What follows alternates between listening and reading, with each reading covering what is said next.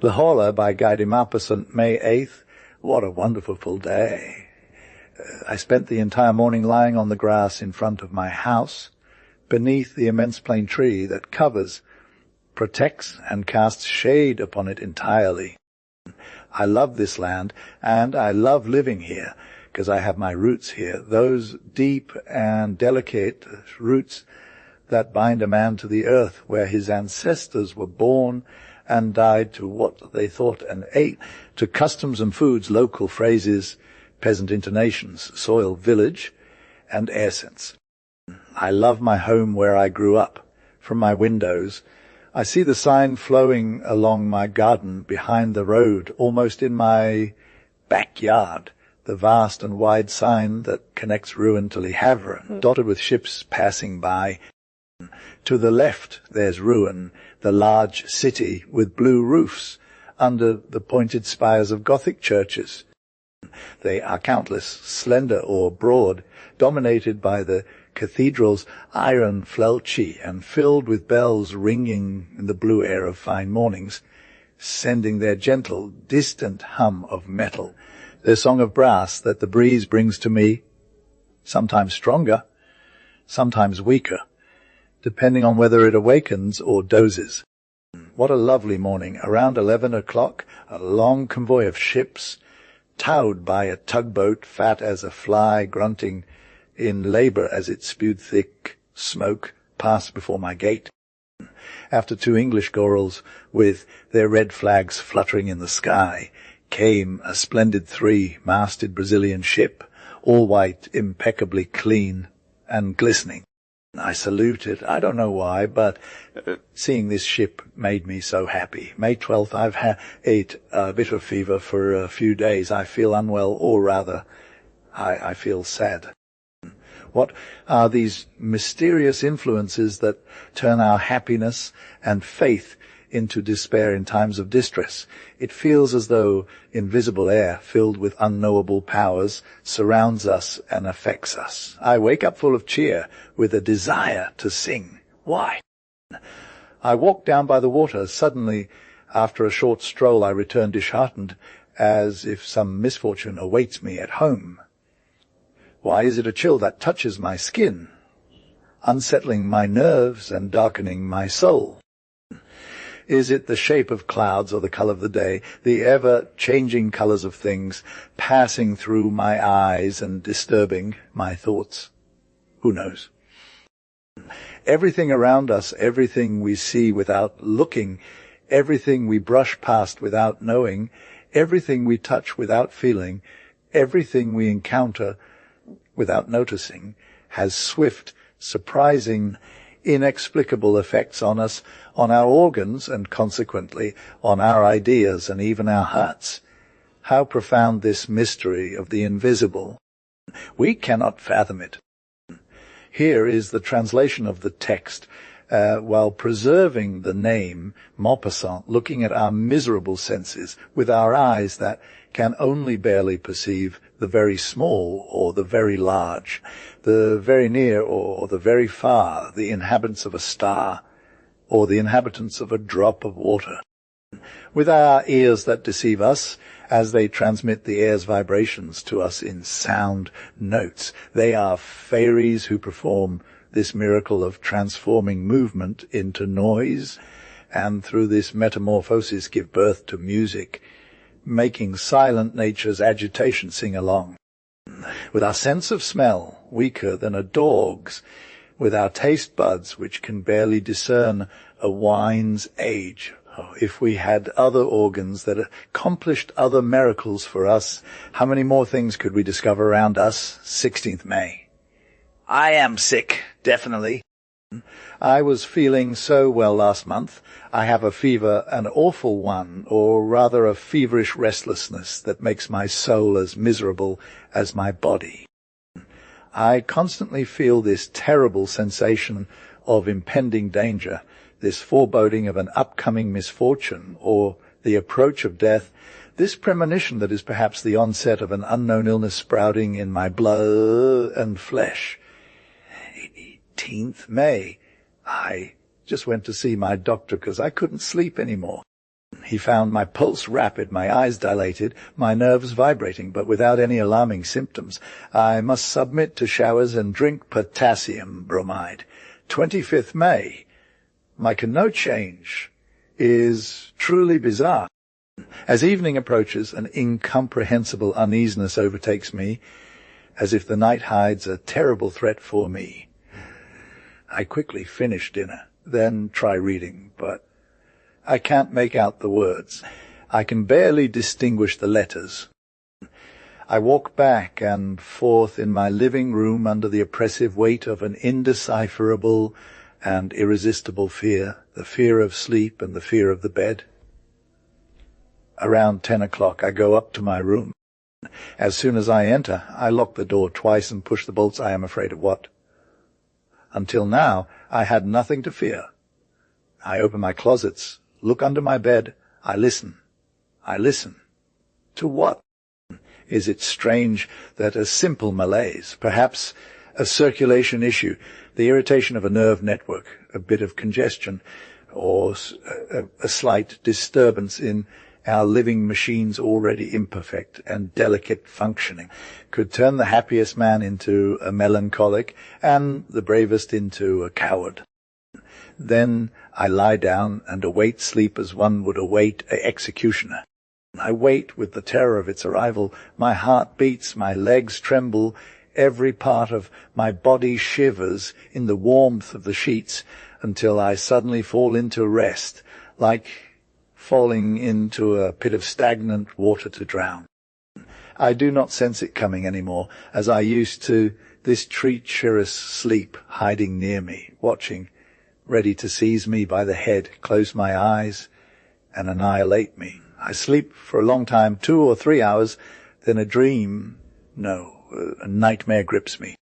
Here is the translation of the text, preserving the name Maupassant. I am lying down and sleeping. I feel it, and I know it. And I also sense someone approaching me, staring at me, touching me, climbing onto my bed, kneeling on my chest, gripping my neck in his hands and squeezing with all his might to strangle me. I struggle, bound by this terrible impotence that paralyzes us in dreams. I want to scream, cannot, want to move, cannot, make awful efforts, gasping for breath, trying to turn over and push away this being who crushes and smothers me. I cannot. And suddenly I wake up, terrified, covered in sweat. I light a candle. I am alone. After such crises, which recur every night, I finally sleep calmly until dawn. June's end. My condition has worsened again. What is wrong with me? Bromide does nothing. Showers do nothing. To exhaust my body, if it's so weary, I went for a walk in the forest of room air. At first, I thought the fresh, light, and gentle air was pouring new blood into my veins and infusing new energy into my heart. I took a broad hunting path, then turned towards La Bouille, down a narrow alley between 2 rows of towering trees that created a green, thick, almost black roof between the sky and me. A shiver suddenly ran through me, not a chill, but an eerie shiver of anxiety. I quickened my pace, uneasy about being alone in this wood, unreasonably, foolishly scared by the profound solitude. Suddenly, it felt like someone was following me, walking right behind, so close, almost touching me. Turned abruptly. I was alone. Behind me, I only saw a wide, empty alleyway, high and frighteningly desolate, and on the other side it stretched out as the eye could see, identical, terrifying. I closed my eyes. Why? And I started spinning on one heel very quickly, like a top. I nearly fell. I opened my eyes again. The trees were dancing. The ground was floating. I had to sit down. Then, I didn't know how I'd gotten there. What an odd idea. Odd. Really odd. I knew absolutely nothing. I left by the side that was on my right and returned to the avenue that led me deep into the forest. June 3rd. The night was horrible. I'm going away for a few weeks. A short trip, will no doubt set me straight. July send, I'm back, I'm cured. I've actually had a lovely excursion. I visited Mount Saint Michel, which I didn't know. What a sight when, like me, you arrive in avalanches towards the end of the day. The town is on a hill, and they took me to the public garden at the end of the city. I gasped in surprise. An immense bay spread out before me as far as the eye could see between two coasts that receded into the distant mists, and in the middle of this vast yellow bay, under a sky of gold and clarity, rose gloomy and pointed. A strange mountain stood amidst the sands. The sun had just disappeared, and against the still fiery horizon the profile of this fantastic rock emerged, atop which stood a fantastical monument. Since dawn I made my way towards it. The sea was low, as it had been the evening before, and I watched the astonishing abbey rise before me as I drew closer. After several hours of walking, I reached the enormous block of stone that supported the small town dominated by the grand church. Having climbed the narrow, steep street, I entered the most admirable Gothic dwelling ever built for God on earth, vast as a city, filled with low rooms crushed beneath vaults and high galleries supported by slender columns.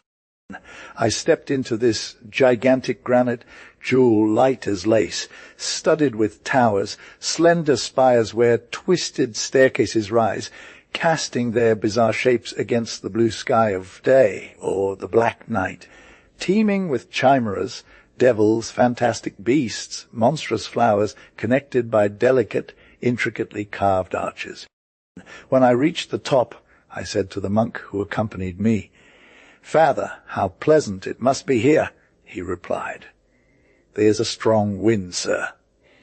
And we began to converse while gazing at the sea as it surged onto the sand, covering it with an armor of steel.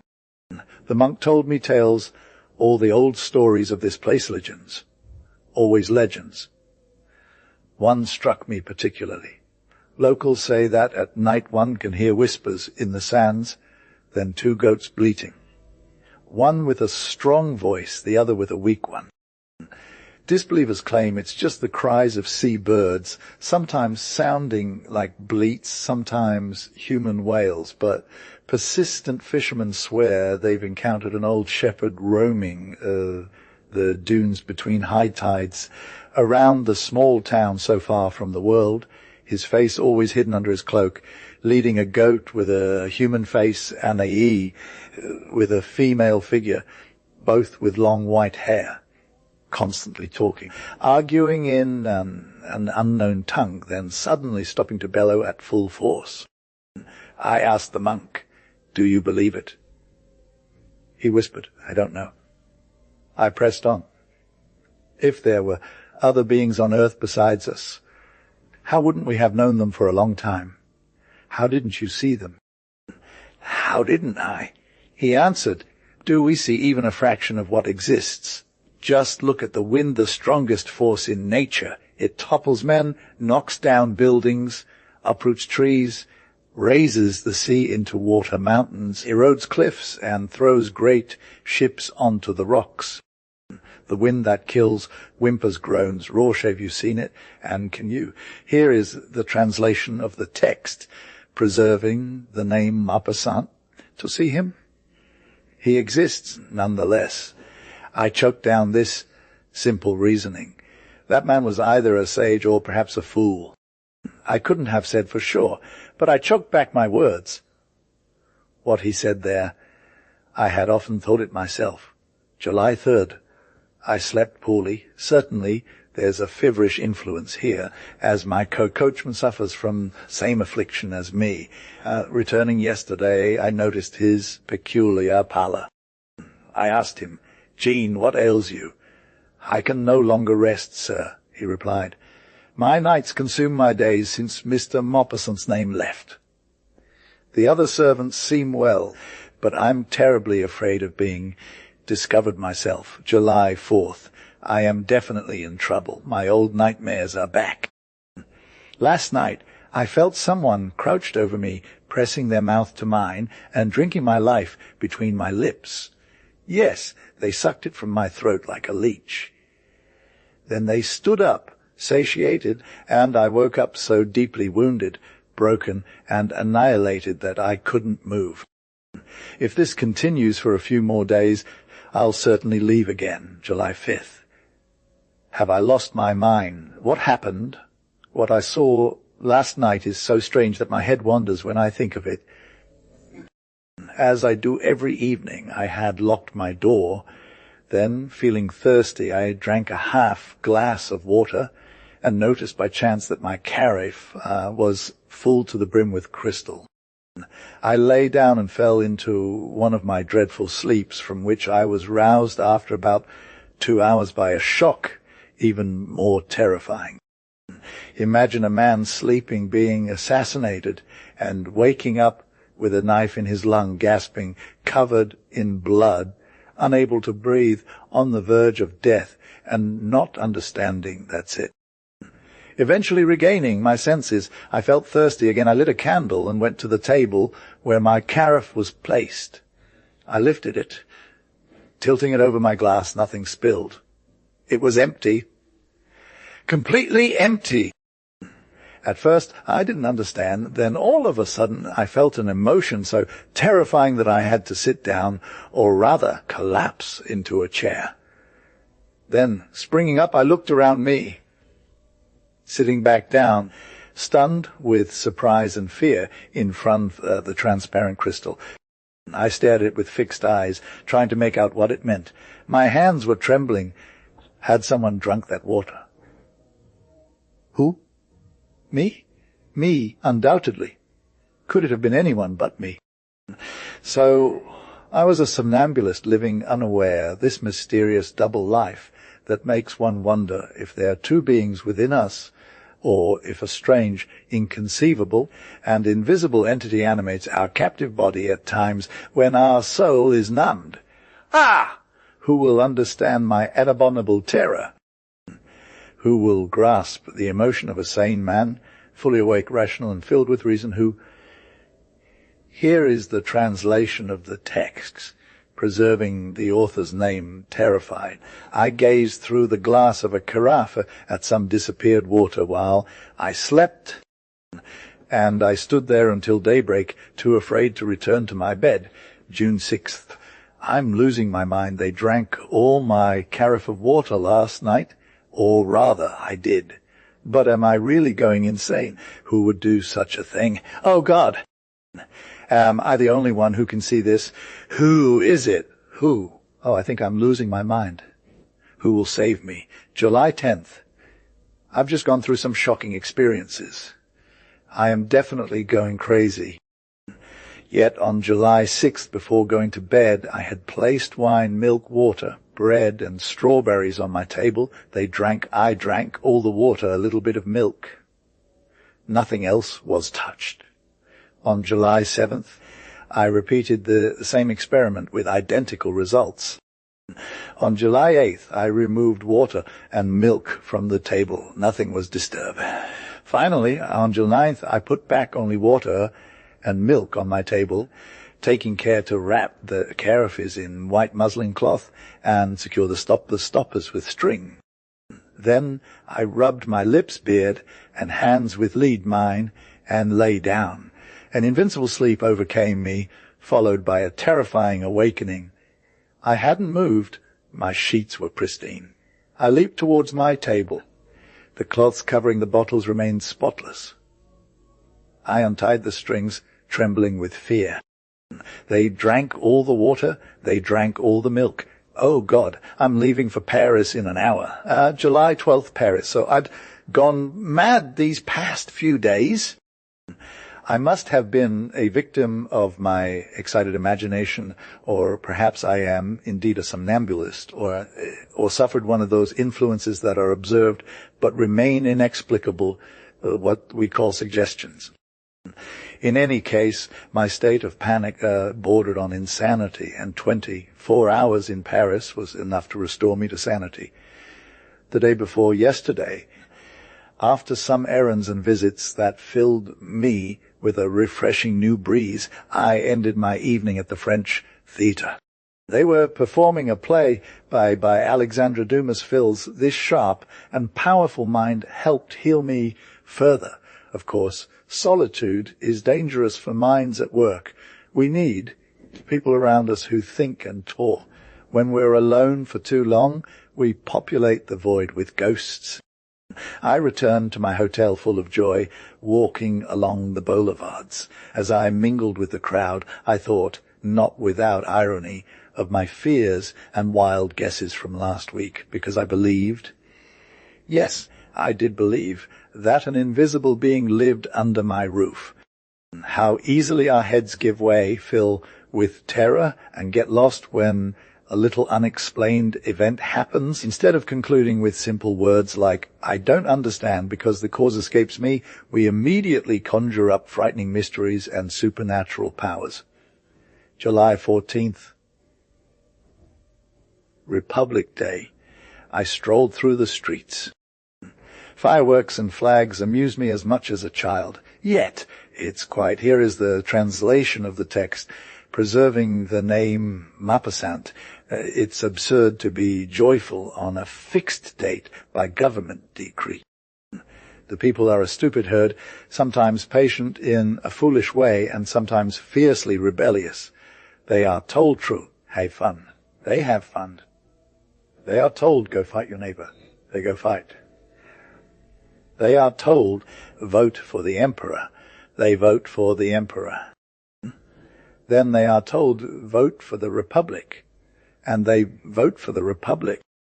Those who govern them are just as foolish, but instead of obeying men, they obey principles, which must be stupid, sterile, and false by their very nature, since they are considered certain and unchanging ideas in a world where nothing is sure, given that light is an illusion and sound is an illusion. July 16. Yesterday I saw things that troubled me greatly. I was having dinner at my cousin's, Mrs. Sableye, whose husband commands the 76th Chasseurs in Limoges. I found myself at her home with two young women, one of whom married a doctor,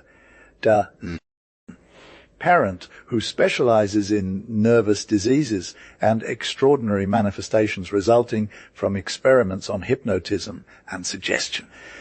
He told us at length about the remarkable results achieved by English scientists and doctors from the Nancy School.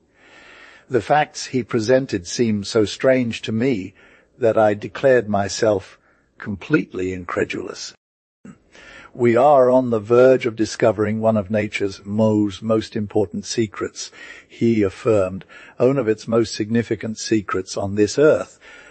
For there are certainly other more important ones elsewhere, among the stars. Since man began to think, since he learned to express and write his thoughts, he has felt touched by an impenetrable mystery that challenges his coarse and imperfect senses, and he tries to compensate through the effort of his intellect for the failure of his organs. When this intellect was still in a rudimentary state, this fear of invisible phenomena took on alarmingly banal forms.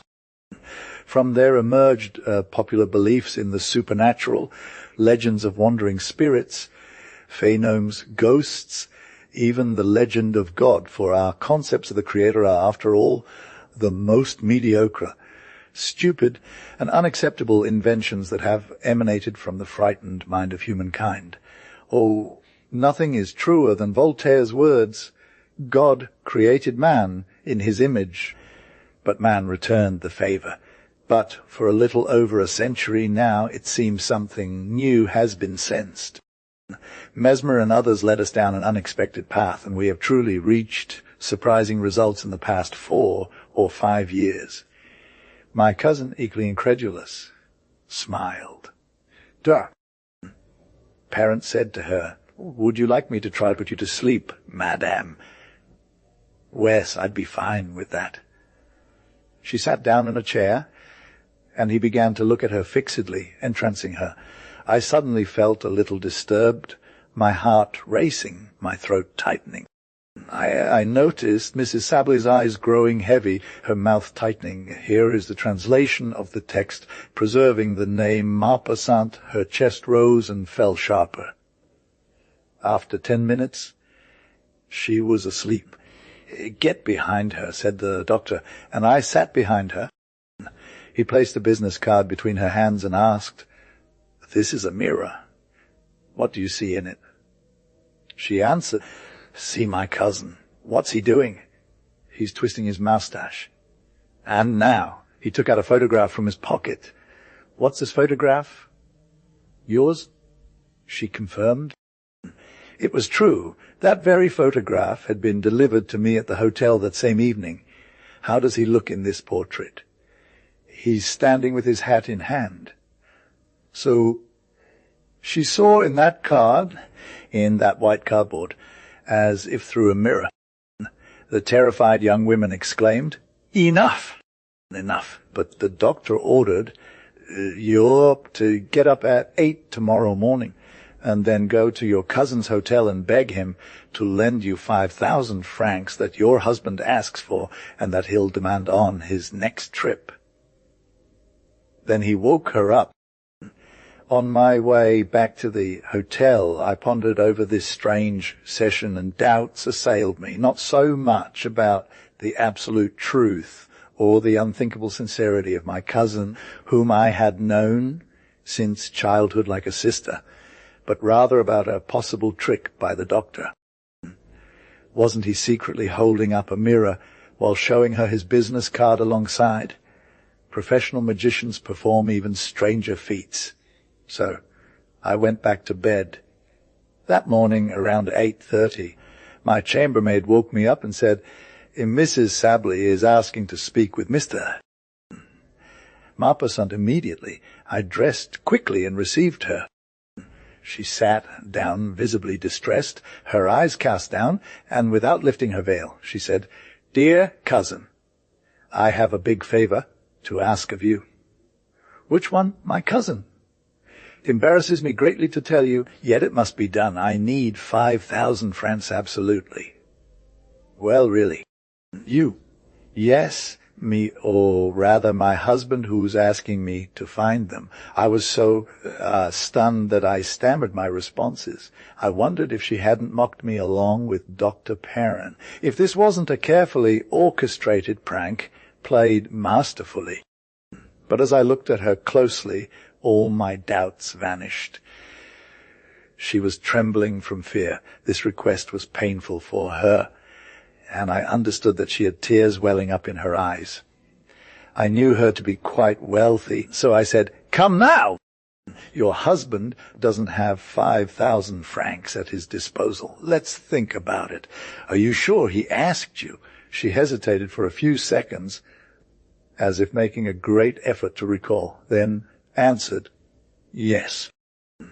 "I'm certain.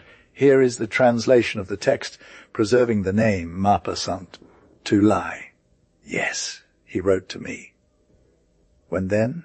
"You didn't mention anything yesterday. I received his letter this morning. Can you show it to me?" No. It contained intimate things. Too personal. I burned it." "So is your husband in debt?" She hesitated again, and then whispered, "I don't know." I declared suddenly, "It's that I can't dispose of 5,000 francs right now, my dear cousin." She let out a cry of suffering. "Oh, please, find them." She raised her hands as if she were praying to me.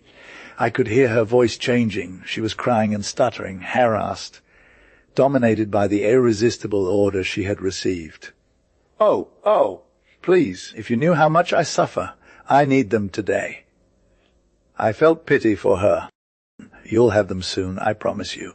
She exclaimed, "Oh, thank you, thank you." "How kind of you," I continued. "Do you remember what happened last night at your place?" "Yes." "Remember that Dr. Perrin put you to sleep?" "Yes." "Well, he ordered you this morning to borrow me 5,000 francs, and you're obeying that suggestion now." She thought for a few seconds and answered, since it's my husband asking for them. For an hour, I tried to convince her, but I couldn't. When she left, I ran to the doctor. He was about to leave. He listened to me, smiling. Then he said, "Do you believe now?" "Yes." I must stop. "Let's go see your relative." She was already dozing in a chair, exhausted. The doctor took her pulse, looked at her for a while, his hand raised towards her eyes, which she slowly closed under the unbearable strain of that magnetic power. When she fell asleep, "Your husband doesn't need 5,000 francs anymore. So you'll forget you asked your cousin to lend them to you. And if he talks about it, you won't understand." Then he woke her up, took a wallet from my pocket. "Here, my dear cousin, what you asked me this morning." She was so surprised that I dared not insist. I tried to revive her memory, but she strongly denied it, thought I was mocking her, and almost got angry in the end. "Here, I just got back. I couldn't have lunch as this experience upset me terribly." July 19th. Many people who heard my story laughed at me. I don't know what to think any more. The wise man said, perhaps. July 21st.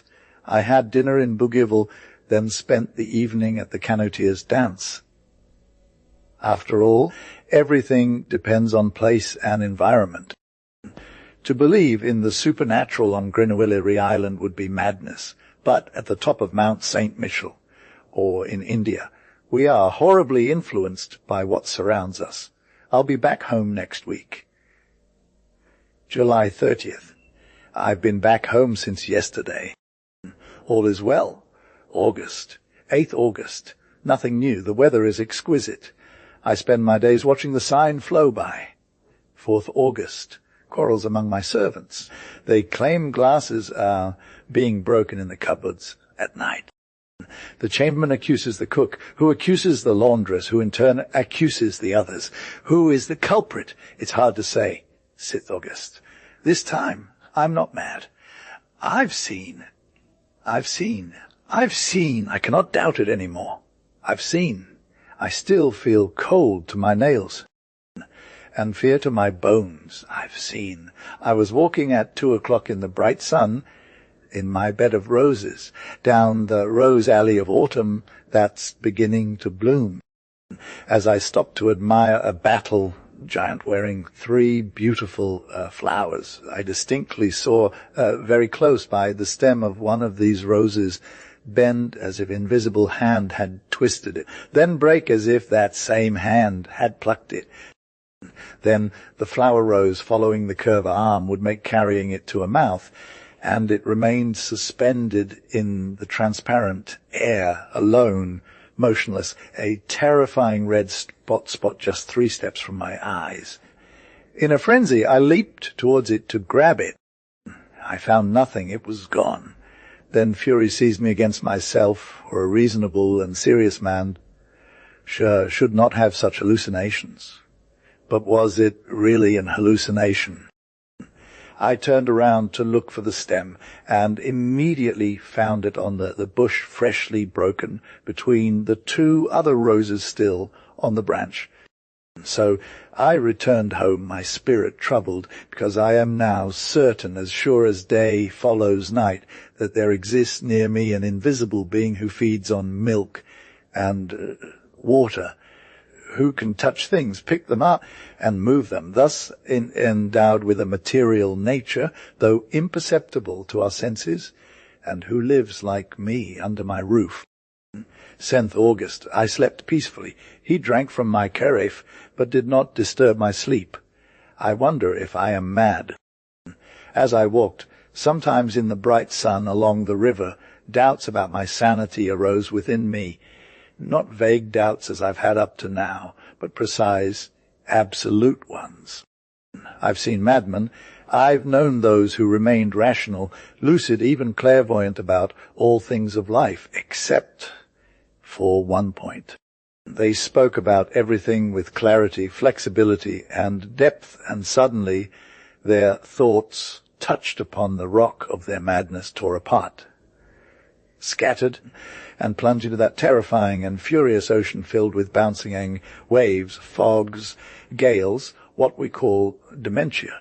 Of course, I would think myself mad, absolutely mad, if I were not conscious, if I did not know my state perfectly, if I didn't probe it by analyzing it with complete lucidity. So in a nutshell, I'd be but a reasoning hallucination.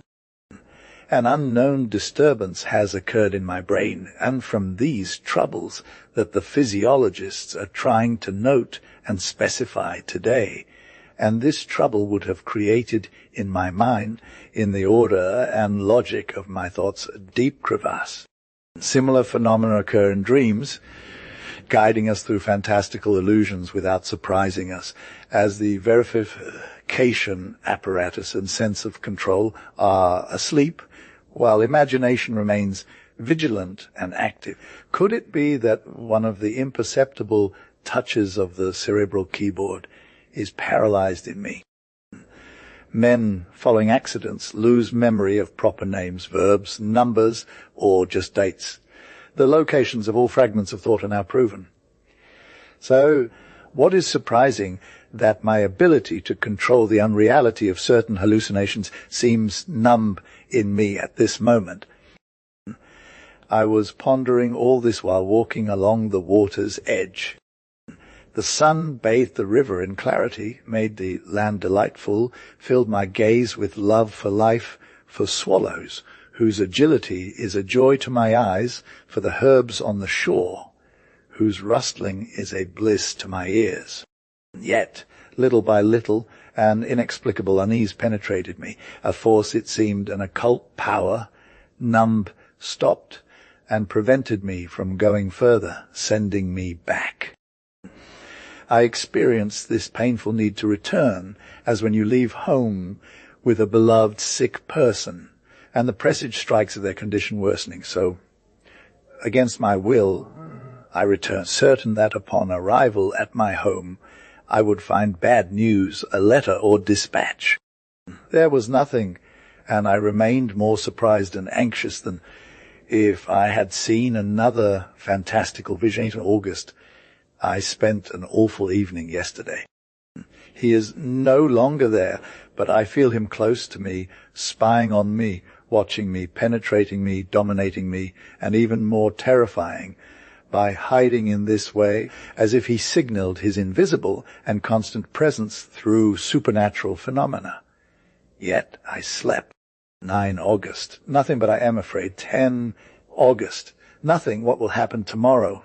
11 August. Still nothing. I cannot stay at home with this fear and thought inside my soul, I am leaving. 12 August. 10 p.m. All day I wanted to leave. I couldn't. I wanted to carry out this act of freedom, so easy and simple, to leave Vito, get into my carriage, to reach ruin, couldn't. Why? 13 August. When struck by certain diseases, all the springs of the physical being seem broken, all energies annihilated, all muscles relaxed, bones become soft like flesh, and flesh liquid as water. I feel this in my moral being in an odd and desolating way. I have no more strength, courage, or control over myself, not even the power to put my will into motion. I can no longer wish, but someone else wishes for me, and I obey. 14th August. I am lost. Someone possesses my soul and governs it. Someone orders all my actions. Here is the translation of the text, preserving the name Maupassant, my movements, all my thoughts. I am nothing inside me, just a slave and terrified spectator of everything I achieve. I desire to leave, but I cannot. He does not want to, and I remain desperate and trembling in the chair where he has seated me. I only wish to stand up to lift myself, so that I might believe myself still master of myself. I cannot. I am fastened to my seat, and my seat adheres to the floor, and the note for us raise us. Then, suddenly, I must go to the bottom of my garden to pick strawberries and eat them, and I go. I pick strawberries and eat them. Oh, my God, Mon Dio, is there a God? If so, deliver me, save me! Rescue me, pardon, mercy, grace, save me. Oh, what suffering, what torture, what horror! August 15th.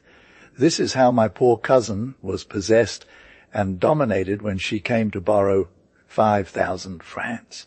She suffered from an external that entered her. Like another soul, like another parasitic and dominant spirit, will the world end. But who governs me? Who is this invisible? This unknowable, this phantom of a supernatural race? So the invisibles exist. Then why haven't they manifested themselves in a precise way since the beginning of the world as they do for me? I have never read anything like what happened in my home. Oh, if only I could leave, if I could go, flee and not return, I would be saved, but I cannot. August 16th, today, I managed to escape for 2 hours, like a prisoner who suddenly finds the door of his cell open. I felt suddenly free, and he was far away. I ordered the horses to be harnessed quickly and reached Rouen. Oh, what joy to be able to tell someone. Go to Rouen. I got stopped in front of the library and prayed for them to lend me Dotra. Hermann Herestos' grand treatise on the unknown inhabitants of ancient and modern times. Just as I was about to get back into my carriage, I wanted to say, to the station, and I shouted, didn't say it. I screamed so loudly that passers-by turned around. Home, and I collapsed onto the cushion of my carriage, overcome with terror. He had found me and caught me again. August 17th. What a night. It seems to me that I should be rejoicing until 1 in the morning. I read. Hermann Herestos, a philosopher and theologian, wrote the history and manifestations of all invisible beings who roam around man or are dreamt by him. He describes their origins, their realm, their power, but none of them resemble the one who haunts me. It seems that since humans started thinking, they have foreseen and feared a new being stronger than themselves, their successor in this world, and that feeling it near and not being able to predict its nature from this master he has created in his terror, the entire fantastic populace of occult beings, vague ghosts, born of fear.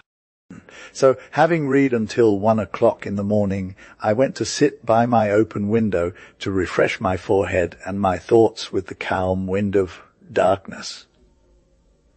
It was good, it was warm. How I would have loved that night then. No moon. The stars had flickering scintillations at the bottom of the black sky. Who lives on these worlds? What forms, what living beings, what animals, what plants are there? Those who think in these distant universes, what do they know more than we? What can they do more than us? What do they see that we do not know? One of them, one day or another, traversing space, will not appear on our earth to conquer it, as the Normans once crossed the sea to enslave weaker peoples. We are so weak, so unarmed, so ignorant, so small, we others, on this grain of dust that spins diluted in a drop of water.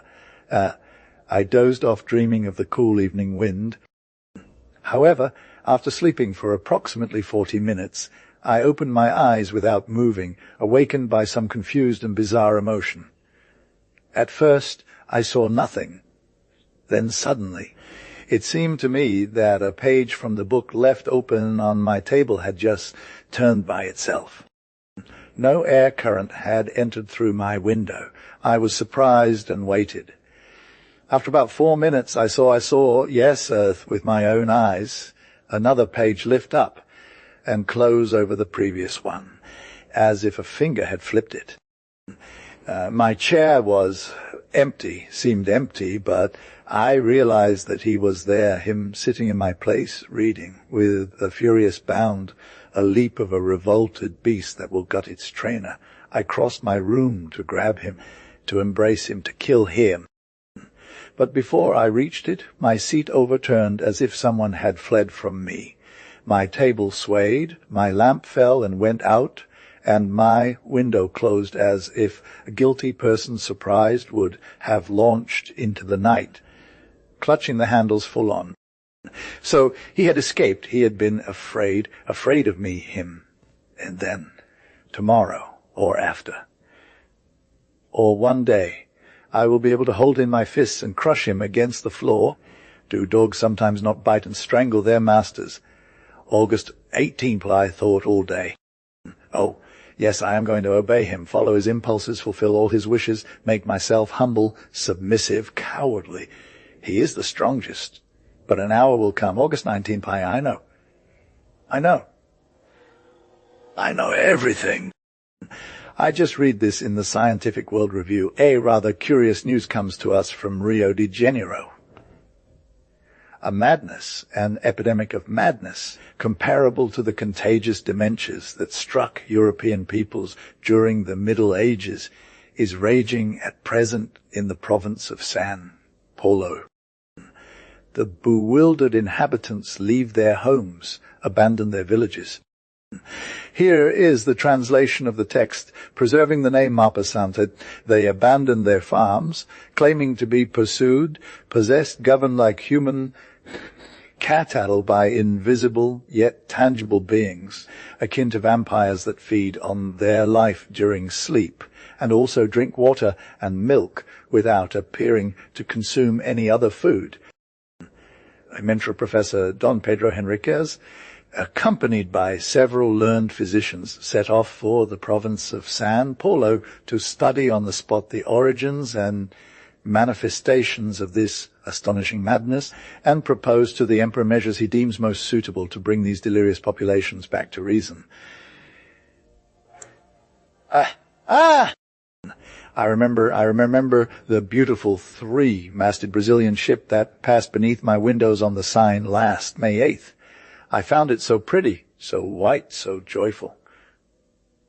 The being was aboard, coming from there where its race originated. And it saw me! It saw my white abode as well, and it leaped from the ship onto the shore. Oh my God! Now, I know, I guess. The reign of man is over. He has come, him whom the first terrors of knave peoples feared, him that anxious priests exorcised, that sorcerers invoked on dark nights without yet seeing him appear, to whom the premonitions of the world's passing travellers lent all monstrous or graceful forms gnomes, spirits, geniuses, fairies, and gnomes. After the crude conceptions of primitive horror more perceptive men sensed it more clearly. Mesmer had guessed it, and physicians for 10 years already have discovered in a precise manner the nature of his power before he exercised it himself. They played with this new Lord's weapon. The domination of a mysterious will over the human soul become a slave. They called it magnetism, hypnotism, suggestion. I don't know. I saw them play with this terrible power like careless children. Woe to us! Woe to man! He has come, him! How do you call him? Him. It seems he is shouting his name at me, but I don't hear it. Yes, he is shouting. I am listening. I can't. Him. Repeat. Horla. They have Horla? That's him. He has come. Ah! The vulture has eaten the dove. The wolf has eaten the sheep. The lion devoured the buffalo with its sharp horns. Man killed the lion with the arrow, the sword and gunpowder. But the Horla will make of man what we have made of the horse. An ox his thing, his servant, and his food by the sole power of his will. Woe to us! Yet sometimes the animal rebels and kills him who tamed it. Me too I want. I can. But one must know touch and see him. Scholars say that the beast's eye, different from ours, does not distinguish as ours do. And my own eye cannot distinguish the newcomer who oppresses me. Why? Oh! Now I remember the monk of Saint Michel's words. Is it possible that this new being, so different from us, comes to disturb our peace? and make of us his slaves. What do we see? The 100th part of what exists. Just look at the wind, the mightiest force in nature, that topples men, brings down buildings, uproots trees, raises the sea into mountains of water, erodes cliffs, and hurls mighty ships onto the rocks. The wind that kills, that whistles, that moans, that roars. Have you seen it? And can you see it? It exists. And I was still thinking my eye is so weak, so imperfect, it doesn't even distinguish solid bodies if they are transparent like glass. A block of ice without a tint blocks my path, sending me crashing into it like a bird flying into a window. Are there 1,000 other things that mislead and disorient him? What's surprising, then, that he can't perceive a new body that light passes through, a new being? Why not? It must come, after all. Why would we be the last? We don't recognize it, just like all the creations before us. It's because its nature is more perfect, its body more delicate and refined than our source, so weak, awkwardly designed, cluttered with organs always tired, always strained, like overly complex springs. Our bodies living like plants and animals, struggling to feed on air, grass and meat, animal machines susceptible to illness, deformity, putrefaction, sluggish, poorly adjusted, naive, and strange, clumsily constructed, coarse yet delicate work and outline of a being that could become intelligent and magnificent. We are but a handful, so few in this world, from the oyster to man. Why not one more? Once the period separating the successive appearances of all diverse species is complete, why not? Why not other trees with immense flowers, brilliant and perfuming in entire regions? Why not other elements besides fire, air, earth, and water? Just 4, these nurturing fathers of beings. What pity! Why aren't there 4,400 or even 4,000? Everything is so poor, meagre, miserable, so stingily given, so dryly invented, so heavily made. Ah! The elephant, the hippopotamus, how graceful! The camel, what elegance! But you'll say the butterfly, flower that flies. I dream of one that would be as vast as 100 universes, with wings I can't even describe. Their form, beauty, colour, and movement. But I see it. It moves from star to star, refreshing them and perfuming them with the harmonious, light breath of its flight. And the peoples up there watch it pass, enraptured and delighted. What am I saying? It's him, the Horla, who haunts me, who makes me think these follies. He is in me, he has become my soul. I will kill him. August 19, I will kill him. I have seen him. Last night, I sat at my table and pretended to write with great concentration. I knew he would come hovering around me right there, so close I could almost touch or grab him. And then I'd have the... Here is the translation of the text, preserving the name Maupassant, the force of desperate men. I would have my hands, my knees, my chest, my forehead, my teeth to strangle, crush, bite, and tear him. And I watched him with all my heightened senses. I had lit both lamps and all 8 candles in my fireplace, as if I could, in this brightness, discover him. In front of me, my bed, an old oak 4-poster to the right, my fireplace to the left, my carefully closed door, after leaving it open for a long time to lure him in behind me, a very tall glass wardrobe that served me every day to shave and dress, and where I used to look at myself from head to toe each time I passed by. So I pretended to be writing to deceive him because he was spying on me too, and suddenly I was certain that he was reading over my shoulder, that he was there whispering in my ear. I stood up, hands outstretched, turning so quickly that I almost fell. Well, it was as bright as day, and I didn't see myself in the mirror. It was empty, clear, deep, filled with light. My image wasn't inside, and I was facing it. I could see the entire clear glass from top to bottom, and I looked at it with frightened eyes. I dared not move forward, not make a single gesture, yet I knew he was there. But I feared he would escape again, for his invisible body had devoured my reflection. How terrified I was! Then, suddenly, I started to notice myself in a mist, at the bottom of the mirror, in a mist like through a sheet of water, and it seemed to me that this water was sliding from left to right. I slowly, making my image more precise second by second. It was as if it were the end of an eclipse. What in me didn't seem to have any clearly defined contours, but rather a sort of opaque transparency, clearing up little by little. Finally, I could make out myself completely, just as I do every day when I look at myself. I had seen him. The horror left me with a shudder, gives me goosebumps. August 20th. To kill him. How? Since I can't reach him. Poison. But he would see me mix it in the water, and would our poisons have any effect on his imperceptible body? No. No, definitely not. Then what? August 21st, I had a locksmith from Rouen come and ordered him iron louvers for my room, as some private hotels in Paris have on the ground floor out of fear of thieves. He will also make me a similar door. I've been pretending to be cowardly, but I don't care. September 10th, Rouen Continental Hotel. It's done. It's done. But is he dead? My soul is shaken by what I saw. Yesterday, after the locksmith had installed my louvers and iron door, I left everything open until midnight, even though it was starting to get cold. Suddenly I felt his presence, and a wild joy seized me.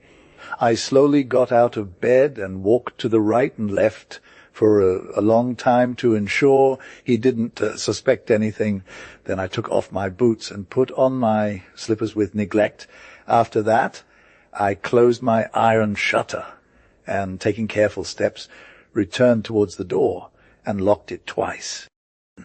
Turning back to the window with the lock, I secured the key in my pocket.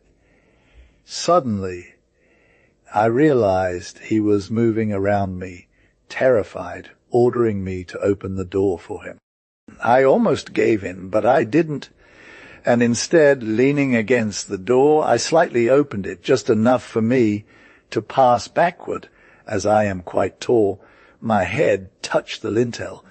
I was certain he couldn't have escaped, and I locked him in, all alone. What joy! I had him, so I ran downstairs. I took both lamps from my salon under my bedroom and poured all the oil onto the carpet, furniture everywhere. Then I set it on fire and fled after making sure to double check that the main entrance door was locked tightly. I went into hiding at the back of my garden in a laurier bush. How long it felt, everything was black, silent, still, not a breath of air, not a star, clouds as heavy and oppressive on my soul as they were invisible. I looked at my house and waited. Oh, how long it felt! I thought the fire had gone on its own, or that he had put it out, him, when one of the lower windows burst from the force of the blaze, and a flame, a large red and yellow flame, long and soft, caressed the white wall and kissed the roof. A glimmer ran through the trees' branches and leaves, and a shiver of fear. The birds woke up, a dog started barking. It felt like daybreak was here. 2 more windows exploded instantly, and I realized that the lower part of my home was nothing but a terrifying inferno. But then a cry, an inhumanly high, pitched scream, piercing and heart-wrenching. A woman's scream echoed through the night, and 2 dormer windows opened. I had forgotten about my servants. I saw their frightened faces and their flailing arms. Then, consumed by horror, I started running towards the village. screaming, "Help! Fire!" I met people who were already on their way, and I went back with them to take a look.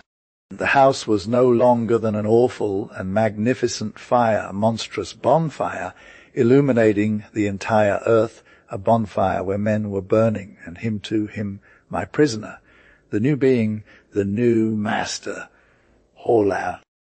Suddenly the whole roof collapsed between the walls, and a volcano of flames erupted towards the sky through all the open windows onto the furnace. I saw the fire appear, and I thought he was there in that oven, dead, perhaps.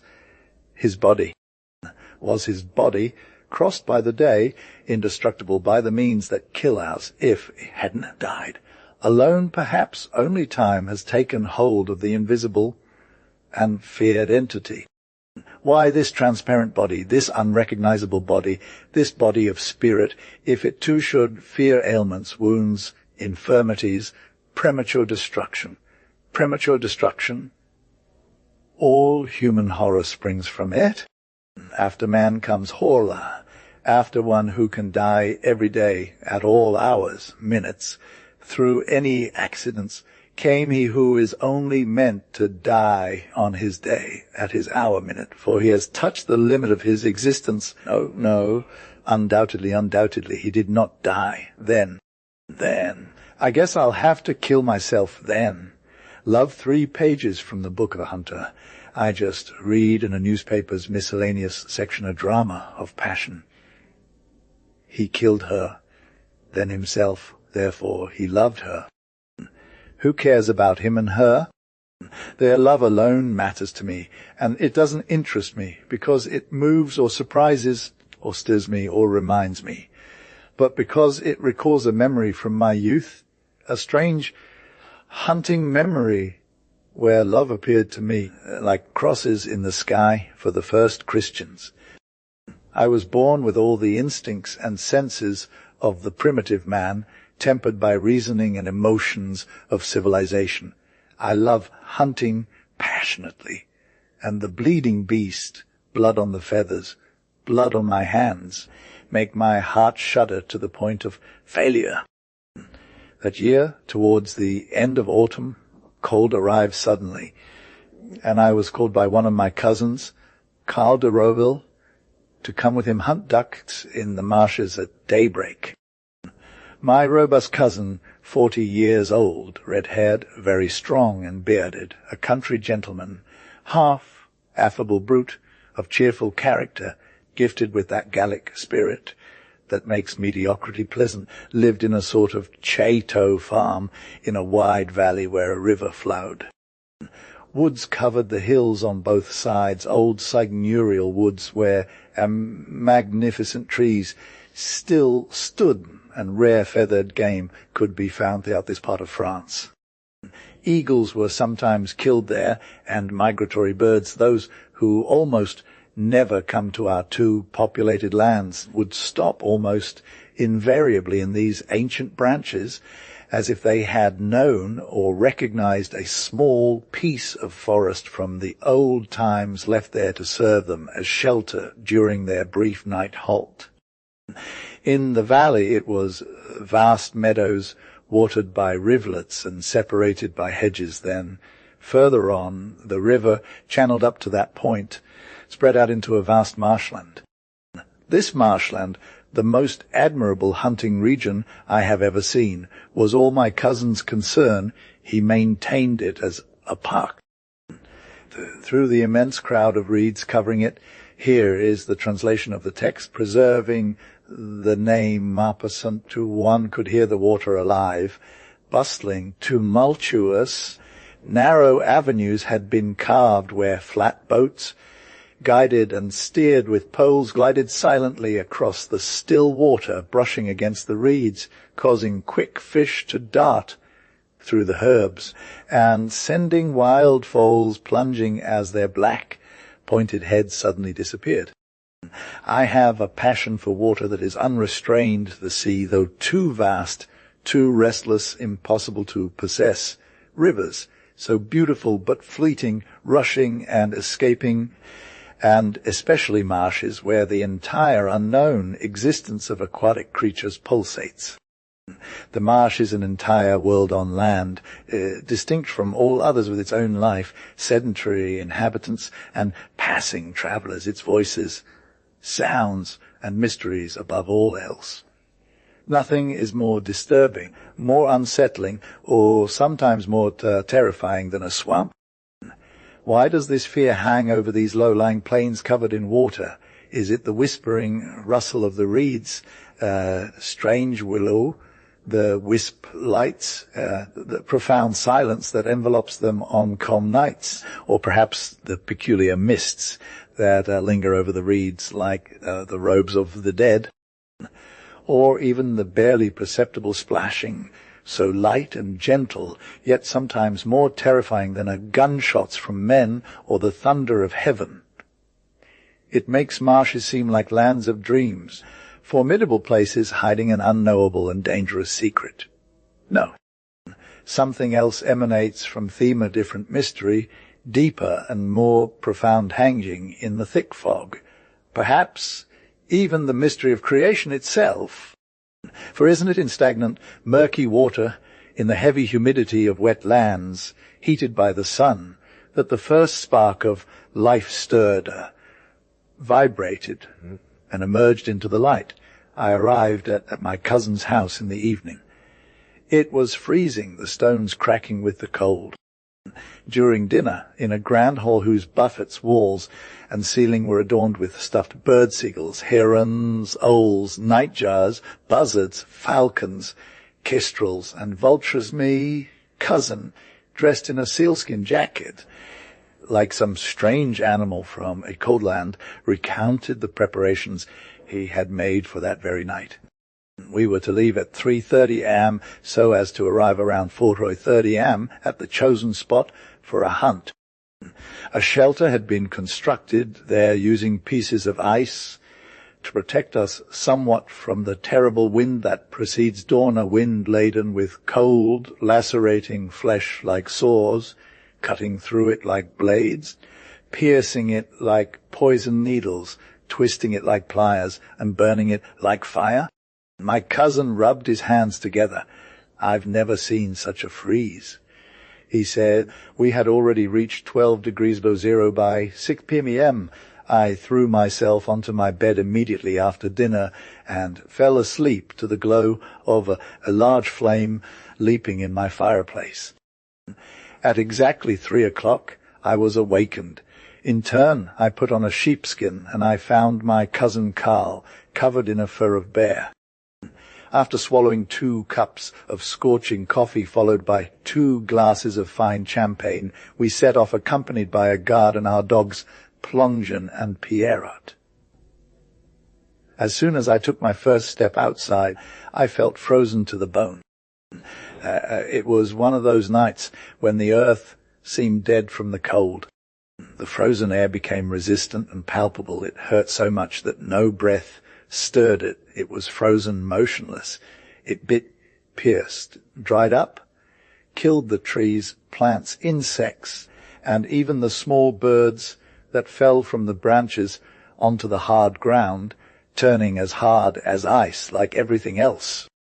The moon, in its last quarter, leaning heavily to one side and pale, seemed weak in the middle of space. It could not go any further, but remained there, caught and paralyzed by the rigor of the sky. It cast a dry and sad light over the world, that dying and pallid glow that it sends each month at the end of its resurrection.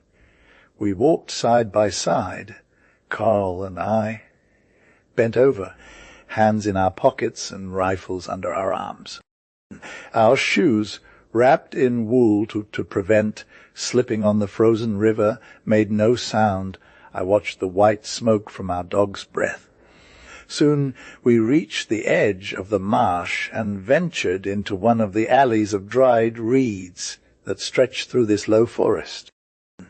As our elbows brushed against the long leaves like ribbons, they left a faint noise behind us, and I felt a powerful and unique emotion that swamps me every time I come across a swamp.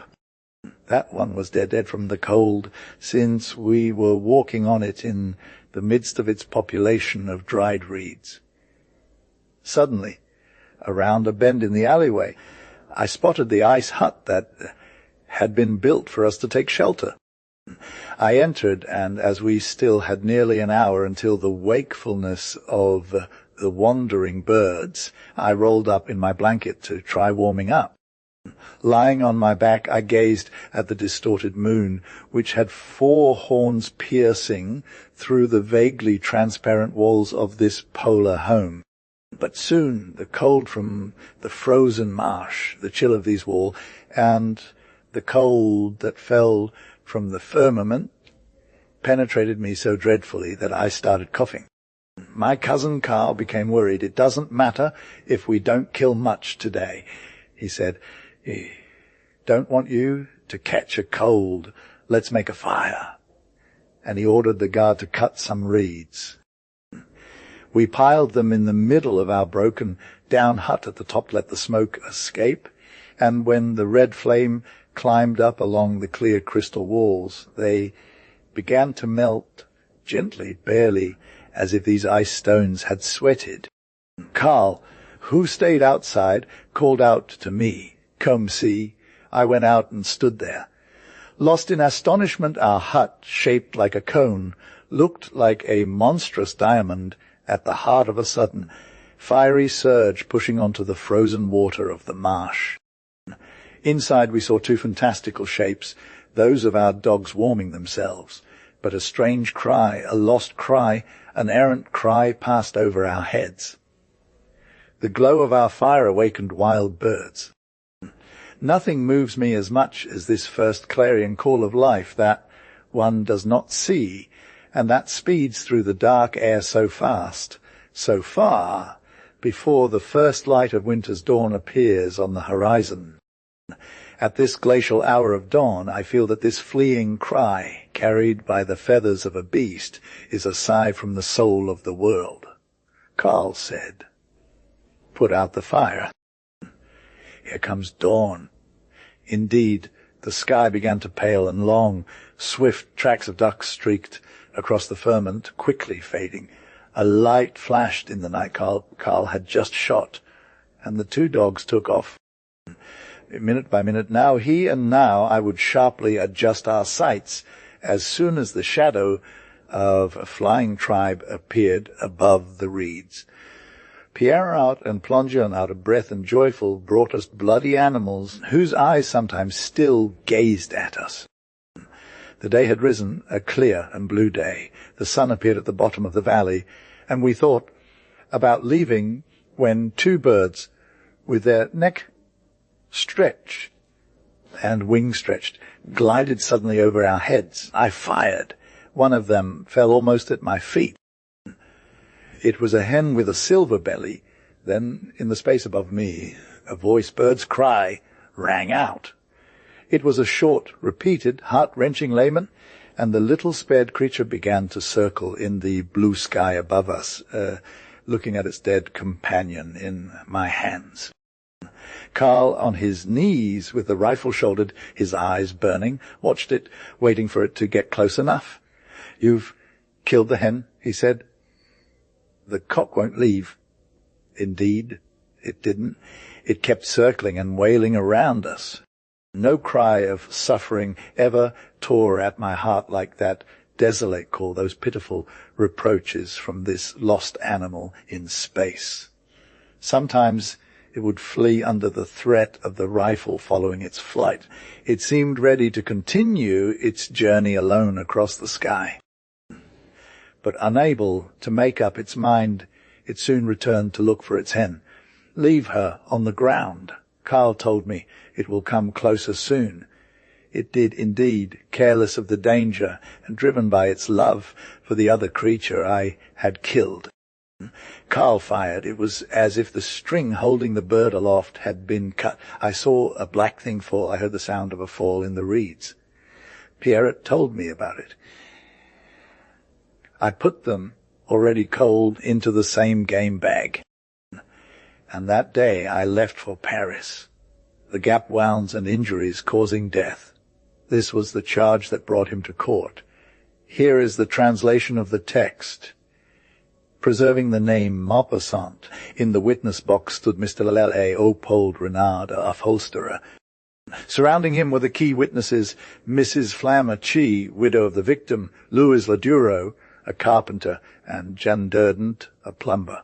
By his side, his wife in black, small, unattractive, resembling a monkey in a lady's disguise. And here is how Renard LLA Opel recounts the tragedy. My God, it was a misfortune which I was always the first victim, and my will had nothing to do with it. The facts speak for themselves, Sir the President.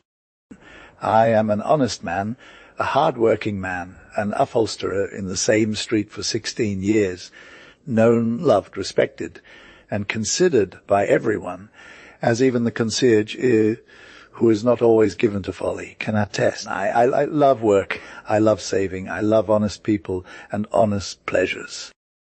That's what got me into trouble. Too bad for me. My will had nothing to do with it, so I continue to respect myself. Down so every Sunday for the past 5 years, my wife here and I have spent the day in Poissy.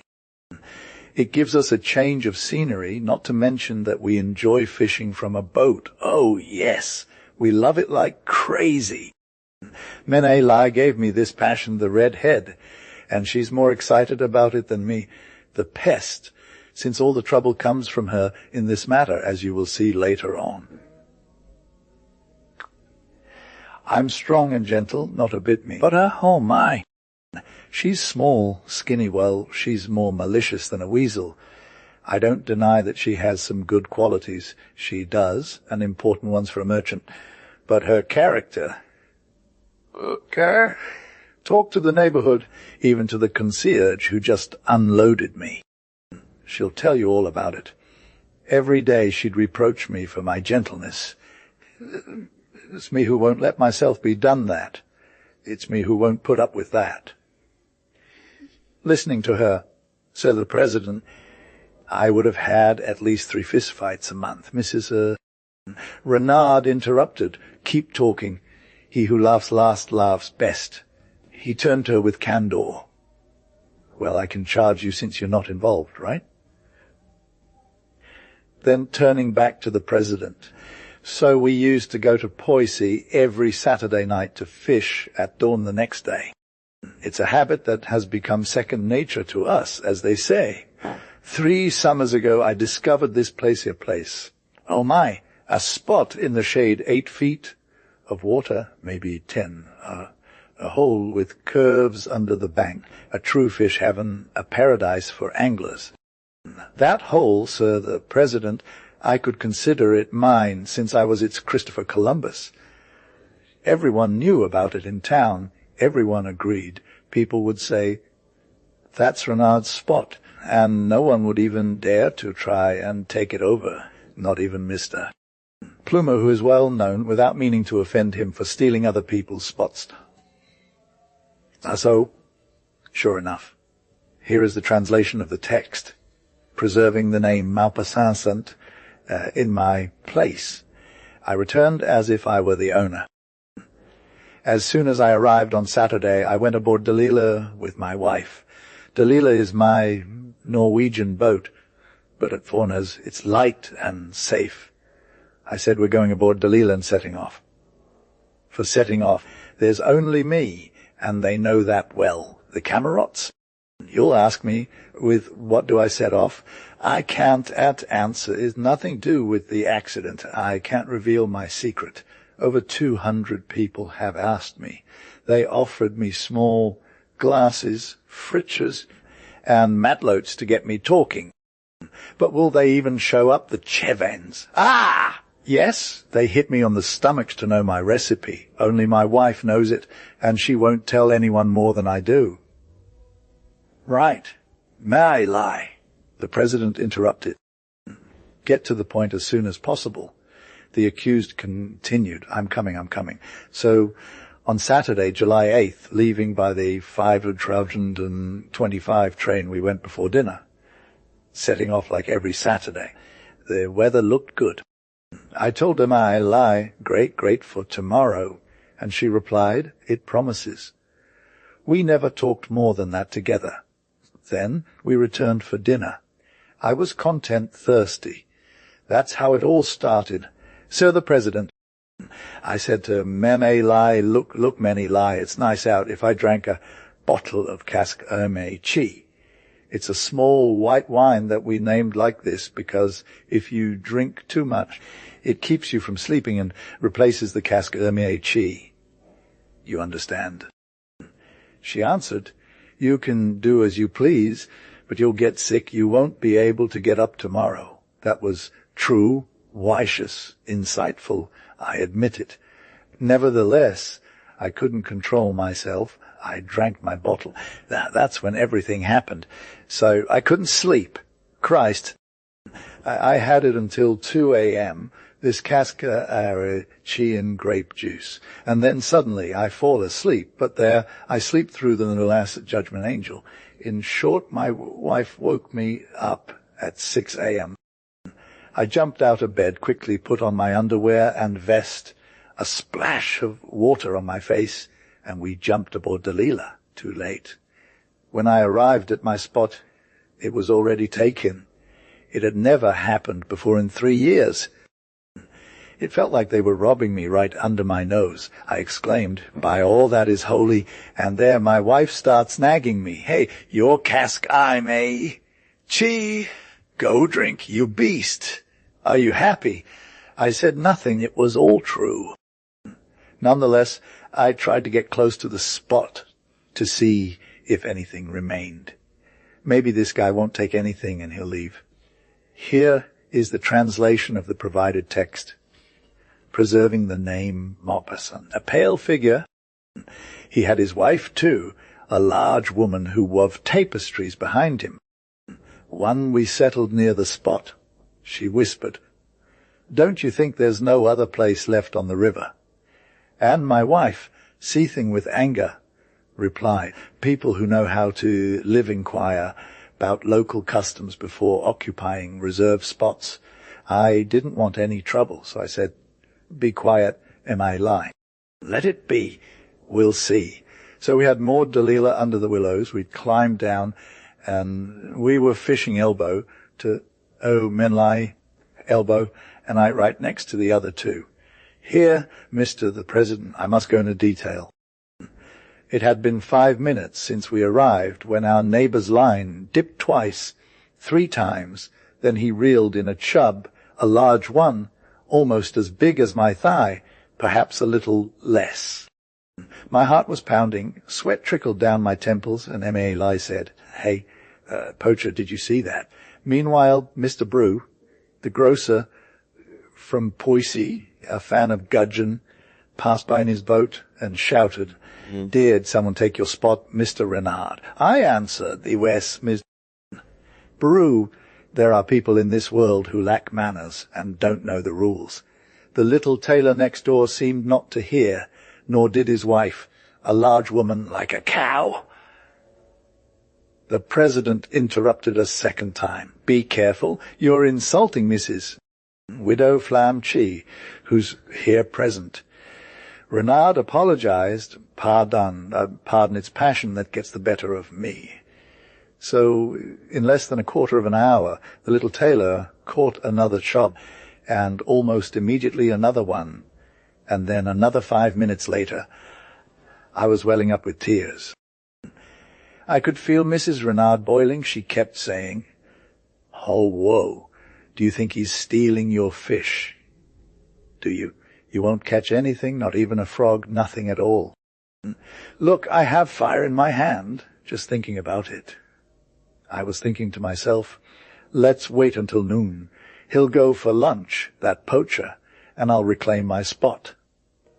After all, Mr. the President, I have lunch on site every Sunday. We bring our provisions on Delilah. Ah! Noon is here. The scoundrel had a chicken wrapped in a newspaper, and while he was eating, guess what? He caught another shub. My Lai and I were having a quick bite too. Barely anything, not in the mood. To aid digestion, I picked up my journal. Every Sunday like that, I read Gil Blas under the shade of a tree by the water. It's Columbine's day, Columbine, who writes articles for Gil Blas. I used to pretend to know her, drive Mrs. Renard crazy with this Columbine. It's not true. I've never seen her, but she writes well. Plus, she says some surprisingly sensible things for a woman. To me, she was.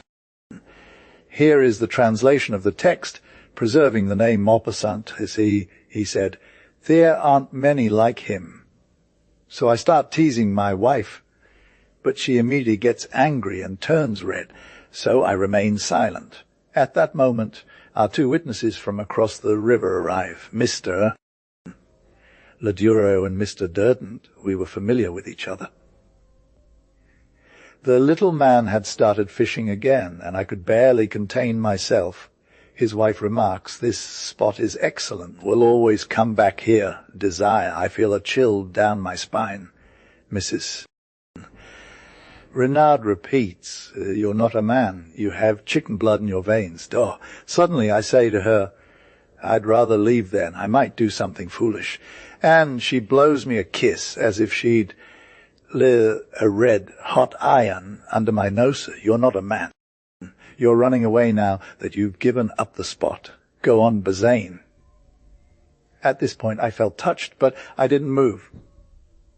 However, the other man raises a net, had never seen anything like it before, and my wife starts speaking loudly as if she were thinking out loud. You can see the malice in her eyes. She says, "That's what you call stolen fish, since we set up the spot ourselves. We should at least get back the money we spent on bait." The big woman with the tiny knife speaks up. "Is this a catch, madam?" "No," I reply. "It's not from thieves who profit from others' money." "Are you calling us fish thieves?" They both ask. And so they began to explain and argue. The whores knew how to fight. They fought with fists and kicks. They screamed so loudly that our two witnesses on the other bank joined in, laughing and yelling, "Quiet over there. You'll prevent your husbands from fishing." The fact is, my tiny knife, and I didn't move an inch there. We stood there, our noses in the water, as if we hadn't heard a thing. We could still hear them clearly. "You're a liar. You're just a slut. You're a whore. You're a no-gooder." And off they went like any sailor would. Suddenly, I hear a noise behind me. I turn around, and it's her, the big one, hitting my wife with an umbrella. Bang! Bang, my lie gets 2 hits, but she rages, Money Lie does, and then she starts striking when she's angry. She grabs the big woman by the hair, and then bam, bam. Bam, she delivers slaps as hard as prunes were falling. I would have let them go at it. Women should fight among themselves. Men should fight among themselves. You don't mix fists. But my tiny knife stands up, ready to attack my wife. "Ah, no! Not that, comrade! I'd punch him right in the face!" Hardisberg, Jenen. Off he goes. In the nose, another in the stomach. He raises his arms, he lifts his leg, and he falls back onto his back, right into the river, straight into the hole. I would have surely rescued him, Mr. President, if I had had time immediately. But, to make things worse, the big one was taking over, and she was caressing my lie in a most delightful manner. I know I shouldn't have saved her while the other one took his drink, but I didn't think he would drown. I thought to myself, well, it will refresh him. So I ran to the women to separate them, and I received claws, nail bites and teeth bites. Christ, what a red face. In short, it took me well over 5 minutes, perhaps 10, to separate these two brutes. I turn around. Nothing. The water is as calm as a lake, and the others there shouting, "Rescue him! Rescue you!" It's easy to say that, but I can't swim myself, and I'm certainly not diving. Finally, the lockkeeper arrived, along with 2 gentlemen with gaffs. It had taken them well over a quarter of an hour. We found him at the bottom of the hole, 8 feet under water, just as I had said. But there he was, the little scoundrel. Here are the facts as I swear to them. I am innocent on my honor, the witnesses having given consistent testimony. The accused was acquitted. Rescued, she entered like a bullet through a window, the small Marchioness of Renedon, and she burst into laughter before speaking, laughing tears as she had done a month earlier when announcing to her friend that she had deceived the Marquis for revenge just once, only because he was so stupid and jealous. The little Baroness de Grangery had thrown the book she was reading onto her couch and was staring at Annette with curiosity, already laughing herself. Finally, she asked, "What have you done again?" "Oh, my dear, it's too funny to imagine. I am saved." "Saved? Saved from what? From my husband, my dear. Saved, freed, free. How free? From what? From what? Divorce. Yes, divorce. I have the divorce. Are you divorced?" "No, not yet, you foolish woman." "You don't get a divorce in 3 hours. But I have proof, evidence. Evidence that he's cheating on me, a flagrant offense. A dream, a flagrant offense. I have it." "Oh, tell me. Was he cheating on you?" "Yes, that is to say, no. Yes and no. I don't know." "Finally, I have proof. That's the main thing. How did you do that?" How to do that? How to do it? Well, I was strong, damn strong. For 3 months, he had become detestable, utterly detestable, brutal, coarse, a despot, finally abominable. I said to myself, this can't go on. I need a divorce, but how? It wasn't easy. I tried to get him to hit me. He wouldn't. He annoyed me from morning until night. Here is the translation of the text, preserving the name Maupassant to one evening. He forced me to go out when I didn't want to, and stay at home when I desired to dine in town. He made my life unbearable throughout the week, but he never hit me. So I tried to find out if he had a mistress. Yes, he did, but he took great care to visit her. They were inseparable. Then guess what I did? You won't guess. Oh, you'd never guess. I asked my brother to get me a photograph of that girl, the mistress of your husband. Yes, it cost Jacks 15 louis, the price of an evening, from 7 o'clock to midnight, including dinner, 3 louis per hour. He managed to obtain the photograph at a reasonable price. It seems he could have gotten it cheaper by using some trick, and without having to take the original picture as well. Oh! She's beautiful. It didn't bother Jacks. And I needed details about her, physical details like her height, chest, complexion, 1,000 things in all. I don't understand. You will see. Once I knew everything I wanted to know, I went to sea. Let me put it this way. A businessman, one of those who do all sorts of deals, of every kind, advertising and partnership agents. These men, you get the idea. Yes, Raleigh. And you told her. I showed him the photograph of Clarice. Her name is Clarice, and said, "Sir, I need a housemaid who looks like this. I want her to be pretty, elegant, slender, clean. I'll pay whatever it takes. If it costs me 10,000 francs, so be it. I won't need her for more than 3 months." He seemed very surprised. He asked, "Does Madame want an irreproachable servant?" I blushed and stammered. But yes, with integrity, he went on, and as for her morals, I didn't dare answer. I simply nodded, indicating her. Suddenly, I realized he had a terrible suspicion, and I lost my composure. "Oh, sir, it's for my husband, who cheats on me in town, And I want him to cheat on me at home, you understand, to catch him red-handed. At that the man burst out laughing. From his gaze I understood he had regained his respect for me, even thought I was strong. I would have bet he wanted to shake my hand at that moment. He said, "In 8 days, madam, I'll have your matter settled.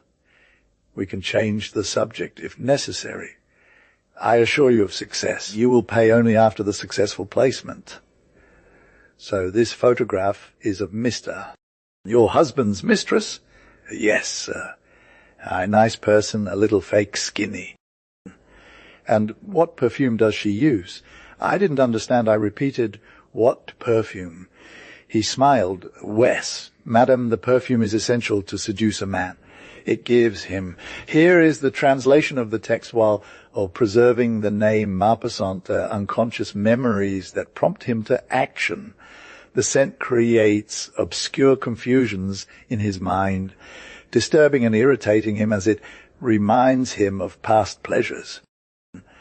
One should also try to discover what your husband usually eats when he dines with this woman. You could serve him the same dishes on the evening you catch him. "Oh, we have him." "Madame, we have him." I left delighted. I had truly encountered a very intelligent man. 3 days later, I saw a tall, brown-haired, very beautiful young woman arrive at my home with an air of both modesty and audacity, a peculiar air of experience. She was very polite to me. Not knowing who she was, I addressed her as Mademoiselle, and she replied, "Oh, Madam can simply call me Rose." We began talking. "Well, Rose, do you know why you're here?" "I suspect so, Madame." "Excellent, my child, and it doesn't bother you too much." "Oh, Madame, it's my 8th divorce. I'm used to it, but—" "Then perfect. How long does it usually take for you to succeed?" "Oh, Madame, it depends entirely on Mr.'s temperament. Once I've seen him alone for 5 minutes, I can give a precise answer to you. You'll see him shortly, my child. But I warn you he's not handsome." "That doesn't matter to me, Madame. I've already parted ways with much worse, Dot. I will ask you, though, if Madame has inquired about the perfume." "Yes, Ma'am Verbena." "Good, Madame. I love that scent. Could you also tell me if Mifta's mistress wears silk lingerie?" "No, my child. She wears Beatty's lace with—" Oh! So she's a proper lady. Silk lingerie is becoming more common, Doc." "Very true, what you say. Well, Madame, I'm off to work." She immediately took up her duties as if she had been doing so all her life. An hour later, my husband returned home. Rose even glanced at him, but he looked at her. She already smelled the verbena. After 5 minutes, she left. He immediately asked me, "Who is that girl?" "Well, my new maid." "Where did you find her?" "The Baroness de Grangery gave her to me with the best references." Ah! "She's quite pretty." "Do you think so?" "Yes, for a maid." I was delighted. I could feel his interest already. That same evening, Rose told me he can now promise Madame that it won't last more than 15 days. "Mr. is very easy." "Ah!" "Have you tried him?" "No, Madam, but it's obvious just from a glance." "He already wants to kiss me as he passes by." "He said nothing to you?" "No, Madam, he only asked for my name, to hear the sound of my voice." "Very well, my good Rose. Go as quickly as possible. You will see. That Madam need not fear anything. I shall resist only as long as necessary to avoid devaluing myself. After 8 days, my husband hardly left the house any more. I saw him wandering around the house all afternoon, and what was most significant about his behavior was that he no longer prevented me from going out. And I spent the entire day outside to let him be free. On the 9th day, as Rose undressed me, she said in a timid tone, "It's done, Madam, this morning." I was a little surprised, even slightly moved, not so much by the act itself, but rather by the way she had told me about it. I stammered. And did everything go well? Oh, very well, madam, she replied. For 3 days already he had been urging me, but I didn't want to rush into anything. Madam will let me know when she wants to catch him in the act. Yes, my daughter. She continued. Let's set Thursday then, agreed madame. I won't give him any warning till Thursday so as to keep Mr. Name on his toes. Are you sure you won't miss it? Oh, yes, madam, very sure. I will light a fire under Mr. Name with some important prizes so that he'll be ready just when madam wishes. Let's say 5 o'clock. Rose suggested. 5 o'clock works for me, madame, she answered. Where should we do this? Well, in my bedroom. Of course, in your bedroom, Rose confirmed. Then, my dear, you understand what I did. First, I went to fetch Papa and Mama, then my uncle from Orvelin, the president, and Mr. Applejudge, my husband's friend. I didn't warn them about what I was going to show them. I had them all enter quietly through the door of my bedroom. I waited for 5 o'clock, not a minute more or less. Oh, how my heart was pounding. I even called up the concierge as an additional witness. And then, at exactly the moment when the clock started to chime, I opened the door wide. Ah! It was on, fully, my dear. Oh, what a sight! If you had seen his face. He turned around. That fool! Ah! How funny he looked. I laughed and I laughed. And Papa got angry. He wanted to beat my husband. And the concierge, such a loyal servant, helped him get dressed in front of us. He was adjusting his suspenders. How amusing. As for Rose, she was perfect. Absolutely perfect. She was crying very well. She's such a precious girl. If you ever need her, don't forget. And here I am. I came right away to tell you about it. Right away. I am free. Long life divorce. And she started dancing in the middle of the salon, while the little Baroness, lost in thought and annoyed, murmured, "Why didn't you invite me to see that?" Well, these old memories haunt us without our being able to shake them off. This one is so ancient, so very ancient, that I don't know how it has remained so vivid and persistent. Here is the translation of the text, preserving the name Maupassant, my mind. I have seen so many sinister, moving, or terrible things that I am amazed I cannot pass a day, not even one day, without the image of Mother Clochette flashing before my eyes, just as I knew her long ago when I was 10 or 12 years old. She was an elderly seamstress who would come once a week, every Tuesday, to mend clothing for my parents. My parents lived in one of those country homes called castles, which are simply old houses with steep roofs, surrounded by 4 or 5 farms grouped together. The village, a large village, a town, appeared a few 100 meters away, huddled around the church, an old brick building that had turned black over time. So every Tuesday, Mother Clochette would arrive between 6:30 and 7 in the morning and immediately ascend to the laundry room to start her work. She was a tall, thin woman with a beard. Or rather, hair on her face. She had facial hair growing in surprising, unexpected clusters, forming frizzy tufts that seemed scattered across her large gendarme, like face by a madman. She had hair on her nose, under her nose, around her nose, on her chin, and on her cheeks. Her eyebrows, incredibly thick and long, were entirely grey, bushy, and bristly, giving the appearance of a pair of moustaches mistakenly placed there. She limped not like an ordinary disabled person, but like a ship anchored at sea. When she placed her sturdy bent body weight on her good leg, it seemed as if she was gaining momentum to climb a monstrous wave. Then suddenly she would plunge down as if disappearing into an abyss, sinking into the ground. Her walk evoked the idea of a storm, swinging wildly in time with her movements. And her head, always covered by an enormous white bonnet from which ribbons floated behind her, seemed to traverse the horizon from north to south, and back again with each of her movements. I adored Mother Clochette.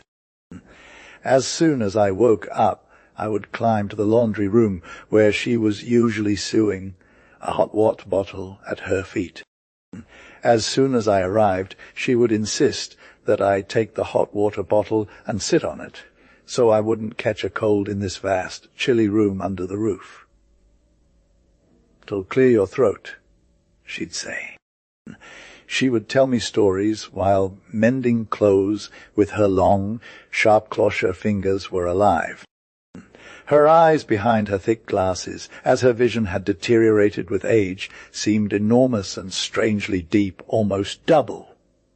She had, as best as I can recall the things she told me, and which moved my child's heart, a magnanimous soul of a poor woman. She saw life simply and clearly.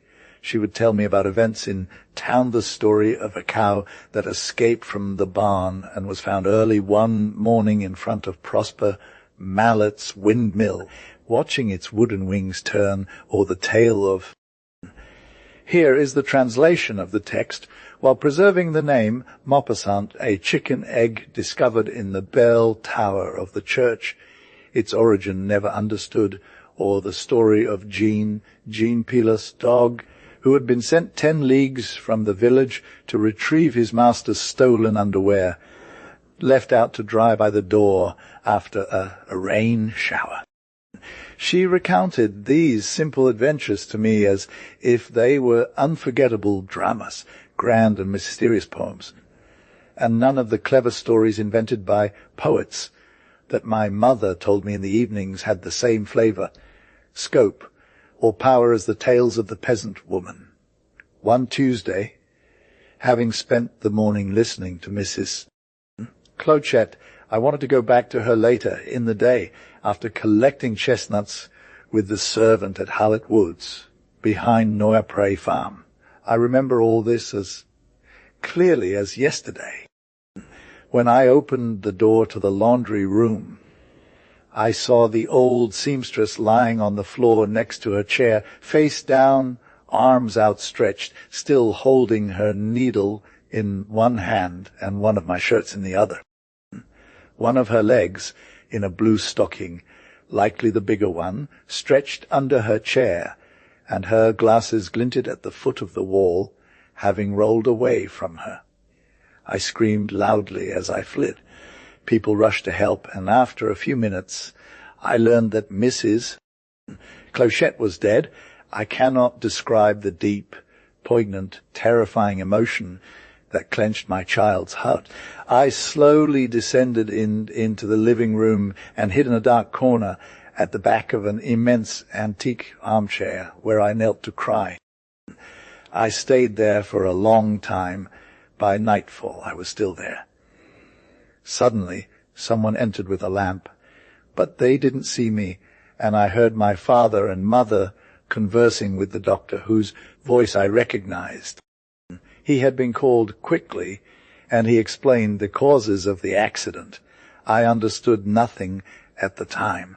Then he sat down and accepted a glass of liquor with a biscuit. He continued talking, and what he said then remains etched in my soul until my death. I believe I can almost perfectly reproduce his exact words. He said, "This poor woman. She was my first customer.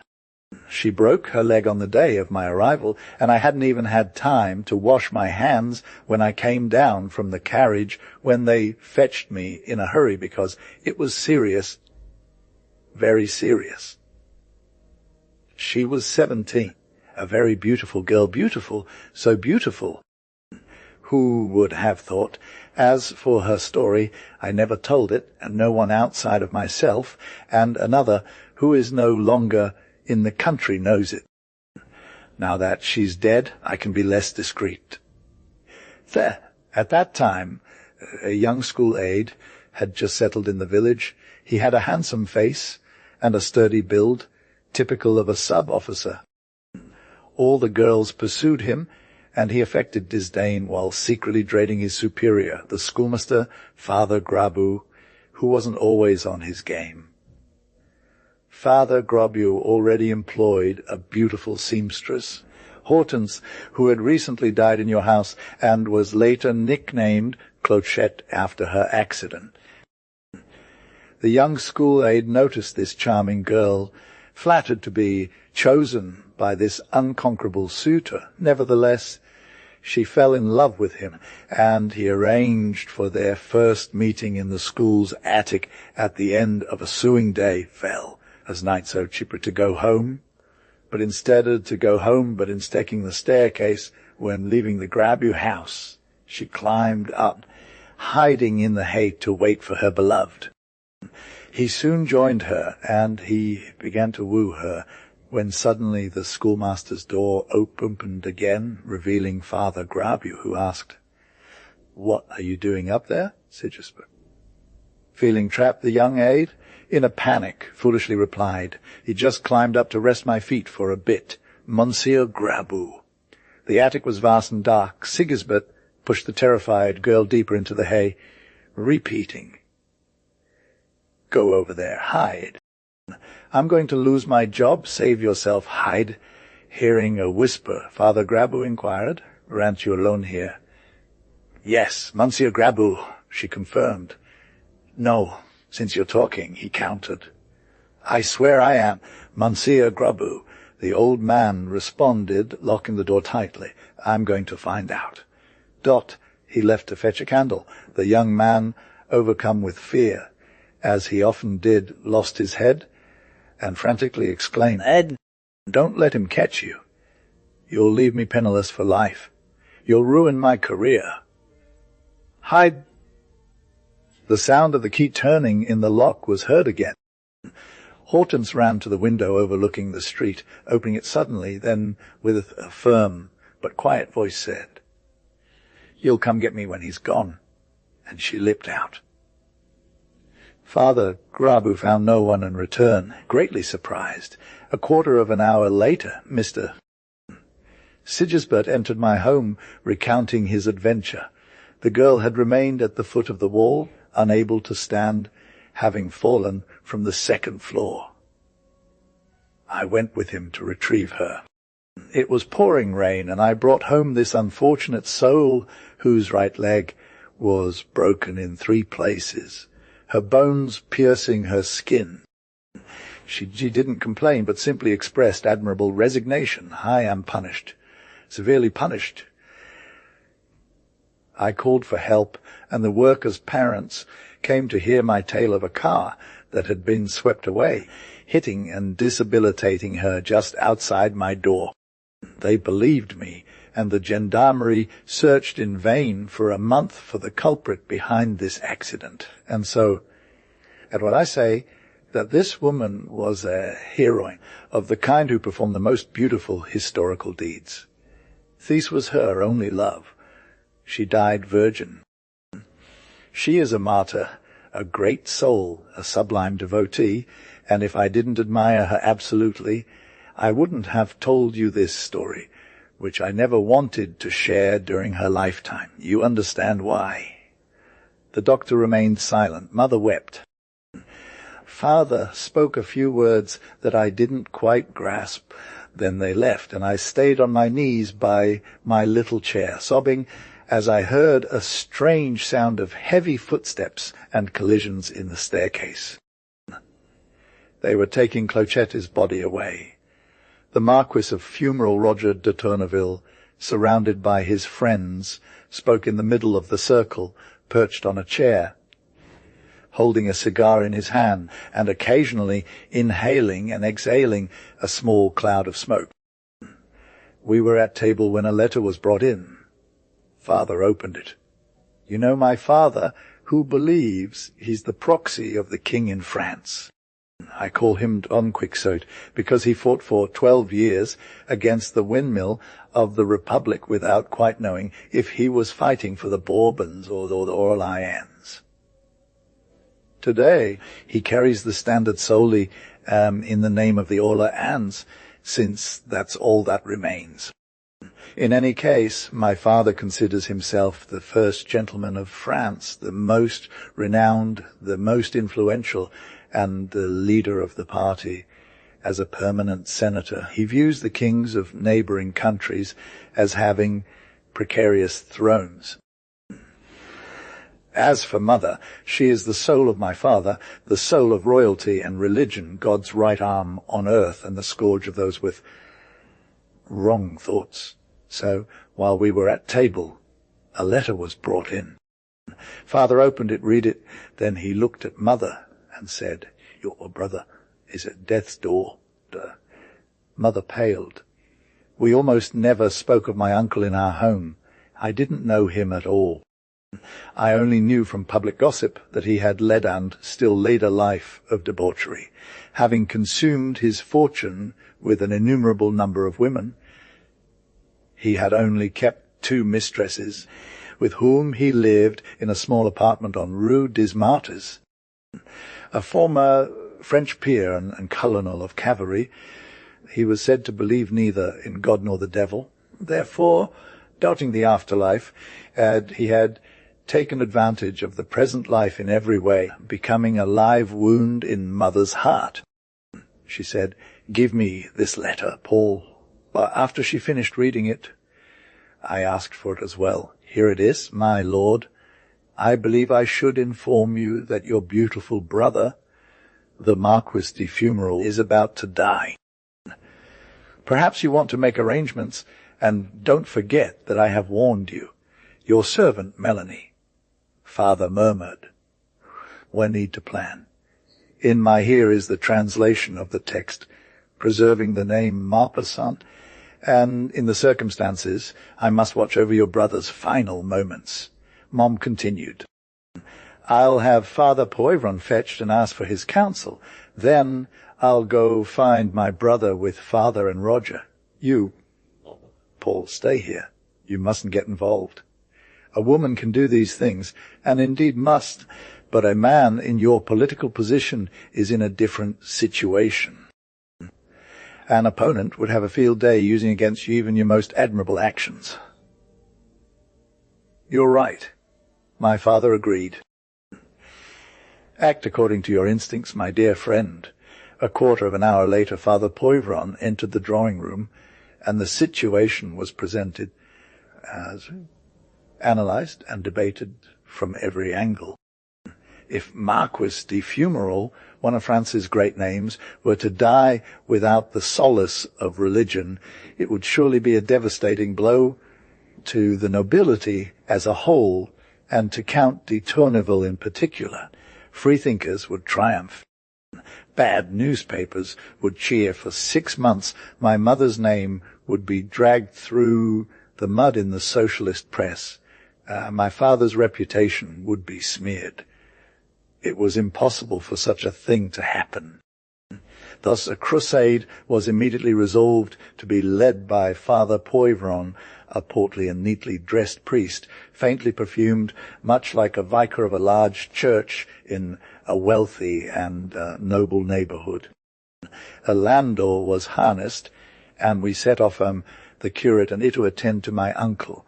It had been decided that we would first visit Madame Elénie, the author of the letter, who was expected to be either the concierge or servant of my uncle.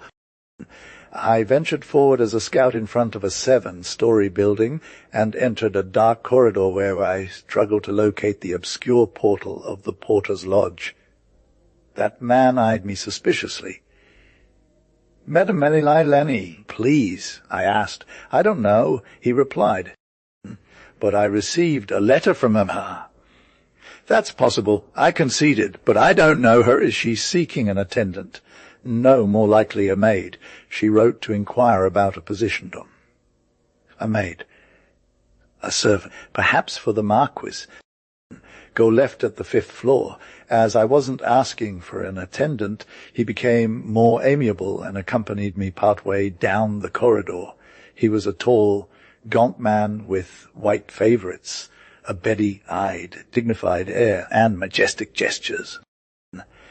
I ran up a long, slimy spiral staircase, too afraid to touch the handrail, and knocked 3 discreet times on the left door of the 5th floor.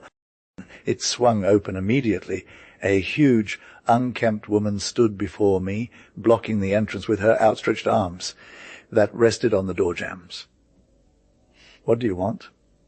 She growled. "Are you Madame Linley?" I inquired. "Yes." She confirmed. "I am Viscount de Tourneville," I introduced myself. Very well. Come in." "But Mom is downstairs with a priest," I explained. "Oh, yes, go and fetch them. But be careful of the porter." I went back downstairs and upstairs again with Mum, followed by Father. It seemed to me that I heard other footsteps behind us. As soon as we were in the kitchen, Melly Laney offered us chairs, and we sat down. Here is the translation of the text. Preserving the name de Maupassant, we all 4 sat down to deliberate. "Is he very low?" Mum asked. "Oh, yes, madam," they replied. "Won't be with us for long. Does he seem willing to receive a priest's visit?" "Well, I don't think so. May I see him?" "But, of course, madam. Only. The young ladies are with him." "Which ones?" "The ones you call his good friends." Someone chimed in. Mom turned red. "Father," Poivron averted his gaze. I began to find all this amusing and said, "Shall I go in first? I'll see how he receives me and perhaps prepare his heart." Mom, who didn't suspect any malice, answered, "Wes, my child." Just then a door opened somewhere, and a woman's voice cried out, "Melanie." The fat maid replied, "What is it, Miss Clare?" "The omelette with cheese." They ordered it for 2 o'clock as a snack, she explained. She immediately cracked the eggs into a bowl and started beating them vigorously. I stepped outside on the staircase and rang the doorbell to announce my official arrival. Melanie opened the door, seated me in an antechamber, went to tell Uncle that I was there, then asked me to come in. Father hid behind the door, ready to appear at the first sign of movement. I was certainly surprised to see Uncle. He was very handsome, very solemn, and very dapper, this old hedonist, sitting almost reclined in a large armchair, his legs covered by a blanket, his long pale hands hanging from the chair arms. He awaited death with biblical dignity. His white beard fell over his chest, and his hair, equally white, joined it on his cheeks. 2 young women, 2 plump little women, stood behind him, watching me boldly like girls in their devils, may-care black hair, bare arms, and golden, brocaded oriental slippers that showed their ankles, and silk stockings. Between the chair and the bed, a small table with a napkin, 2 plates, 2 glasses, 2 forks, and 2 knives awaited the cheese omelette ordered earlier to Melanie. Uncle spoke in a weak, laboured but clear voice. "Good day, my child. It's late for you to come see me." "Our acquaintance won't be long," I stammered. "My uncle, it's not my fault." He replied, "No, I know it. It's more your parents' fault than yours. How are they?" "Not too bad, thank you," I said. "When they heard you were sick, they had me come check on you." "Ha!" "Why didn't they come themselves?" I looked at the 2 girls and gently said, "It's not their fault they couldn't come. My uncle." "But it would be hard for Father and impossible for Mother. Here is the English translation, preserving the name Maupassant. My mother must not enter here." The old man said nothing, but lifted his hand towards mine. I took this pale and cold hand and held it. The door opened, Lenny entered with the omelette and placed it on the table.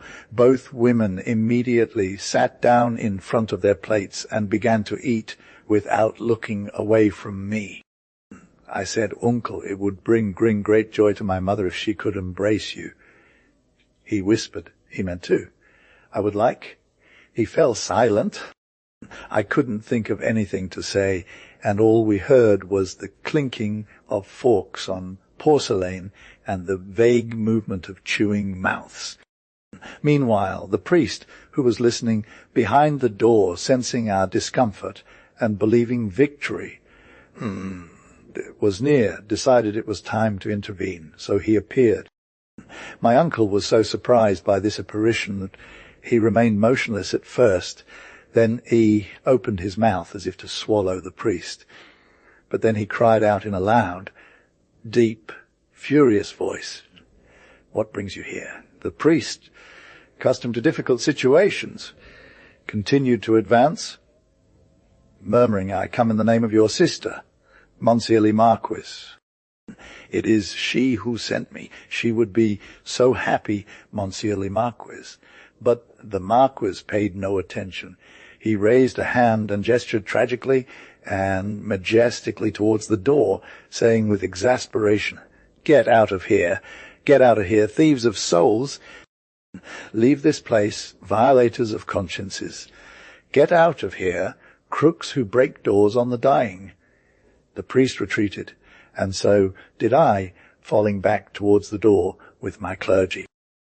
Vengeful, the two little women stood up, leaving their half-eaten omelette behind, and positioned themselves on either side of my uncle's chair, placing their hands on his arms to calm him down and protect him from the criminal endeavors of the family and religion. The priest and I joined our mother in the kitchen. Marie Laney offered us chairs again. "I knew this wouldn't work by itself," she said. "We need to find something else, otherwise he'll get away." And we resumed our discussions. My mother had an idea. The priest supported another, and I brought a third suggestion. We discussed in low voices for perhaps half an hour, when a loud noise of moved furniture and my uncle's screams, even more vehement and terrifying than before, caused us all to stand up. We heard doors and walls. "Ooh, out, out, peasants, cooks, out, scoundrels, out." My Laney rushed over and then immediately came back to call for help. I ran to assist her.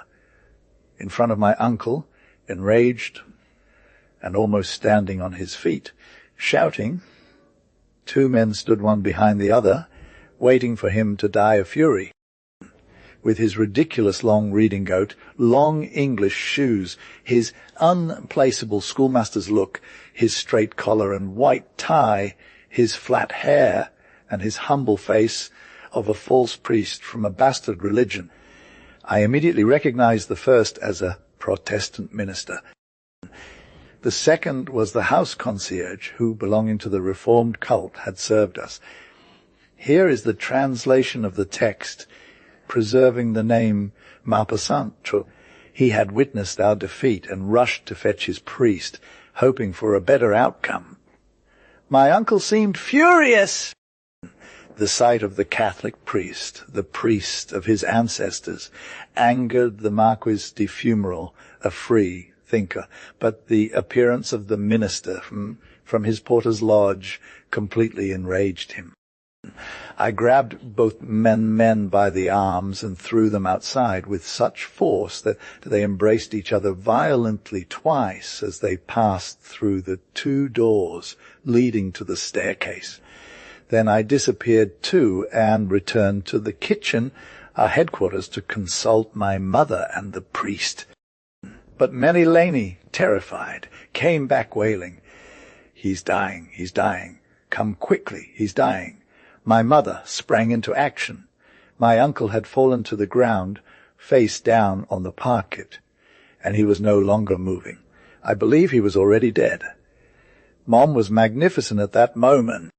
She walked straight past the two girls kneeling beside the body, trying to lift it, and with an authoritative, dignified, and majestic air, she said, "It's up to you to leave now." They left without protesting or saying a word.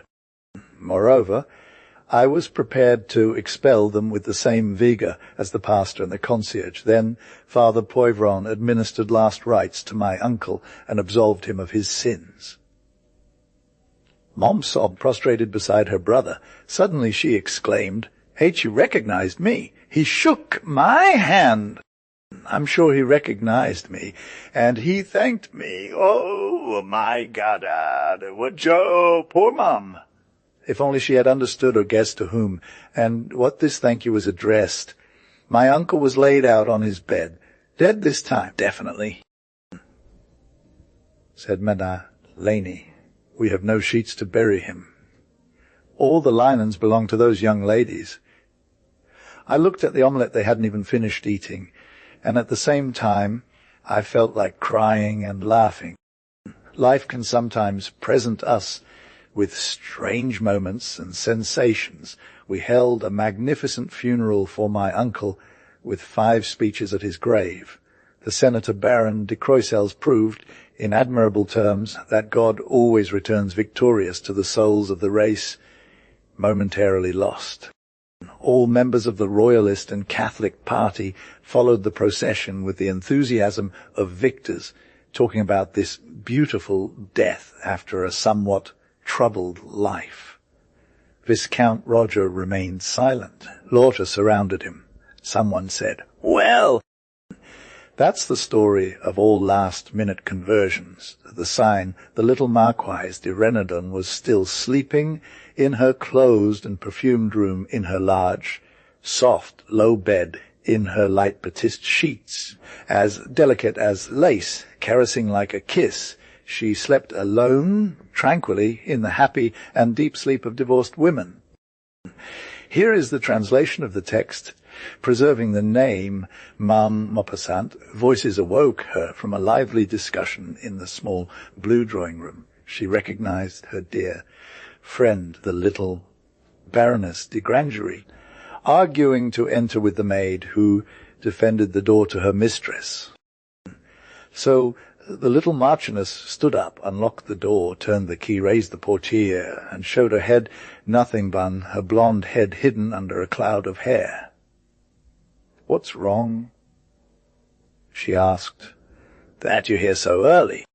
"It's not yet 9 o'clock. The little Baroness, very pale, nervous, and feverish, replied, "I must speak with you. Something horrible has happened to me." "Come in, my dear," she said. Her friend entered, they embraced, and the little Marchioness lay down, while the maid opened the windows, allowing air and sunlight to fill the room. And after the maid left, Mime de Renaudon continued, "Come on, tell me." Mime de Grangery began to cry, shedding those calming tears that adorn women, unable to wipe her eyes to prevent them from turning red. "Oh, my dear," she stammered, "what's happening to me is abominable, abominable. I haven't slept all night, not even for a minute. You hear, not for a single moment. Feel my heart, how it beats." And taking her friend's hand, she placed it on her chest over the round and firm envelope of a woman's heart, which often satisfies men and prevents them from seeking anything beneath it. Her heart was indeed beating strongly. "It happened to me yesterday during the day," she continued, "around 4 o'clock, or maybe 4:30. I'm not sure. You know my apartment well. You know that my small drawing-room, where I always sit, overlooks Rue Saint-Lazare on the first floor, and I have the habit of leaning out the window to watch people pass by. It's so lively, this district around the station, so bustling, so alive. In short, I love it. So yesterday I was sitting in my low chair that I had placed in the embrasure of my window. The window was open, and I wasn't thinking about anything. I was breathing in the blue air. Do you remember how beautiful the weather was yesterday? She noticed, she said, a woman on the other side of the street at her window, a woman dressed in red. She was wearing mauve. As you know, my dear dress. She didn't recognize this woman, a new tenant who had only been there for a month because it had been raining for a month. And she hadn't seen her before. But immediately she realized that this was an ill-mannered girl. At first she felt disgusted and shocked that someone else would be at the window like her. Then gradually she found herself amused by observing her. She was leaning against the frame, watching the men, and the men were watching her too, most of them, or all. It seemed as if they had been warned by something upon approaching the house, as if they could smell her like dogs sniff out game, because suddenly they raised their heads and exchanged glances. Here is the translation of the text, preserving the name Maupassant. He cast a glance at her, a mason's look. Her eyes said, "Do you want?" He replied, "No time, another day, or not a sou, or hide yourself, wretch." These were the eyes of family fathers uttering the last phrase. You don't realize how funny it was to see her perform her dance, or rather her profession. Sometimes she would abruptly close the window, and I'd see a man peeking under the door. She had him hooked like a fisherman with a minnow. That's when I started checking my watch. They stayed for 12 to 20 minutes, never longer. Truly, this spider captivated me in the end. And she wasn't unattractive, that girl.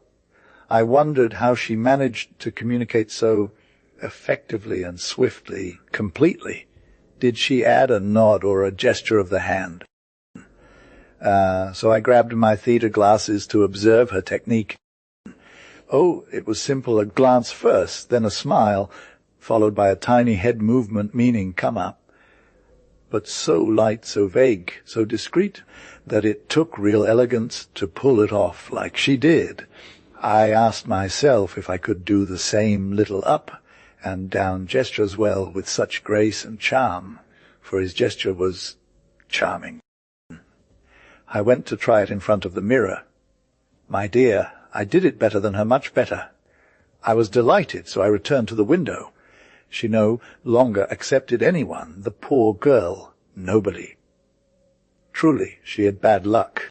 It must be terrible to earn your living like that. Terrible yet amusing at times, for there are some men you meet on the street who aren't half bad. Now all of them passed by on my sidewalk, none on hers. The sun had shifted its position. They came one after another, young and old, black and bold, and blonde, grey and white. I saw very kind ones, but so kind, my dear, much kinder than my husband, and even your former husband, since you're divorced. Now you have a choice. I thought to myself, if I signaled them, would they understand me, an honest woman? And suddenly I was overcome with a wild urge to give them that signal, but not just any signal, a woman's desperate urge. One of those urges that one cannot resist. I sometimes get these urges too. Is it silly, do you think? I believe we have monkey souls as women. Besides, a doctor told me, and he should know, that the monkey's brain resembles ours quite closely. We always need to imitate someone. We imitate our husbands when we love them in the first month of marriage, and then our lovers afterward. Here is the translation of the text, preserving the name Maupassant, our friends, our confessors when they are at their best. We adopt their way of thinking, their manner of speech, their words, their gestures, everything. It's foolish. Well, I always end up doing something if I'm too tempted to do a part. So I think, all right, I'll try it on one person, just one, to see what happens. What could go wrong? Nothing. We exchange a smile, and that's it, and I'll never see him again, and if I do, he won't recognize me, and if he does, I'll deny it, by Jove. So I start making my selection. I wanted someone who was good, very good. Suddenly, a tall, fair-haired, very handsome young man approaches. I like blondes, you know. I look at him. He looks at me. I smile, he smiles. I make the gesture barely, just a slight movement. He nods his head in response, eyes. And there he is, entering, my dear. He enters through the grand entrance of the house. Can you imagine what happened to me at that moment? I thought I was going to go mad. Oh, such fear! I imagined he would speak to the servants. To Joseph, who is completely devoted to my husband. Joseph would certainly think I had known this gentleman for a long time. What should I do? Say, what should I do? And he was about to ring the doorbell in an instant, any second now. What should I do, say? I thought the best course of action was to run to meet him, tell him he was mistaken, beg him to leave. He would have pity on a woman, a poor woman. So I rush to the door and open it just as he is about to touch the knob, stuttered, completely beside myself. Away, sir, go away, you're mistaken. I am an honest woman, a married woman. It's a mistake, an awful mistake. I took you for one of my friends who resembles you greatly. Have mercy on me, sir. And he starts laughing, my dear, and replies, hello there. My cat. You know, I recognize your story. Married, that's 2 Lewis instead of 1. You'll get them. Let me show you the way. He shows me, he closes the door, and as I stood petrified in front of him, he kissed me, grabbed my waist, and led me into the living room, which had remained open. Bang. Then he starts examining everything like an appraiser. He says, gosh, it's nice here. Very chic. You must be in dire straits right now to have such a window. I beg him again. Oh, so please leave. Please go away. My husband is coming home. He'll be back in an instant. It's his time. I swear you're mistaken. He replies calmly, come on. My beauty, enough of this politeness. If your husband comes home, I'll give him a few coins, get something across the street. As AC notices the photograph of Raoul on the mantelpiece, he asks, is that your? Here is the translation of the text, preserving the name Maupassant Maori. Yes, it's him. He looks like a handsome muffler, and this, what is that? One of your friends.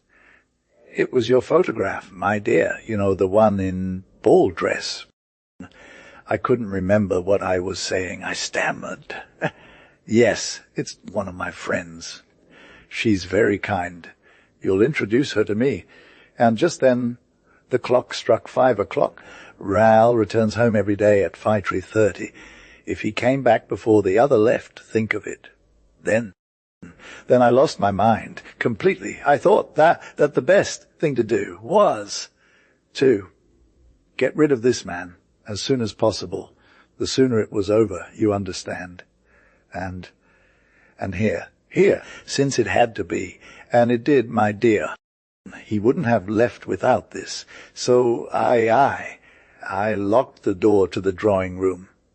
There, the little Marchioness of Renaudin burst out laughing, but wildly, her head in her pillow, shaking her entire bed. After she had calmed down a bit, she asked, and he was a nice boy? Yes. And you're complaining? But, see, my dear, it's just that, he said.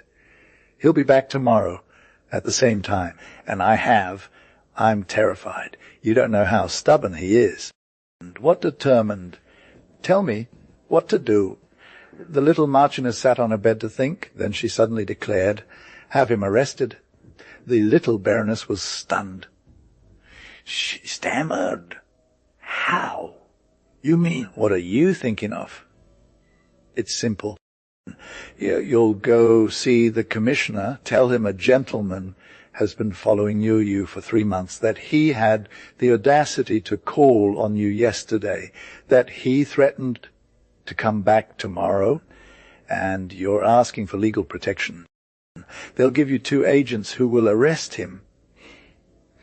But, my dear, if he tells his story, but they won't believe him as long as you got your tale well prepared for the commissioner. And they'll believe you being a woman of impeccable reputation.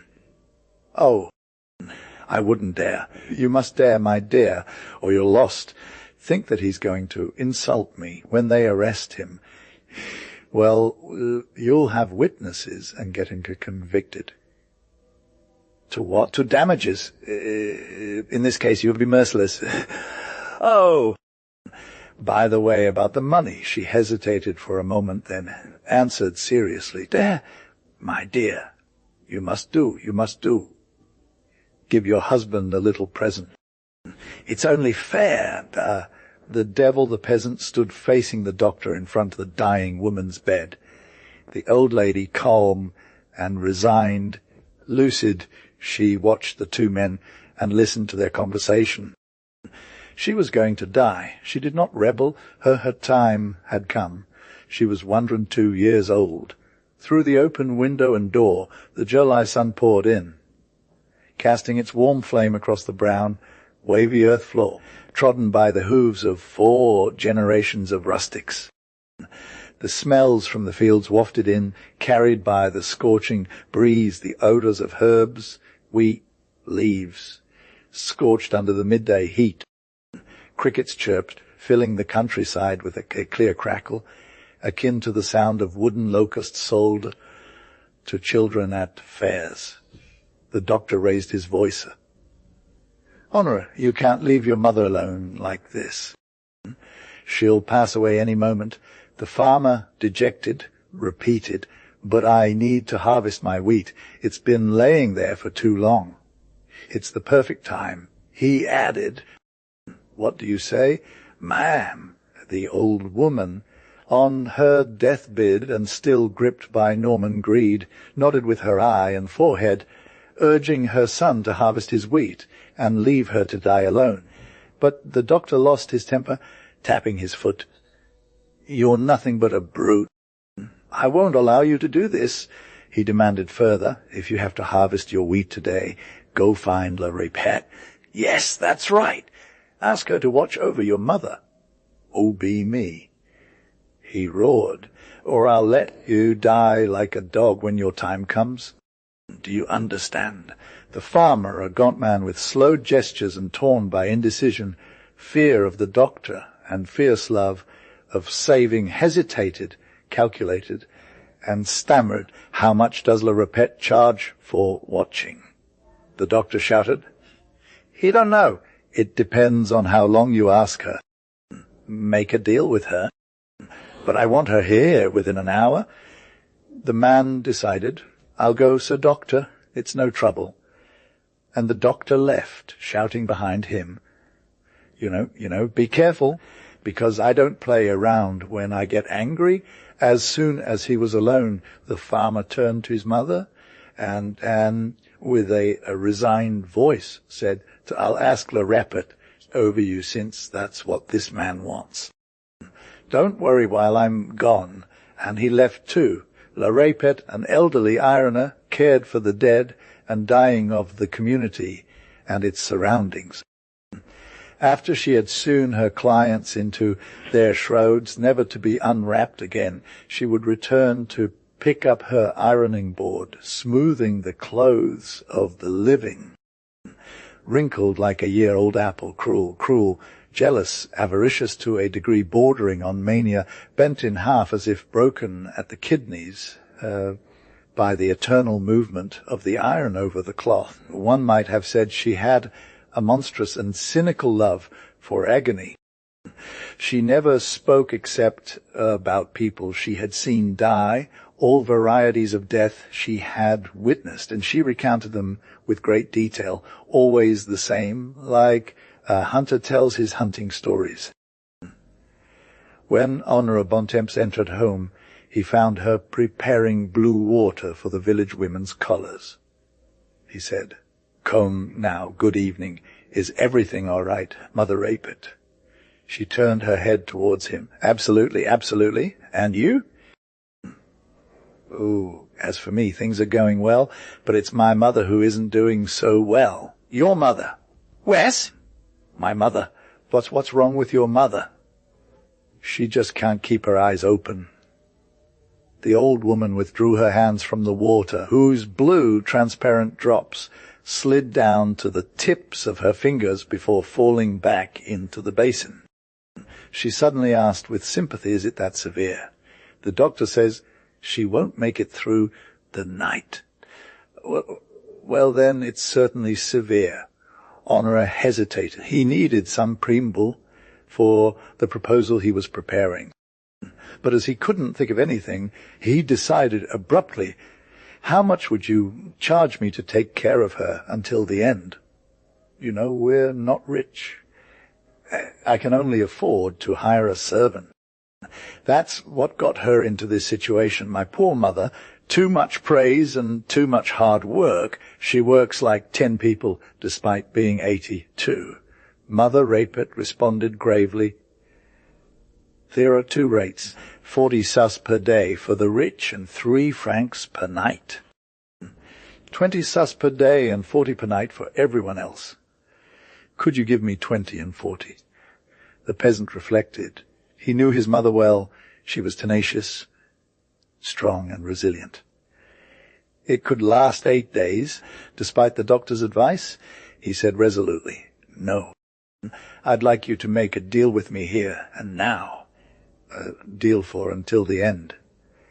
"I'll take the chance," he continued. "The doctor says she won't last long. If that's the case, it's fine for me, not so good for you." Surprised by the arrangement, the nurse looked at him.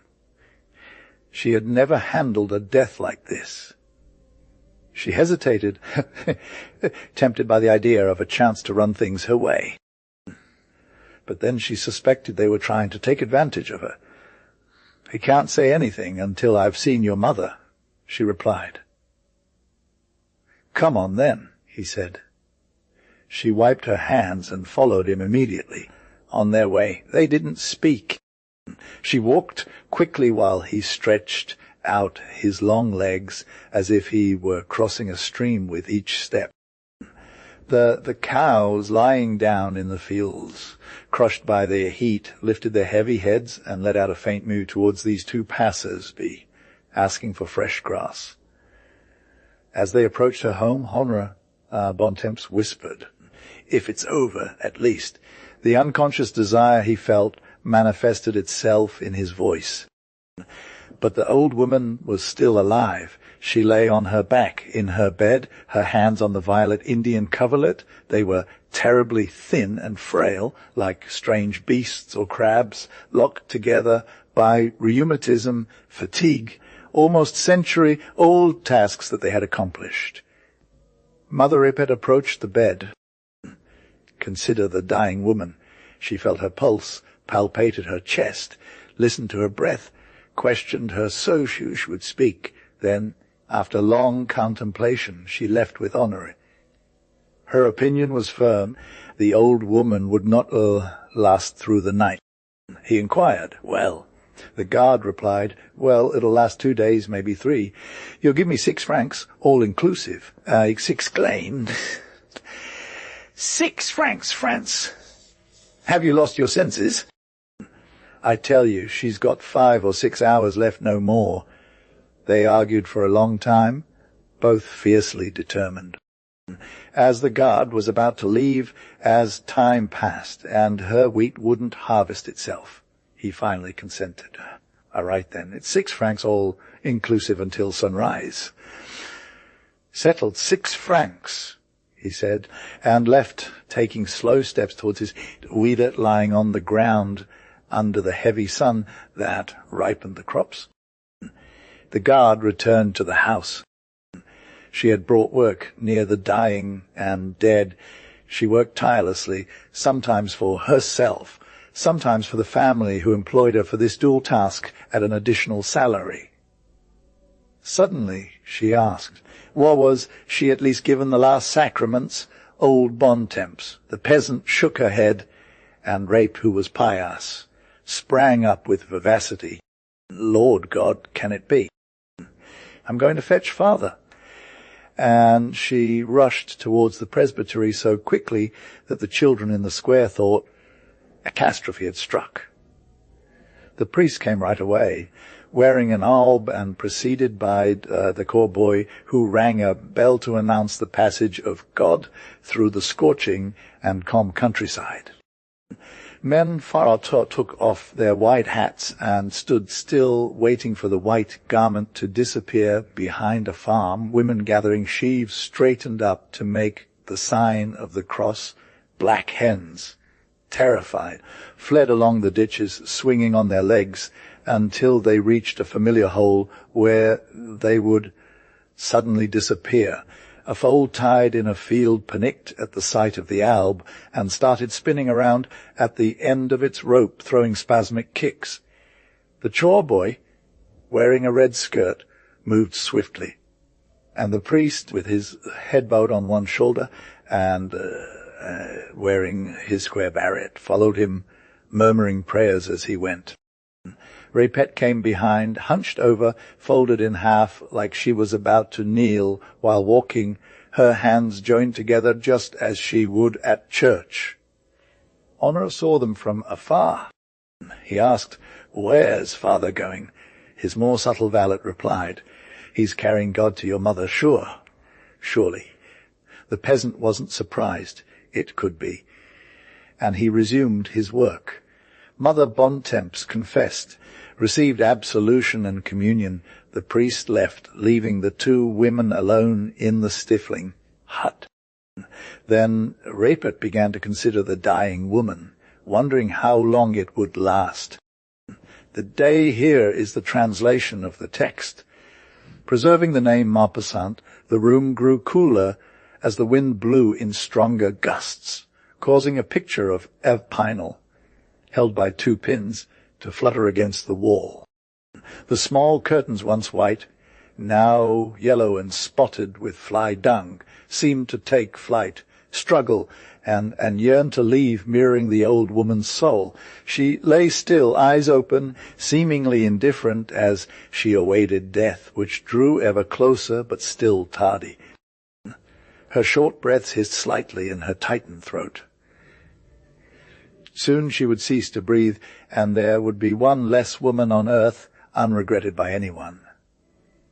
As night fell, Henri returned. Approaching the bed, he saw his mother still alive and asked, "How are you feeling?" as he used to when she was unwell. Then he sent La Rapette away, instructing her, "Come back tomorrow at 5 o'clock without fail." She replied, "Tomorrow at 5 o'clock." Indeed, she arrived just as the sun rose. Henri, before heading out to the fields, ate his soup, which he had prepared himself. The guard inquired, "Well, has your mother rested?" He answered with a mischievous twinkle in his eye, "She's doing much better now." And off he went.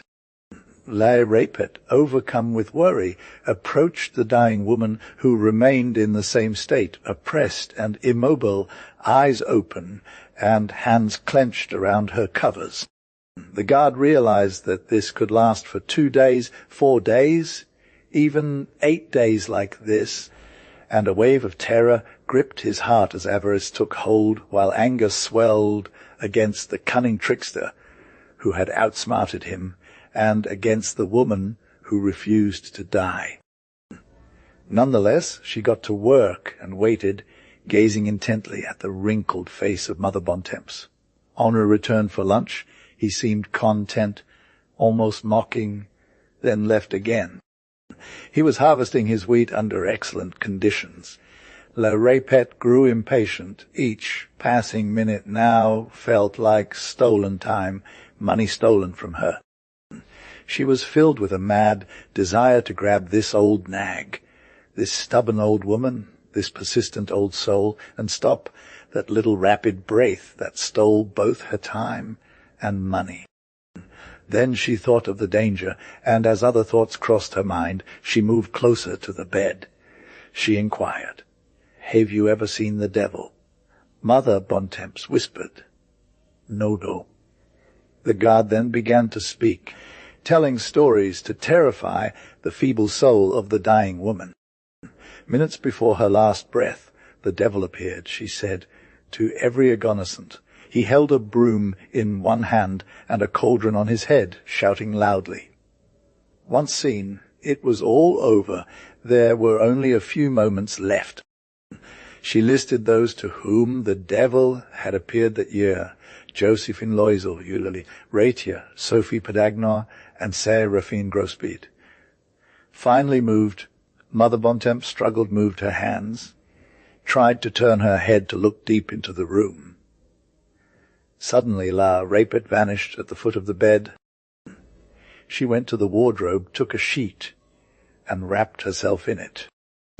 Within, she donned the cauldron, whose 3 short and curved legs stood like 3 horns. She seized a broom with her right hand, and with her left a bucket of white metal, which she abruptly threw into the air so that it clattered to the ground. The sound as it hit was terrifying. Then, climbing onto a chair, the maid raised the curtain hanging from the end of the bed, and she appeared, gesticulating, shouting sharp cries into the bottom of the iron pot that hid her face, threatening the old peasant woman on the brink of life with her broom, like a devilish puppet. Despairing, her eyes wild, the dying woman made a superhuman effort to lift herself and flee. She even emerged from her bed, raising her shoulders and chest. Then she collapsed with a deep sigh. It was over, and Rapet calmly put everything back in place. The broom in the corner of the armoire, the sheet inside, the cauldron on the hearth, the bucket on the plank, and the chair against the wall. Then, with professional gestures, she closed the enormous eyes of the dead, placed a plate on the bed, poured water from the communion bowl onto it, dipped the cloved boxwood in the commo, and knelt down to recite fervently the prayers for the departed that she knew by heart through her profession. And when Henri returned in the evening, he found her praying, and immediately calculated that she was making another 20 cents from him, as she had only been there for 3 days and a night, which came to 5 francs instead of the 6 he owed her, the king's. Said Captain Count de Guerens, "I believe I remember that supper of the king's during the war. I was then a marshal of Hussar Logis, and for 15 days I had been scouting in front of a German vanguard. The night before, we had sabred some Uhlans and lost 3 men, including that poor little Rodeville. You remember well, Joseph de Rodeville. Well, on that day my captain ordered me to take 10 cavaliers and occupy and guard the village of Porterin all night, where there had been 5 battles in 3 weeks. There were not 20 houses standing, nor 12 inhabitants left in that trap. So I took 10 cavaliers and set off at 4 o'clock. At 5 o'clock, in the middle of the night, we reached the first walls of Porterin. I stopped and ordered Marches. You know well, Pierre de Marches, who has since married the little Martel Orvolin, daughter of Marquis de Martel Orvolin, to go into the village alone and bring me news. I had chosen only volunteers, all from good families. It's pleasant in service not to have to mix with unclean faces. This Marches was as agile as a cat, as cunning as a fox, and as flexible as a serpent. He could sniff out Prussians as easily as a dog sniff out a rabbit, find provisions where we would have starved without him, and he obtained information from everyone, always reliable information with an unimaginable address. He returned after 10 minutes. "Everything's going well," he said. No Prussians have passed through here for 3 days. This village is grim. I spoke to a nun who looks after 4 or 5 patients in an abandoned convent. I ordered them to keep moving, and we entered the main street. In the distance, on either side, we could vaguely make out roofless walls, barely visible in the deep night. From one place to another, a light shone behind a window. A family had stayed to keep their home mostly standing, a family of brave or poor people. The rain began to fall, a fine, icy drizzle that made us feel frozen before wetting us just by touching our coats. The horses stumbled over stones, beams, and furniture. Marchers guided us on foot in front of us, leading his beast by the bridle. "Where are you taking us?" I asked him.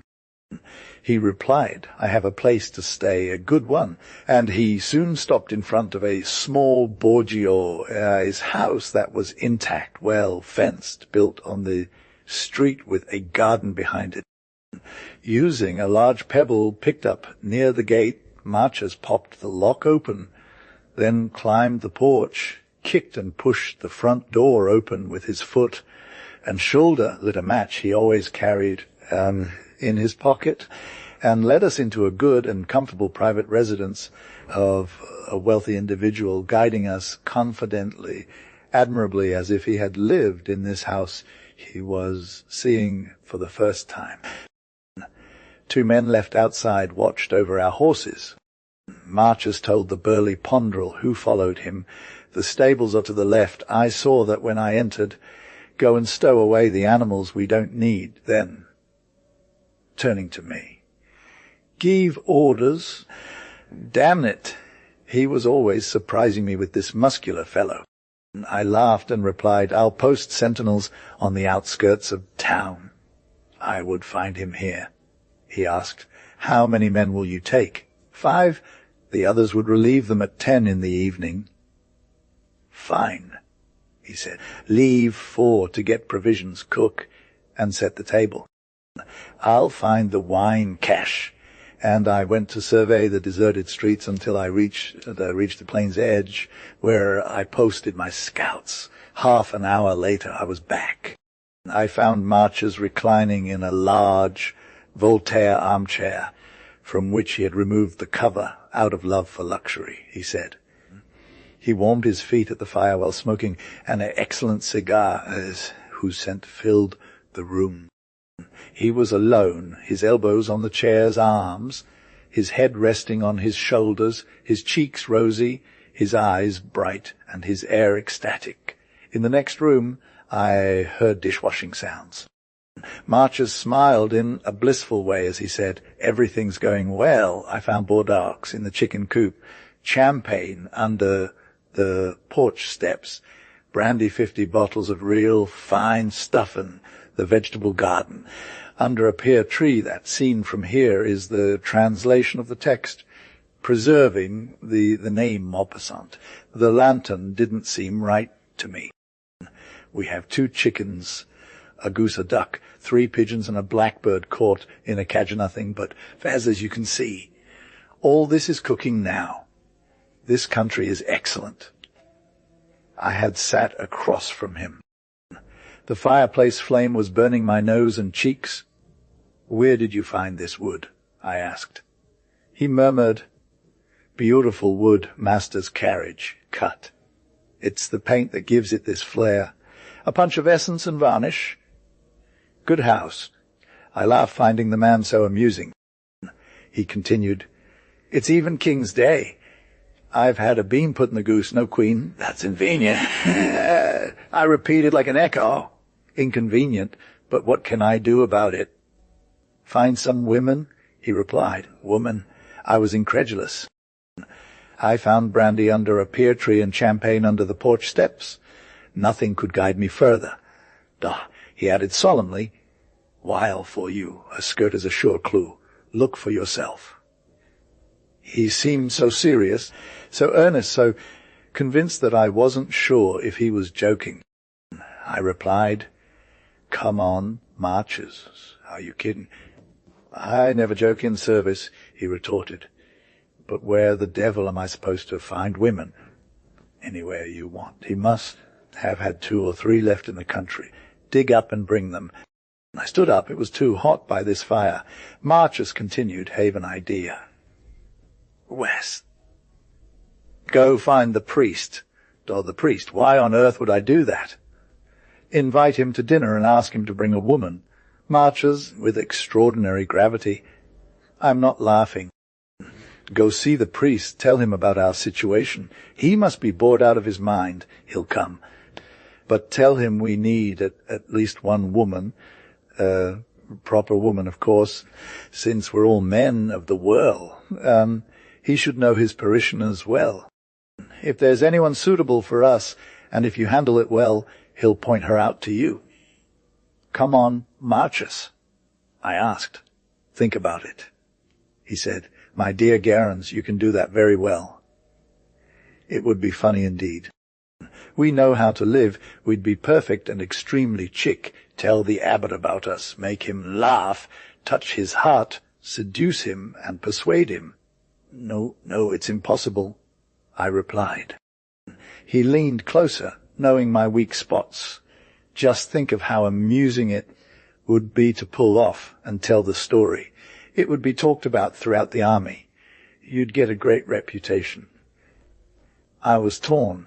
Tempted by the adventure, he pressed on, come on, Garens. You're the detachment commander, only you can go find the church leader in this country. Please go. I'll tell the story in verse in Revue des Ducks. Mondays after the war, I promise you. You owe it to your men.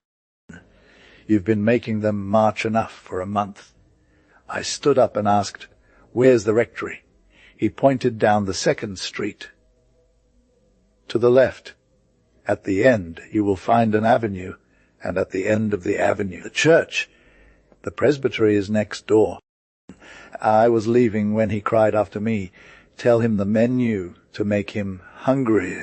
I easily discovered the small house of the clergyman next to a large, ugly brick church. I knocked several times on the door, which had no bell or knocker, and a deep voice from inside asked, who's there? I answered, Ma childes logis husset. I heard the sound of locks clicking and a key turning, and I found myself facing a large priest with a potbelly broad chest, formidable hands emerging from rolled-up sleeves, red face, and a brave man's air. I made the military salute. Good day, Monsieur le Curé. He had feared a surprise attack or ambush, and he smiled in response. Good day, my friend. Come in.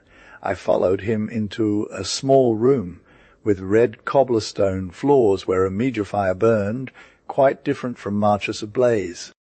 He showed me a chair and then asked, what can I do for you? Monsieur l'Abbé. I allowed myself to introduce myself first, and I handed him my card. He received it and read it aloud. Count de Garens. I repeated, there are 11 of us here, Monsieur l'Abbé, 5 in the guard and 6 staying with a local inhabitant. Those 6 are named Garens here present, Pierre de Marches, Ludovic de Ponderel, Baron de Trielis, Karl Massolini, son of the painter, and Joseph Herben, a young musician. I come on their behalf and mine to ask you to honor us by joining us for dinner. It's a king's feast, Monsieur le Curé, and we'd like to make it a bit merry. The priest smiled. He whispered, it doesn't seem like the right time for fun. I replied, we'll fight every day, Monsieur. 14 of our comrades have died in the past month, and 3 remain on the battlefield, even as recently as yesterday. This is war. We risk our lives at all times. Don't we have the right to enjoy ourselves? We are French. We love laughter. We know how to laugh anywhere. Our fathers laughed well on the scaffold. Tonight we'd like to loosen up a bit, like proper people, not just soldiers, you understand. Is that wrong? He answered quickly. You're right, my friend. and I accept your invitation with great pleasure," he shouted. Hermans. An old peasant woman, hunched over, wrinkled hideous, appeared and asked, "What's going on?" "I'm not having dinner here," he said. "Where are you dining, then?" "We're with the hussars, sir. I almost said, bring your good woman to see March's face, but I didn't dare. I repeated among your parishioners who stayed in the village, is there anyone or anything I can invite as well?" He hesitated and declared, "No one." I insisted, "Nobody. Monsieur le Cure, look, it would be very polite to have ladies present." He thinking, households. Do I know, me, the baker with his wife, the grocer, the watchmaker, the shoemaker, the pharmacist and his wife. We have a good meal, wine, and we would be delighted to leave a good impression on the locals. The priest meditated for a long time, then spoke with determination. "No one." I started laughing sacristi. "Father, it's tedious not to have a queen as we have a pea. Let's find someone. There isn't a married mayor and assistant married, a city councillor married, or a teacher married." "Don't. No, all the ladies have left." "Wait. What? There's not a single decent bourgeois woman with her husband in all this town whom we could make this pleasure, because it would be a pleasure for them, a great one, given the current circumstances." Suddenly the priest started laughing loudly, shaking his whole body, and he cried, "Ah! Ah! I've got your matter! Jesus Mary! I've your matter! Ah! Ah! Ah! We're going to laugh, my children, we're going to laugh. They'll be very happy. Come on, very happy. Ah! Ah!" But he asked where they were staying, and after explaining the house, he understood very well. "It's Mr. Burton Lavale's property. I'll be there in half an hour with 4 ladies. "Ah! Ah! 4 ladies." He left with me, still laughing, and said as he went, "Everything's fine in half an hour, Burton Lavale's house." I returned quickly, very surprised and intrigued. "How many covers?" Marches asked when he saw me. "We're 6 hussars, plus father, the priest, and 4 ladies." He was astounded.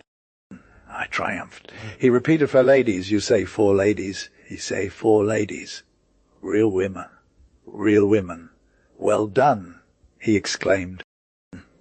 "My compliments, sir.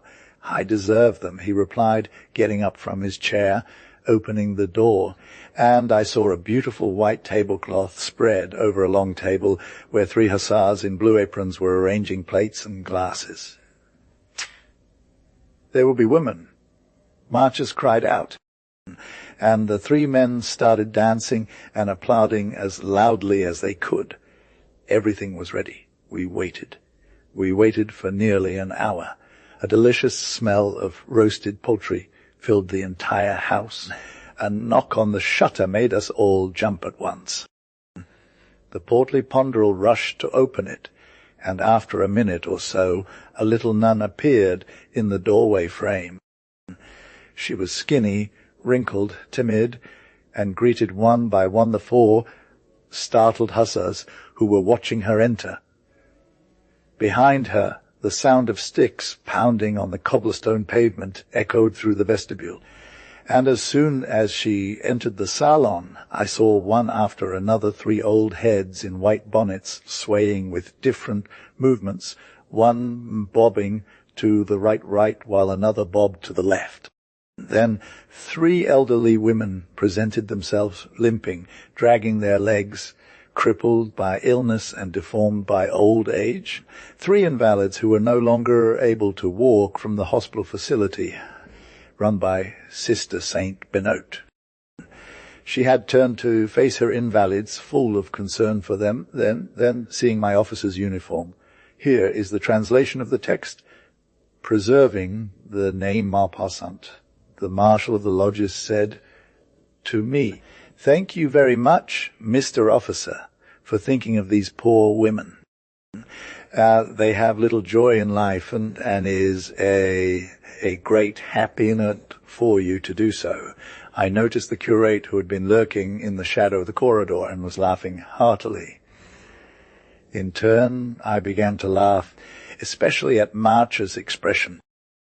I offered seats to the nun and said, "Please, sister, we are very proud and happy that you accepted our modest invitation." She chose 3 chairs against the wall, arranged them in front of the fire, and led her 3 elderly women to them, placing them on the chairs, taking away their canes and shawls, which she put in a corner. Then, pointing to the first woman, "This is Mother Pommel, whose husband died when he fell from a roof, and her son died in Africa. She is 62 years old." She then indicated the second woman, a tall one with a constantly shaking head. "This is Mother Jean, aged 67. She can barely see. Her face was scorched in a fire, and her right leg is half burnt." Finally, she introduced the third, a kind of dwarf with protruding eyes that rolled everywhere, round and stupid. "This is the putoise, an innocent. She is only 44 years old." I greeted the 3 women as if they were royal highnesses, and turned to the curate. "You, father, are a valuable man to whom we all here owe gratitude." Everyone laughed, except Marchers, who seemed furious. "Sister Saint, Benoit has been served," suddenly exclaimed Karl Masulini. I escorted her past the curate, and then helped Mother Pommel, taking her arm and dragging her into the next room, with some effort, as her bloated belly seemed heavier than iron.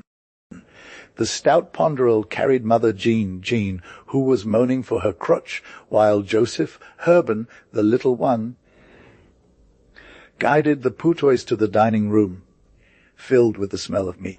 As soon as we were facing our plates, the sis clapped 3 times in her hands, and the women made a precise cross, like soldiers presenting their weapons.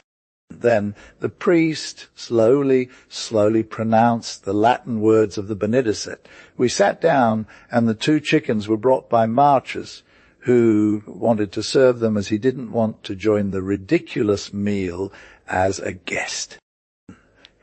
"Quick, some champagne." A cork popped with a gunshot sound, and despite the curate's and the good sister's resistance, the 3 hussars sitting next to the 3 infirm women forced them to drink their full glasses. Masolini, who had the ability to be at home everywhere and get along with everyone, was paying court in the style of Maupassant, humorously narrating to Mother Pommel in the most amusing manner. The hydroptic, whose spirits remained bright despite her misfortunes, responded with a jesting tone, a false falsetto that made her laugh so hard at her neighbor's jokes that her bloated belly seemed ready to leap and roll onto the table.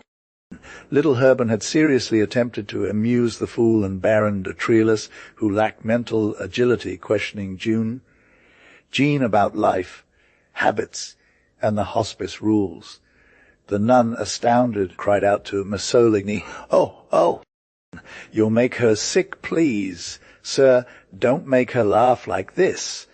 She stood up, rushing towards Herben to snatch a glass from his hands, which he drained quickly between Putois's lips.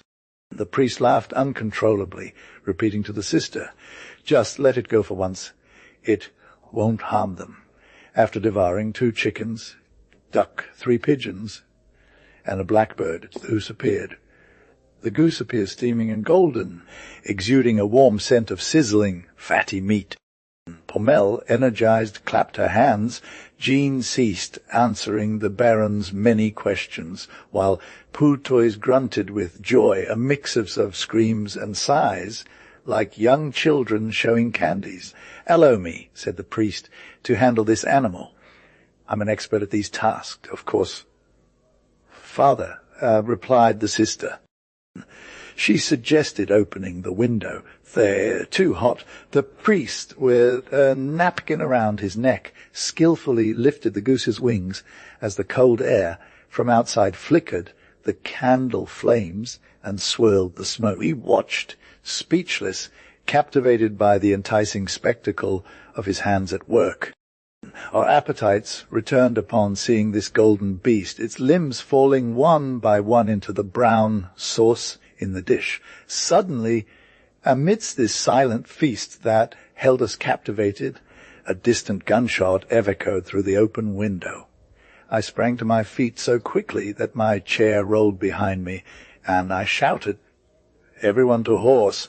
You, Marchus, take 2 men and go for news. I'll wait for you here in 5 minutes." As the 3 riders sped away into the night, I mounted with my other 2 hussars in front of the villa's porch, while the priest, sister, and 3 women showed their startled faces at the windows. No more sounds were heard than a dog barking in the countryside. The rain had stopped. It was cold, very cold. Soon I recognized the galloping sound of one horse, just one horse returning. It was Marchus. "I created this well." He replied, "Nothing at all." France always hurt an old farmer who refused to answer who lives and continued advancing despite the order to turn aside. He's being brought in. Actually, we'll see what it is. I ordered the horses taken back to the stable and sent my 2 soldiers ahead of the others, then went back into the house. The priest marches, and I descended a mattress into the living room to lay the injured man on. The sister, tearing a handkerchief, began making bandages, while the 3 distraught women sat in a corner. Soon I heard the sword has been dragged along the road. I took a candle to light the men who were returning, and they appeared carrying this inert, soft, long, and sinister thing that becomes a human body when life no longer supports it. The injured man was laid on the prepared mattress, and at first glance I saw that he was a dying man. He moaned and spat out blood that dripped from the corners of his lips, forced out of his mouth with each jerk. The man's face, beard, hair, neck, clothes, everything seemed to have been rubbed or bathed in a crimson pool, and the blood had clotted on him, turned dull, mixed with dirt, and was horrifying to look at. The old man, wrapped in a large shepherd's greatcoat, would occasionally open his glazed, lifeless eyes without thought, which appeared stupid with surprise, like those of animals that the hunter kills and looks back at already 3/4 dead, stunned by the shock and terror. The priest exclaimed, "Oh, it's Father Placide, the old pastor from Moulins. He's deaf, poor man, and didn't hear anything." "My God! You've killed this unfortunate," said the sister, as she had pulled back his blouse and shirt to look at a small purple hole in his chest that was no longer bleeding. "There's nothing to be done," she said. The shepherd, gasping horribly, continued spitting blood with each of his last breaths, and one could hear a sinister and continuous gurgling sound coming from the back of his throat down to the depths of his lungs. Standing over him, the priest raised his right hand, traced the sign of the cross, and pronounced in a slow and solemn voice the Latin words that clean souls. Before he had finished, the old man was shaken by a brief spasm, as if something inside him had broken. He no longer breathed. He was dead. Turning around, I saw a sight even more terrifying than the agony of this wretched man. The 3 old women stood huddled together, hideous, grimacing in anguish and horror. I approached them, and they began to scream sharply, trying to escape as if I were going to kill them too. Jean, who could no longer support her burned leg, fell flat to the ground. Sister Saint Benno, having abandoned the dead, ran towards her infirm charges. And without a word to me, without so much as a glance, they covered them with their shawls, gave them their crutches, pushed them towards the door, made them leave, and vanished into the deep, dark night. I understood that I couldn't even get them accompanied by a hussar, as the mere sound of a sword would have terrified them. The priest still stared at the dead body, finally turning to me. What a terrible thing, he said. At the woods the mayor was about to sit down for lunch, when he was informed that the forest ranger was waiting for him at town hall with 2 prisoners. He went straight there, and indeed he saw his forest ranger, Father Hochster, standing and sternly watching a pair of middle-aged burgesses.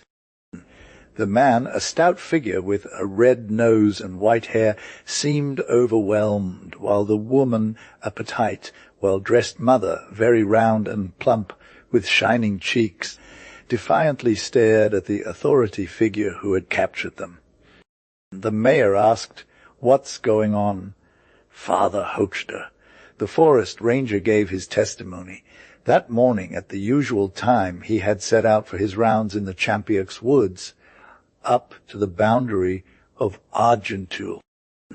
He hadn't noticed anything unusual about the countryside, except that it was a beautiful day and the wheat fields were doing well, until the son of Bredel, who was pruning his vine, cried out, "Hey, Father Hochster, go check by the edge of the woods in the first copse.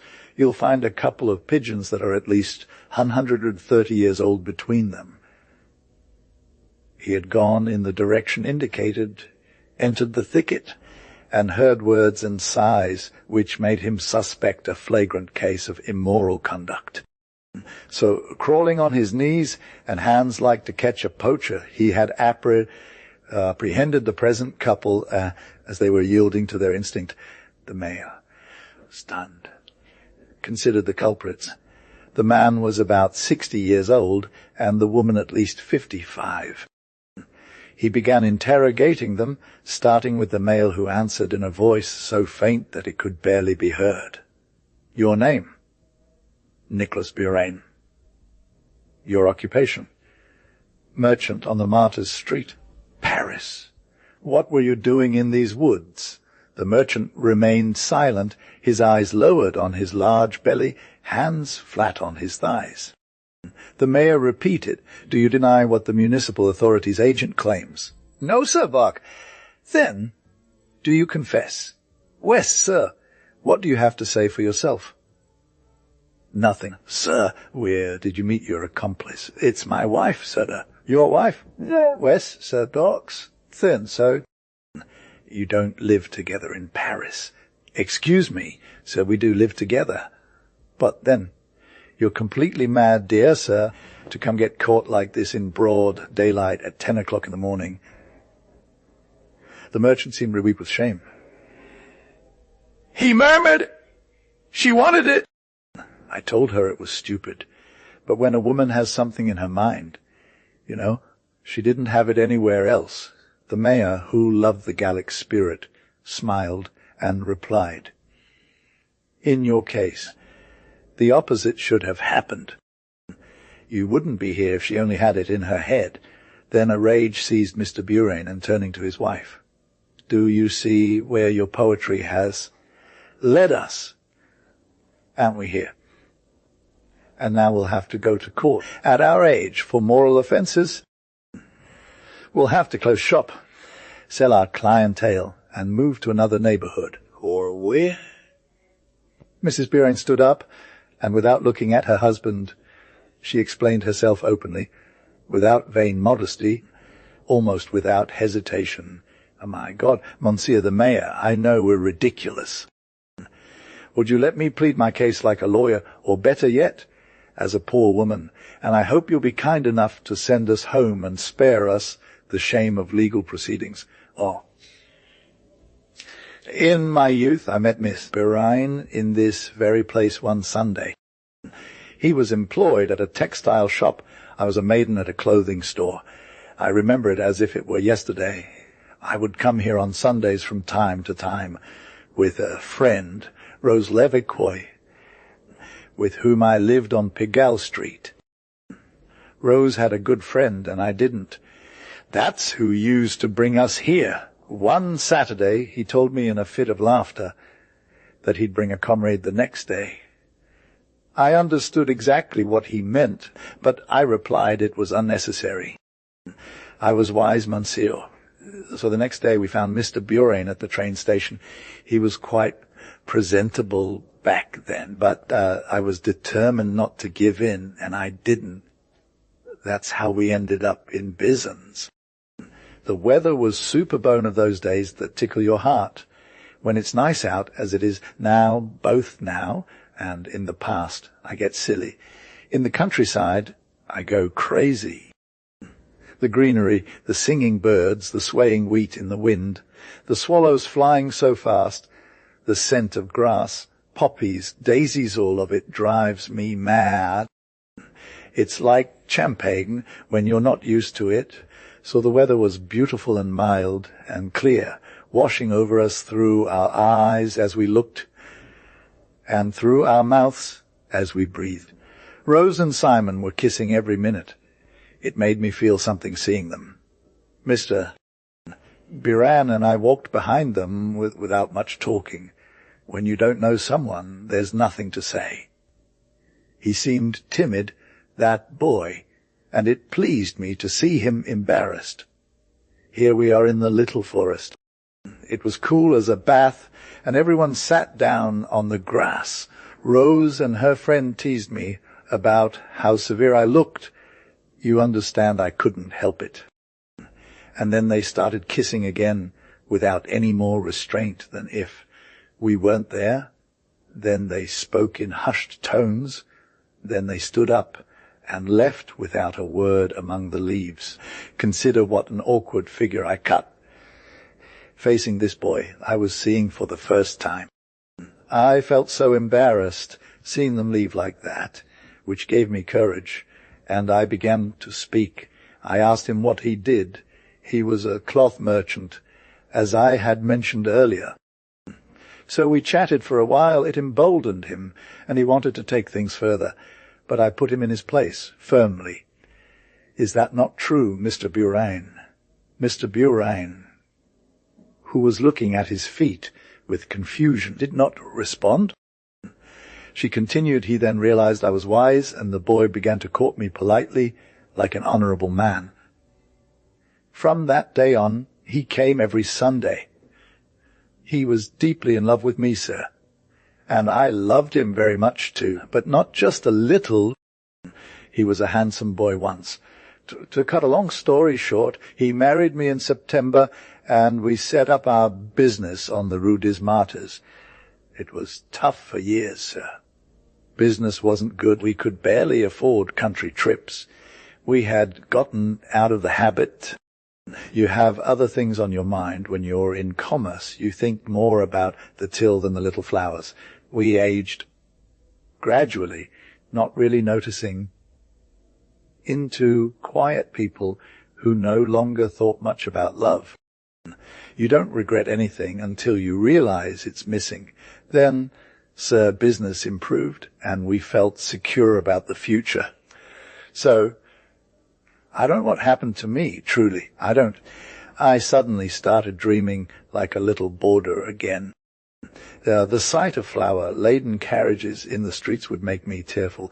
The scent of violets would come and find me in my chair behind my till, making my heart race. So I would stand up and go to the door to look at the blue sky between the rooftops. When you look at the sky in a street, it looks like a river, a long river flowing down into Paris in twists and turns, and swallows fly through it like fish. It's ridiculous, these things at my age. What can I say, sir? When you've worked all your life, there comes a time when you realize you could have done something different, and then you regret it. Oh, yes, you do. Consider this. for 20 years. I could have gone out into the woods to gather kisses like everyone else, like other women. I thought about how good it was to lie under leaves in love with someone. I thought about that every day, every night. I dreamed of moonlit water until I wanted to drown myself. I didn't dare speak about this to Missa. Titler, Maupassant's story in the early days, I knew full well that he would mock me and send me back to sell my thread and needles. And to be honest, Missa, Bire no longer said much to me, but when I looked at myself in the mirror, I realized that I was saying nothing to anyone either. So I decided and proposed a country trip to the place where we first met. He accepted without hesitation, and here we are, arrived this morning around 9 o'clock. I felt completely turned upside down when I stepped into the fields. A woman's heart never ages. And indeed, I no longer saw my husband as he once was, but as he used to be. I swear, Mr. Mayor, the whole truth, I said. The mayor was a man of wit. He stood up, smiled, and said, "And go in peace, madam, and do not sin." Under the leaves. A family I was about to see, my friend Simon Ray Devon, for the first time in 15 years. Once he was my closest companion, the friend of my thoughts, with whom we spent countless quiet, pleasant evenings, to whom I confided intimate heart matters, and together we found rare, fine, ingenious, delicate ideas born from mutual sympathy that stirred our minds and put them at ease. For many years we hardly ever parted ways. We lived, travelled, pondered, dreamed, loved the same things, the same passion, admired the same books, understood the same works, shared the same sensations, and so often laughed at the same people that we completely understood each other, just by exchanging glances. Then he got married. He suddenly wedded a young girl from the provinces who came to Paris seeking a husband. How did this blonde, slender girl with clumsy hands, clear and empty eyes, and a fresh, foolish voice like 100,000 wedding dolls choose that intelligent, refined young man? Can one understand such things? Perhaps he had hoped for happiness, simple, sweet, and lasting in the arms of a good, tender, and faithful woman, and he saw all this in the transparent gaze of that girl with pale hair. He hadn't realized that an active, vibrant man gets tired of everything as soon as he grasps the stupid reality, unless he becomes so intoxicated that he no longer understands anything. How was I to find him? Would he still be alive, cheerful, and enthusiastic, or would life in the province have put him to sleep? A man can change in 15 years. The train stopped at a small station. As I stepped out of the carriage, a large, very large man with red cheeks and a bulging belly leaped towards me, his arms open wide, shouting, "George's." I embraced him, but I hadn't recognized him. Then, in amazement, I whispered, "Christy, you haven't lost weight?" "Bah!" He laughed and replied, "What do you expect? The good life, the good food, the good nights. To eat and sleep, that's my existence." I studied his broad figure, searching for the familiar traits. Only his eye had not changed, but I could no longer recognize his gaze, and I thought to myself, if it is true that the eyes reflect one's thoughts, then the thoughts of this head are no longer those of old, those I knew so well. Yet his eye shone with joy and friendship, but it lacked the intelligent clarity that expresses, as much as words do, the value of a mind. Suddenly Simon said, "Here, this is my eldest, a 14-year-old girl, almost a woman, and a 13-year-old boy dressed like a college student approached shyly and awkwardly." I whispered, "Is this yours?" He laughed and answered, "Of course. And how many do you have?" "5." 3 more are still at home. He replied with a proud, content, almost triumphant air, and I felt deep pity mixed with a vague disdain for this conceited and knave reproducer who spent his making children between jobs in his provincial home, like a rabbit in a cage. I climbed into a carriage. He was driving himself, and off we went through the city, a sad, sleepy, dull town where nothing stirred on the streets except a few dogs and 2 or 3 good-looking people. Every now and then a shopkeeper took off his hat at his door. Simon returned the greeting and named the man to prove, perhaps, that he knew every resident by name. The thought occurred to me that he was thinking about the deputation, the dream of all provincial burials. We quickly crossed the city, and the carriage entered a garden with pretensions to being a park, then stopped in front of a house with towers that tried to pass as a castle. "This is my place," said Simon, hoping for a compliment. I replied, "It's delightful." But on the porch a lady appeared, attired for the visit, her hair done for the occasion, ready with phrases for the visit. She was no longer the blonde and boring girl I had seen at church 15 years earlier. She was a large woman with frills and curls, one of those women without age, character, elegance, or spirit without anything that constitutes womanhood. She was a mother, finally, a typical fat mother, the egg layer, the poultry keeper, the human machine that reproduces without any other concern in her soul than her children and her cookbook. She welcomed me, and I entered the vestibule where 3 children lined up by height seemed placed there for a review, like firemen in front of a mayor. I said, here are the others. Simon, radiant, and named them Jean, Sophie, and Gontran. The salon door was open, so I entered and caught sight of something shaking in a chair, a man, an old paralyzed gentleman. Mrs. Redovan approached. "This is my grandfather." "Sir?" "He's 87 years old." Then she whispered into the trembling elderly man's ear, "He's a friend of Simon, Dad." The ancestor made an effort to greet me and muttered, "Oh," waving his hand.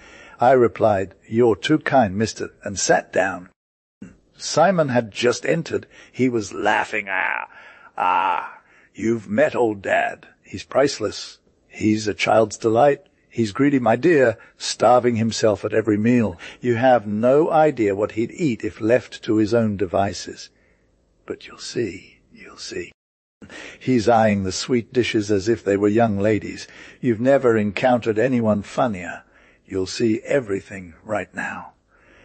Then I was led to my room for my toiletry. Yes, dinner time was approaching. I heard heavy footsteps on the stairs and turned around. All the children followed in a procession behind their father, perhaps to honor me.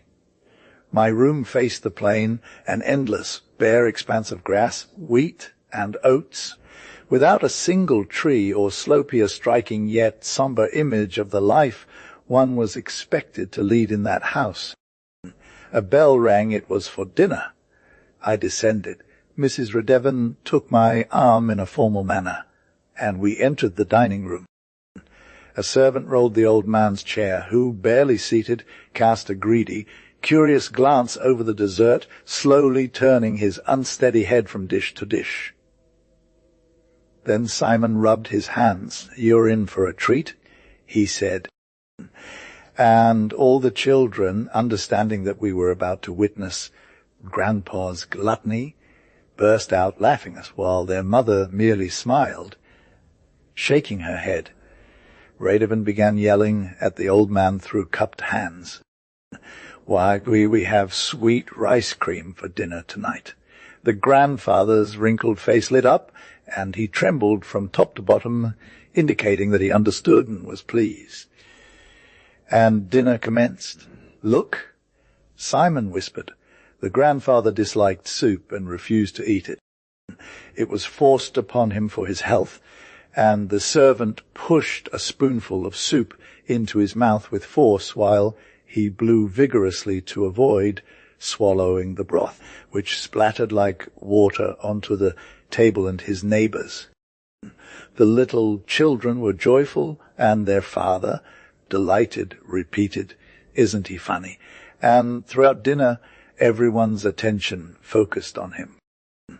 He devoured the dishes with his eyes, and here is the translation of the text, preserving the name, Maupassant, Maine, filled with frenzied agitation, tried to grasp them and draw them towards her.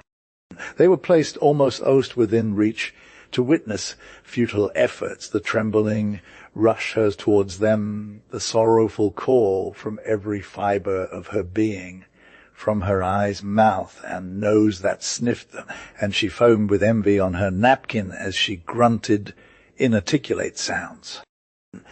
The entire family rejoiced in this odious and grotesque torture. Then a tiny piece of rice was served on his plate, which he devoured with feverish gluttony, craving something else immediately. When the sweet rice arrived, he almost had a convulsion. He moaned with desire. Gontran shouted at him, "You've eaten too much, you won't have any more," and they pretended not to give him any. Then he started crying. His tears trembled harder while all the children laughed. Finally, his share was brought to him, a mere scrap. As he took the first bite of the dessert, he made a comical and greedy throat sound and a neck movement similar to ducks swallowing something too large.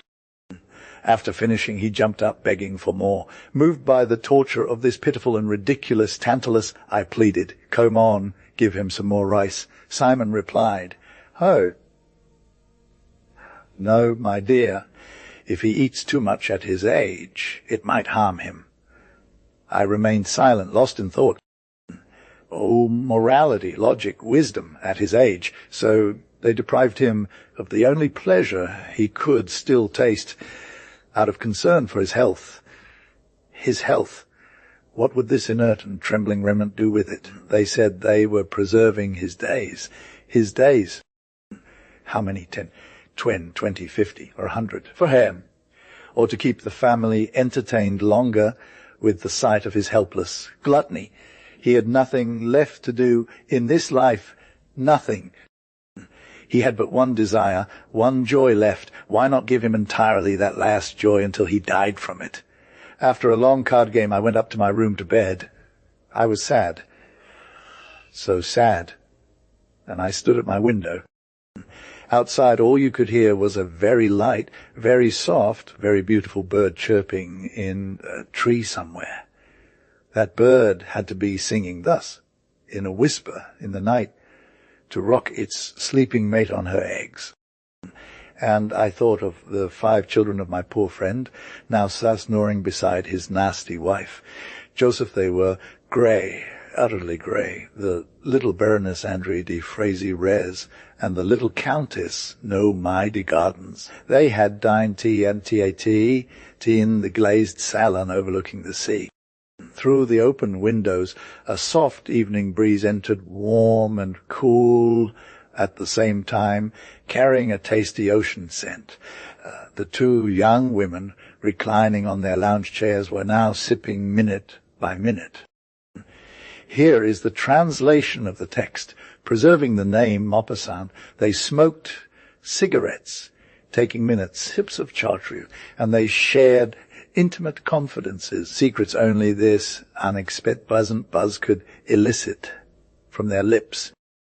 Their husbands had returned to Paris in the afternoon, leaving them alone on this secluded little beach they'd chosen to evade the gallant rovers of popular resorts. Absent for 5 days out of 7, they dreaded country excursions, picnics on the grass, swimming lessons, and the rapid familiarity that arose from idleness in spay towns. Dieppe, Etretat, Trouville seemed daunting to them, so they'd rented a house built and abandoned by an eccentric in the valley of Roqueville near Ferret Camp, and buried their wives there for the entire summer. They were grey. With little else to occupy their minds, the young Baroness had suggested to the young Countess a fancy dinner with champagne. Initially, they thoroughly enjoyed preparing the meal themselves. Then they ate it happily, drinking merrily, to quench the thirst that the heat of the kitchen had awakened in their throats. Now they chatted and ranted in unison as they smoked cigarettes and gargled gently with chartreuse. Indeed, they no longer had any idea what they were saying. The Countess, legs up on the chair's backrest, was even more absent than her friend. To conclude an evening like this, she said, we'd need some lovers. If I'd planned for it earlier, I would have brought 2 from Paris and given one to you. Mem, the other woman replied. Always find some even tonight. If I wanted one, I could have him.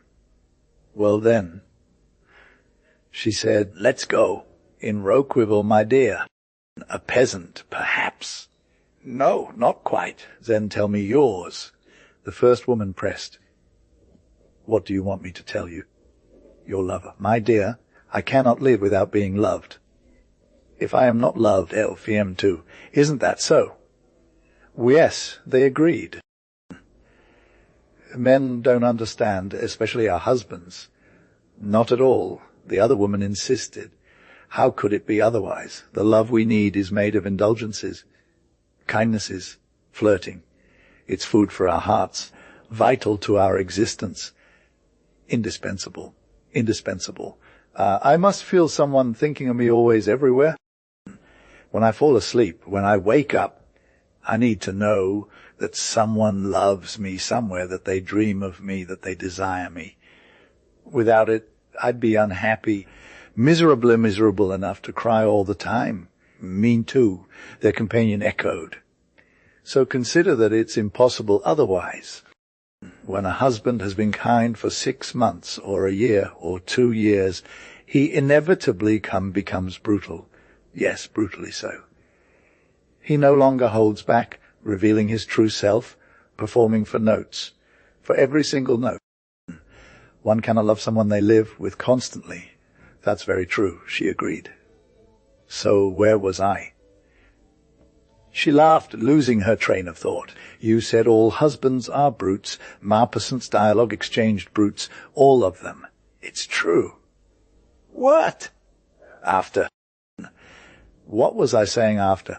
I don't remember, me neither, since you didn't say. I had something to tell you. Yes, that's right. Wait. There we go. I'm listening. So I told you I find lovers everywhere. How do you do that? Just observe. When I enter a new land, I take notes and make my selection. You select them. Of course, I take notes. I gather information. After all, a man needs to be discreet, rich, and generous, doesn't he? It's true. And then he needs to appeal to me as a person. Absolutely. So I approach him. You approach them. Yes, just like you would fish. Have you ever gone fishing with a line? No, never. You've made a mistake. It's very fun and instructive too. So I approach. How do you do that? Simply, we don't choose them. They think they're choosing, but it's us who choose, always. Imagine, when we're not ugly or stupid like the rest of them, all men are potential suitors, without exception. We review them from morning till night, and when we spot one, we approach him. It still doesn't tell me how you do that. How do I do it? I don't do anything. I let them look at me. That's all. You let yourself be looked at. Yes. Of course, that's enough. After being looked at several times in a row, a man instantly finds you the most beautiful and seductive woman among them. Then he starts courting you. I let him know I'm not bad without saying any directly. And he falls head over heels in love. I keep him hooked. And it lasts for good or ill, depending on his qualities. Do you catch all those you want? Almost all. Are there any who resist? Sometimes. Why? There are 3 reasons why. Because they're deeply in love with someone else. Because they're excessively shy, and because, how should I put it, they're incapable of successfully winning a woman's heart. Oh, my dear, do you believe that? Yes, yes, I'm certain. There are many of the latter kind, much more than we think. They look like everyone else, dress like everyone else, strut around. When I say strut, I'm wrong. They can't even spread their wings. Oh, my dear. As for the shy ones, sometimes they're utterly stupid. They're men who don't know how to undress, not even when they want to go to bed by themselves with an ice cream in their room. With those types, you need to be assertive. You use your eyes and a firm handshake. It's often pointless anyway. They have no idea where to start or what to do. If we faint in front of them as a last resort, they'll take care of us. And if we take too long to regain consciousness, here is the translation of the text preserving the name Maupassant. They go to seek help. The ones I prefer, me, are the lovers of others. Those I seize by storm with the bayonet, my dear. It's all good, but when there are no men, like here, for instance, I find them. You find them. Where? Everywhere. That reminds me of my story. 2 years ago, this year, my husband made me spend the summer in his land of boogrols. There was nothing. But you hear nothing, not a sound, nada. In the surrounding manors, a few repulsive oafish types, hunters of fur and feather who live in castles without bathtubs, men who sweat and lie around there, and it would be impossible to correct them because they have dirty existence principles. Guess what I did? I don't guess. I had just read a bunch of George Sand novels celebrating the common man, where workers are sublime and all men in the world are criminals. After that I had seen Rye Blas the previous winter, and it had struck me deeply. Well, one of our farmers had a son, a handsome 22-year-old who had studied to become a priest but left seminary out of disgust. So I took him on as a servant. Oh, and then After, my dear, I treated him with great disdain, showing him plenty of myself. I didn't approach him, that bore. I ignited him. Oh, Andrea? Yes, it amused me a lot. They say servants don't count. Well, he didn't count. I'd summon him for orders every morning while my maid dressed me, and also every night when she undressed me. Oh, Andre? My dear, he went up in flames like a straw roof. So at the table during meals, I only talked about cleanliness, body care, showers, baths. After 15 days, he was immersing himself morning and night in the river, then perfuming himself to poison the castle. I even had to forbid him perfumes, telling him furiously that men should only use cologne water. Oh, Andre! Then I had the idea of organizing a country library. I had a few hundred moral novels delivered that I lent out to all our peasants and mice. A few. Poetic. Books. Those that disturb souls for boarders and college students. I gave them to my chambermaid. It taught him life, a strange life. Oh, Andre. So I became familiar with him, started calling him by his first name. He was in a terrifying state. He was getting skinny like a rooster, rolling his eyes crazy like I had a blast.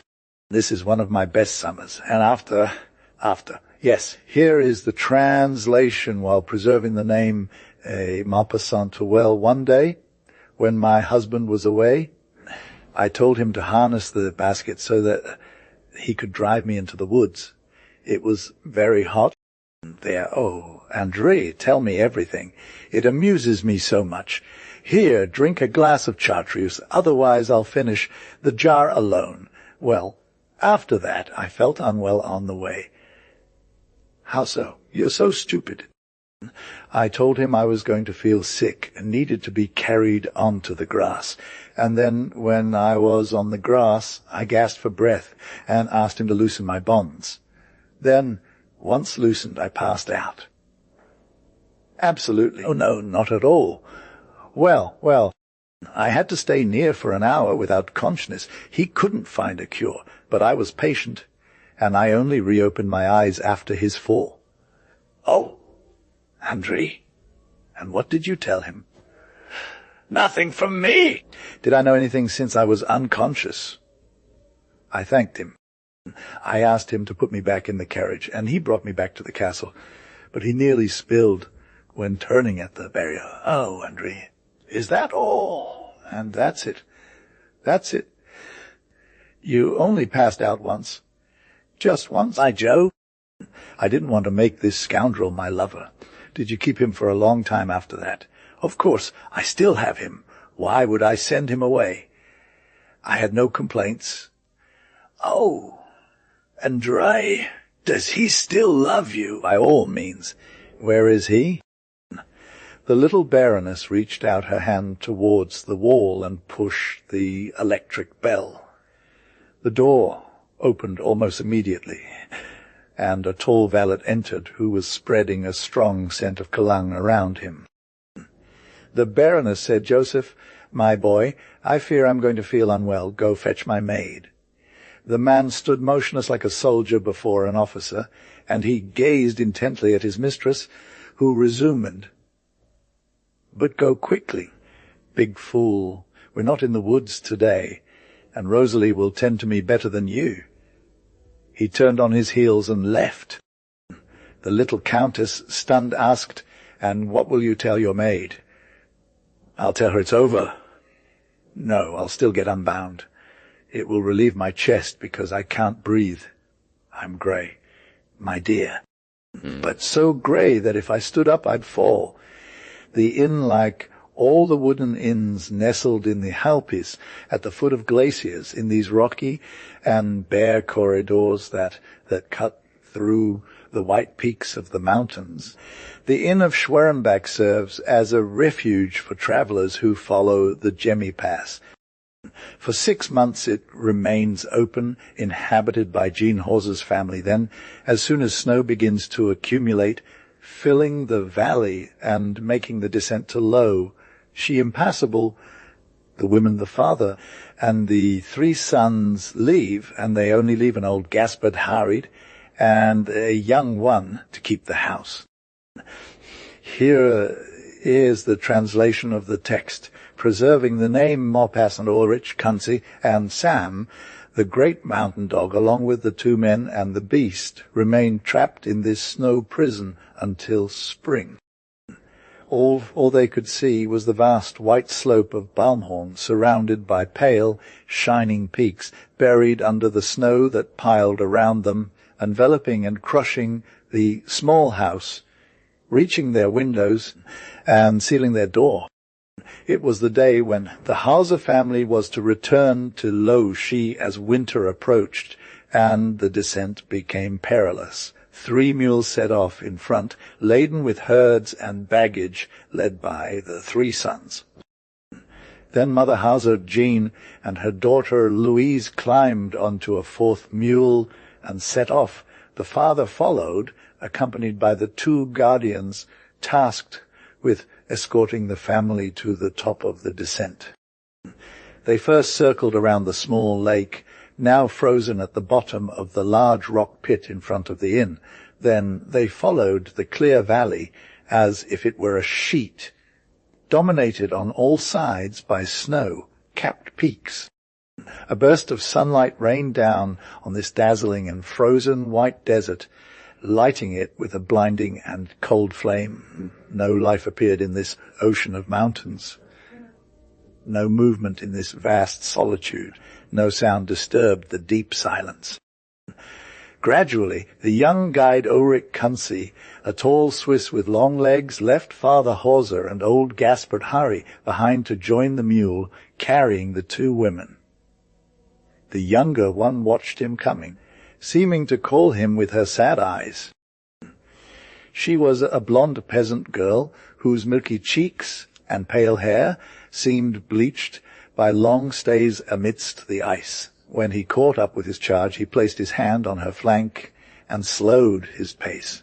Mother Horsa began talking to him, listing countless recommendations for the winter. This was his first time staying up here, while old Harry had already spent 14 winters in the snow at Schwerenbach Inn. Ulrich Kunze listened without appearing to understand and continuously gazed at the young girl. Occasionally he replied, "Wes, Madame Horsa." His thoughts seemed distant, and his calm face remained impassive. They reached Lake Dobe, whose long frozen surface stretched flat across the valley's bottom. To the right, Dorbenhorn showed its black rocks standing sheer against the enormous moraines of Loemmen Glacier, which was dominated by wild strubel. As they neared the Gemmi Pass, where the descent to Low Shi begins, they suddenly caught a glimpse of the vast horizon of the Valais Alps, separated from them by the deep and wide Rhine Valley. Far away it was a land of white peaks, uneven, crushed or pointed, shining under the sun miscible with its two horns, the powerful Wishorn Massif, the heavy Brunnighorn, the high and fearsome pyramid of the Matterhorn, this man-killer, and the White Dent, that monstrous Coquette. Then, below them, in a massive chasm, at the bottom of a terrifying abyss, they caught sight of Lo Chi, whose houses seemed like grains of sand scattered across that enormous crevice. Finally, and neatly sealed by the Gemmi, opening out onto the Racuni. The mule stopped at the edge of the path, which meandered, constantly turning back and forth along the straight mountain until it reached that almost invisible small village at its foot. The women leaped into the snow. The two old men joined them. "Come on," said Father Horsa. "Goodbye and good luck. See you next year, friends," he continued. Father Harry repeated, "See you next year." They embraced. Then Mrs. Horsa took her turn, pressing her cheeks, and the young girl did the same. When it was Ulrich Kunze's turn, he whispered in Louise's ear, "Don't forget those up above."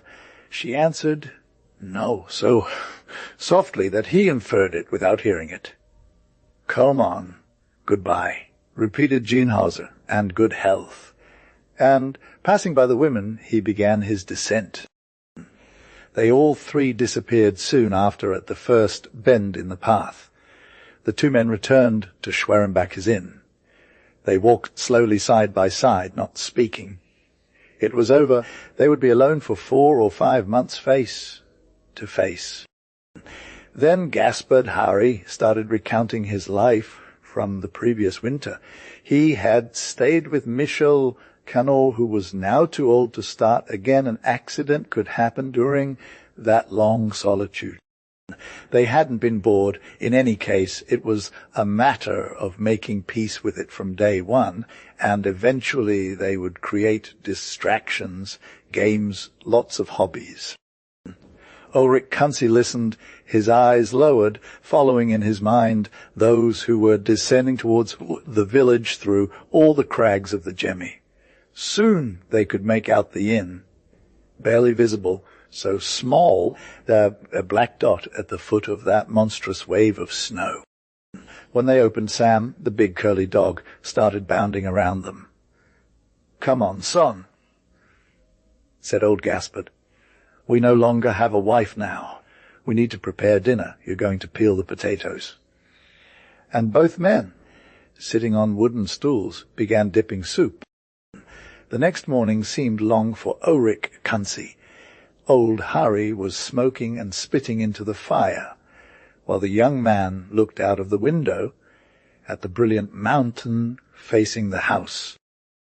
He went out in the afternoon and retraced his steps from the previous day, looking for traces on the ground of the mule's hooves that had carried the two women. Then, when he reached the Gemmi Pass, He lay down on his stomach at the edge of the abyss and looked at Lo, she. The village in its rocky pit hadn't yet been buried under snow, though it came close, stopped abruptly by the forests of firs protecting its surroundings. Its low houses looked like pavers from up there on a meadow. Little Horsa was now there, in one of those grey homes. Which one? Ulrich Kunsi was too far away to tell them apart. Separately, as he had wanted to descend while he still could. But the sun had disappeared behind the great Wildstrubel peak, and the young man returned. Father Harry was smoking. On seeing his companion return, he proposed a card game, and they sat face to face across from each other on either side of the table. They played for a long time a simple game called Brisk. Then, after supper, they went to bed. The days that followed were similar to the first, clear and cold, with no new snow. Old Gaspard spent his afternoons watching eagles and rare birds that ventured onto these frozen summits, while Ulrich regularly returned to the Gemmy Pass to gaze upon the village. Then they would play cards, dice, dominoes, winning and losing small objects to keep their game interesting. One morning, Hari, having woken first, called his companion. A moving cloud, deep yet light, of white foam descended upon them, surrounding them without a sound, slowly burying them under a thick and dull mattress of moss. It lasted for 4 days and 4 nights. They had to clear the door and windows, dig a passageway, and carve steps to ascend this powder ice that 12 hours of freezing had made harder than granite from moraines. Then they lived like prisoners, rarely venturing outside their abode. They divided the chores they performed regularly. Ulrich Kunsi took charge of cleaning, washing, all care and housekeeping tasks. It was also his responsibility to split wood, while Gaspard Harry cooked and tended the fire. Their work, regular and monotonous, was interrupted by long card or dice games. Never did they argue, both being calm and placid. Even they never had impatience, bad mood, or sharp words, as they had stocked up on resignation for this wintering on the summits. Sometimes old Gaspard would grab his rifle and go hunting chamois. He would occasionally kill one.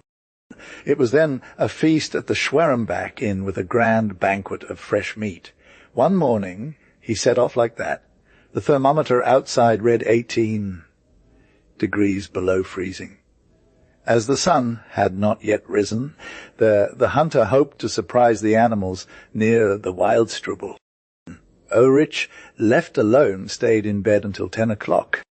He was naturally a heavy sleeper, but he would not have dared to give in to his inclination in the presence of the always fiery and early guide. He slowly had breakfast with Sam, who also spent his days and nights sleeping by the fire. Then he felt sad, even frightened by solitude, and seized with the need for their daily card game, as one is with an invincible habit. So he went out to meet his companion, who was expected back at 4 o'clock. The snow had leveled the entire deep valley, filling crevasses, erasing Tulake, covering rocks, leaving. Here is the translation of the text, preserving the name Maupassant plus. Amidst the immense peaks, a vast white basin, blinding and frozen. For 3 weeks, Ulrich had not returned to the edge of the abyss from which he gazed upon the village. He wanted to go back before ascending the slopes leading to Wildstrubel. Lauchi was now also under a blanket of snow, and the houses were barely recognizable, buried beneath the pale shroud. Turning right, he reached the Lohmann Glacier. He walked with his elongated mountain stride, striking the hard as stone snow with his iron staff. And he searched with his keen eye for the small black and moving dot in the distance on this excessive sheet. When he reached the edge of the glacier, he stopped, wondering if the old man had truly taken this path. Then he continued along the moraines at a faster and more anxious pace. The day was waning, the snows turned pink, a dry and frozen wind blew in sudden gusts over their crystal surfaces. Ulrich let out an acute, vibrant, prolonged cry. His voice soared into the mortal silence where the mountains slumbered. It echoed far and wide over the immobile and deep waves of frozen foam, like a bird's cry on the sea's waves. Then it faded, and no response came. He resumed his walk. The sun had dipped below the horizon there behind the peaks that the sky's purple reflections still lit up, but the depths of the valley grew grey. And all at once the young man felt afraid. It seemed to him that the silence, cold, solitude, and winter death of these mountains were entering his soul, about to stop and freeze his blood, stiffen his limbs, turn him into an immobile, frozen being. So he started running, fleeing towards his home. He thought the old man had returned during his absence. He had taken another path. He would be sitting by the fire with a dead camoise at his feet. Soon he spotted the inn. No smoke emerged from it. Ulrich ran faster, opened the door. Sam leapt up to greet him, but Gaspard Hari had not returned. Horrified, Kunsi spun around, as if expecting to discover his companion hidden in a corner. Then he relit the fire and made soup, still hoping to see the old man return. From time to time he would step outside to check if he appeared.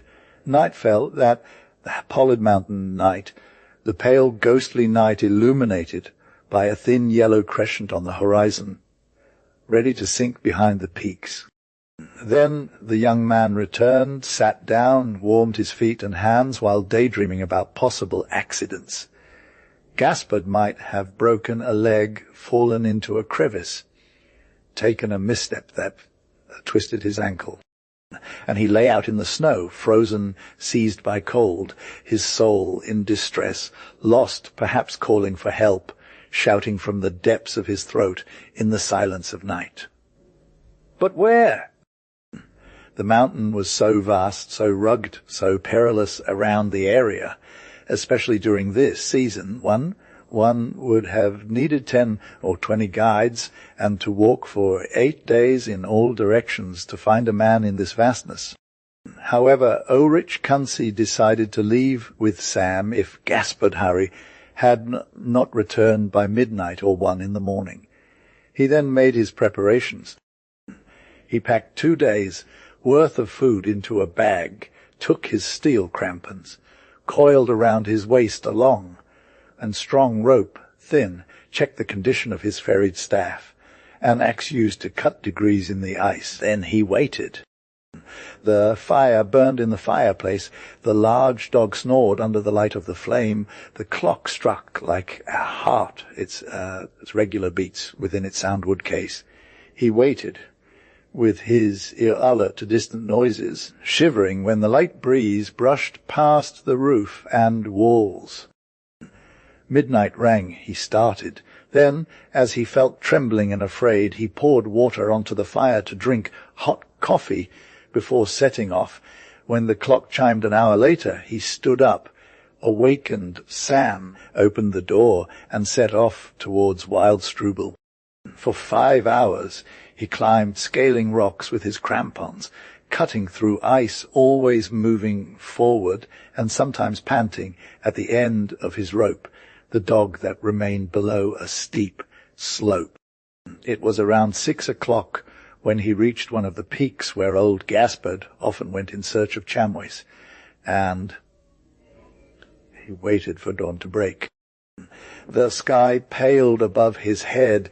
Suddenly a strange glow from somewhere unknown suddenly lit up the vast ocean of pale peaks stretching 100 leagues around him. It seemed as if that vague clarity emerged from the snow itself to spread through space. Gradually, the farthest high peaks turned a delicate pink, like flesh, and the red sun appeared behind the heavy giants of the Bernese Alps. Ulrich Kunze resumed his journey. He walked like a hunter, bent, scanning for tracks, telling the dog, "Search, my big fellow, search." He now descended the mountain, searching with his eyes the crevices, and sometimes calling out, prolonging his cry. It quickly died away in the silent vastness. Then he pressed his ear to the ground to listen. He thought he could distinguish a voice, started running, called again, heard nothing more, and sat down, exhausted and desperate. Around noon he had lunch and fed Sam as well, just as tired as himself. Then he continued his search. By evening he was still walking, having 50 kilometers of mountain. As he was too far from home to return and too tired to drag on any longer, he dug a hole in the snow and curled up with his dog under a cover he had brought. And they lay one against the other, man and beast, warming their bodies to each other, frozen down to their marrow. Ulrich barely slept, his mind haunted by visions, and his body shaken by chills. The dawn was approaching when he sat up.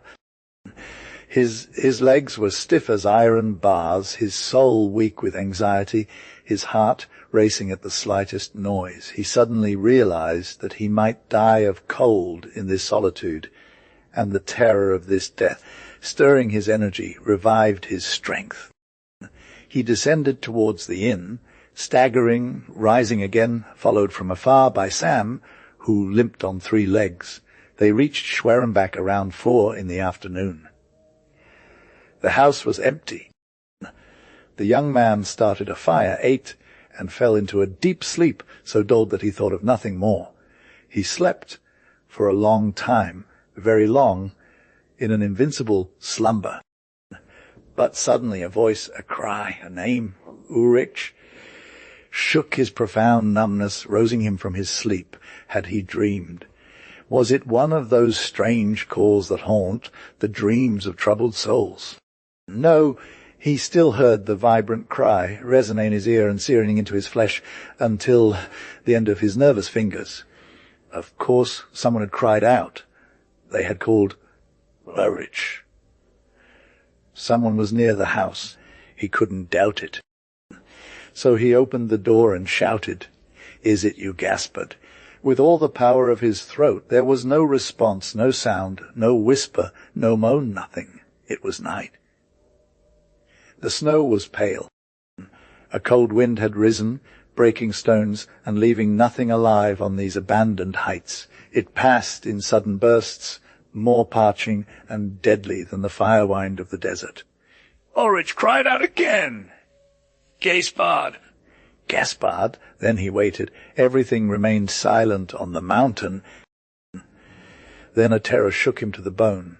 He leapt back into the inn, shut the door, and bolted it. Then he collapsed onto a chair, certain that his comrade had called him as his life slipped away. He was sure of it, just as one is sure of living or eating bread. Old Gaspard Harry had agonized for 2 days and 3 nights somewhere, in a hole in one of those deep, pristine ravines where whiteness is more sinister than the darkness of underground caverns. He had suffered for 2 days and 3 nights, and he had just died thinking of his companion. And his soul, barely free, had flown towards the inn where Ulrich slept, and it had called him through the mysterious and terrible power that dead souls have to haunt the living.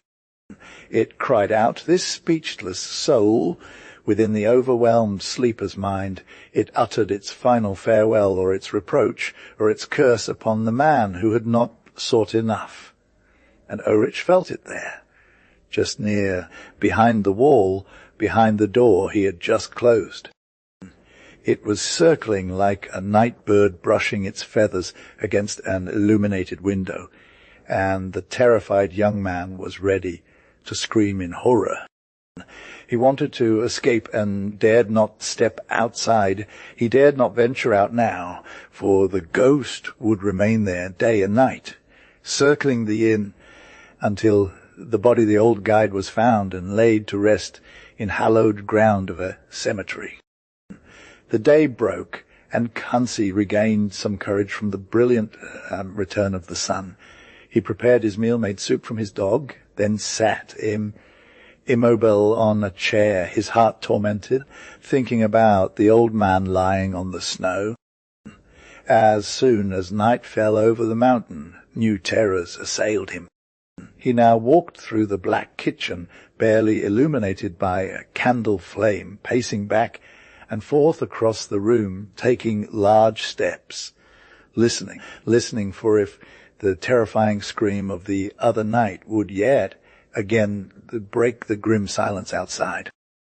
And he felt alone, the miserable wretch, like no man had ever been alone. He was alone in this vast snow desert, alone at 2,000 meters above inhabited earth, above human homes, above the bustling life below, alone in the frozen sky.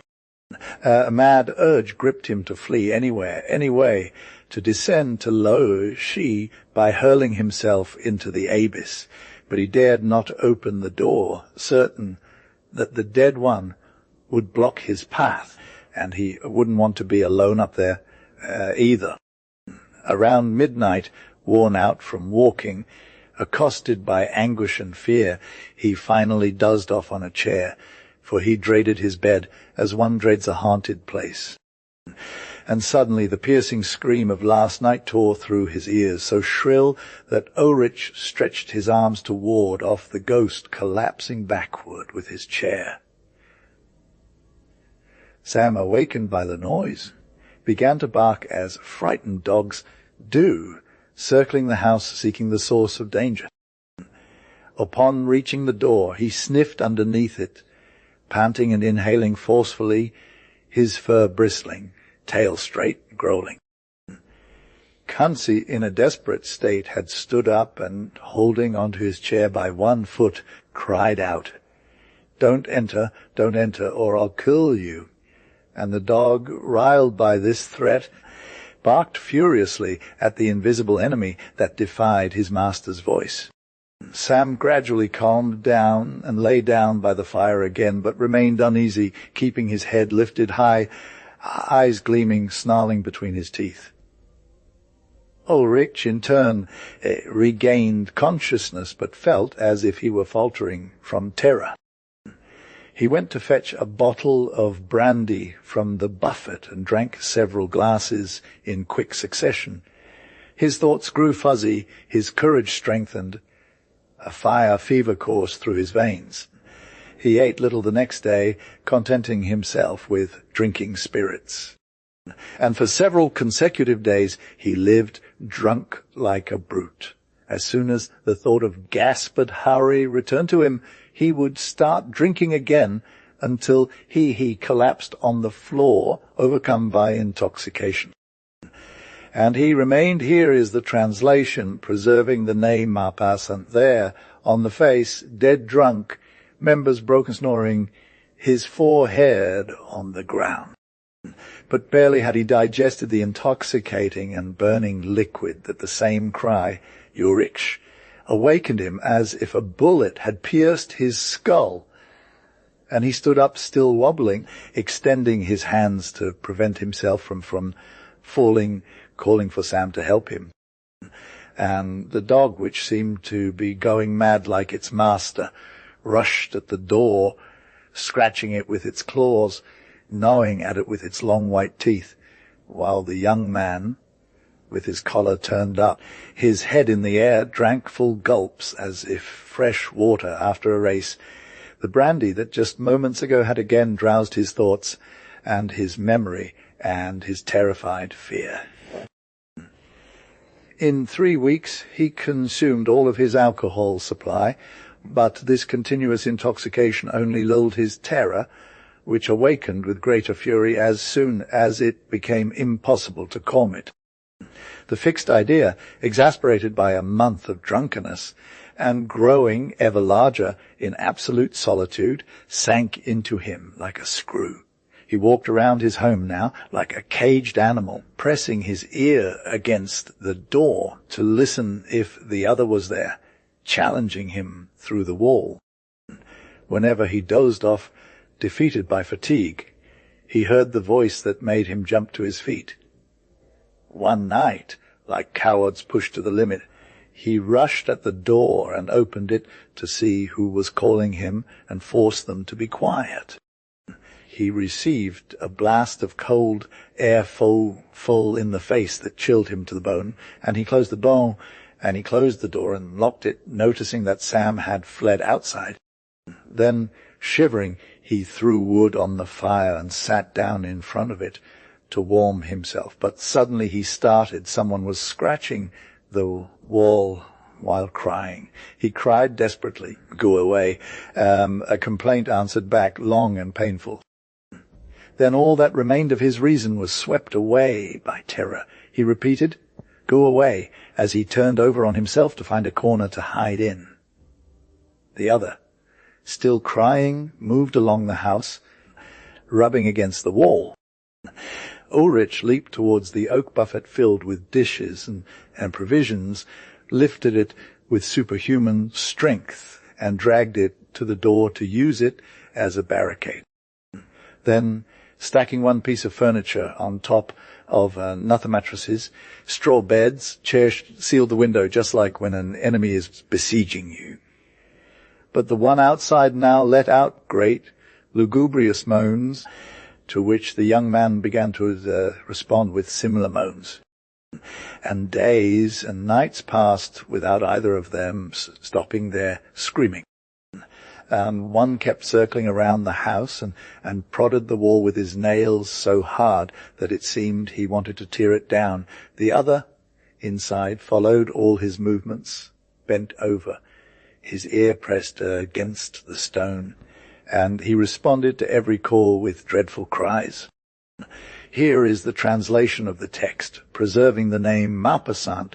That evening, Ulrich could hear nothing, and he sat down so exhausted that he fell asleep immediately. He woke up without a memory, without a single thought, as if his entire head had been cleared during this overwhelming sleep. He was hungry, so he ate. Winter was over. The passage through the Gemmi was once again navigable, and the Hauser family set off to return to their inn. As soon as they reached the top of the ascent, the women climbed onto their mule, and they spoke the two men they were about to meet that very moment. They wondered why one of them hadn't come down a few days earlier, when the road became possible to provide news of their long winter stay. Finally they spotted their inn, still covered and capped with snow. The door and window were shut. A little smoke emerged from the roof, which reassured Father Hauser. But as they drew closer, he noticed on the threshold a skinned animal skeleton picked apart by eagles, a large skeleton lying on its side. Everyone examined it. "It must be Sam," said the mother, and she called out, "Hey, Gaspard!" A high-pitched cry responded from inside, like that of an animal. Father Hauser repeated, "Hey, Gaspard!" Another similar cry echoed. Then the three men, the father and two sons, tried to open the door. It resisted. They took a long beam from the empty barn as a battering ram and launched it with all their might. The wood cried out, gave way, the boards flew apart. Then a loud noise shook the house, and they saw inside, behind the collapsed buffet, a man standing with hair falling over his shoulders, a beard hanging over his chest, bright eyes, and tattered cloth on his body. They didn't recognize him, but Louise Hauser exclaimed, "It's Ulrich, Mom." And the mother realized it was Ulrich, though his hair was white. He let them approach. He allowed them to touch him, but he did not answer their questions, and they had to take him to Low, where the doctors confirmed that he was insane. No one ever found out what happened to his companion. That summer, little Hase nearly died from a languor disease that was attributed to the mountain's cold. The vagabond for 40 days he had been walking, searching for work everywhere. He had left his hometown, Ville-Avaray in Normandy, due to a lack of employment opportunities. A carpenter's apprentice at 27, a good subject, strong and hard-working, he had remained for 2 months at the expense of his family. As the eldest son, all he had to do was rest his robust arms during the general unemployment. Bread became scarce in the house. The 2 sisters went out during the day, but earned little, and Jacques Randall, the strongest, did nothing as he had no work to do, only eating others' soup. So he inquired at City Hall, and the secretary replied that there were opportunities to be found in the centre. So he had left, equipped with papers and certificates, with 7 francs in his pocket and on his shoulder, within a blue handkerchief tied to him a pair of spare shoes, a pair of underpants and a shirt. And he had walked without rest, day and night, along the endless roads under the sun and the rain, never reaching that mysterious land where workers find work. At first he insisted on the idea that he should only work as a carpenter, since he was a carpenter. But at every construction site he visited, they replied that they had just let men go due to lack of work orders, and he decided, finding himself without resources, to do all the tasks he encountered along his path. So he became in turn a miner, a stable boy, a stone cutter. He split wood, shook trees, dug a well, mixed mortar, tied bundles of firewood, watched goats on a mountain, all for a few coins, as he only managed to get 2 or 3 days of work every now and then by offering himself at low prices in an attempt test the greed of employers and peasants. Now, for a week, he had found nothing. He had nothing left, and he was eating a little bread thanks to charity from women he implored on doorsteps along the roads. Evening fell. Jacques Randall, exhausted, his legs broken, his stomach empty, his soul in distress, walked barefoot on the grass by the side of the road, preserving his last pair of shoes, as the other had long since worn out. It was Saturday towards the end of autumn. Grey clouds rolled across the sky, heavy and fast, driven by a wind that whistled through the trees. One could sense it would rain soon. The countryside was deserted at this hour of day, the eve of Sunday. From field to field, huge straw bales resembling yellow mushrooms, monstrous and enormous, stood like fungi, and the land seemed bare, already sound for the coming year. Randall was hungry, a beast's hunger, one of those famines that drive wolves on men. Exhausted, he stretched his legs to take fewer steps, and with his head heavy, buzzing blood at his temples, red eyes, dry mouth, he gripped his stick tightly in his hand with the vague desire to swing it with all his might against the first passerby he would meet going home to eat soup.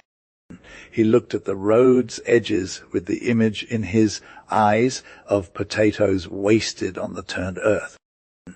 If he had found some, he would have gathered dead wood, lit a small fire in the ditch, and sopped, I swear, with hot round vegetables, which he would first hold burning in his cold hands. But the season was over, and he would have to chew on raw beetroot, torn from a furrow, just like the day before. For 2 days he had been walking at a quick pace, his voice raised, the obsession of his ideas. Until then he had barely thought, applying all his mind and simple faculties to his professional work. But now, exhaustion, the relentless pursuit of an unattainable job, rejections, slights, nights spent on the grass, fasting, and the contempt he felt from the sedentary towards the wanderer.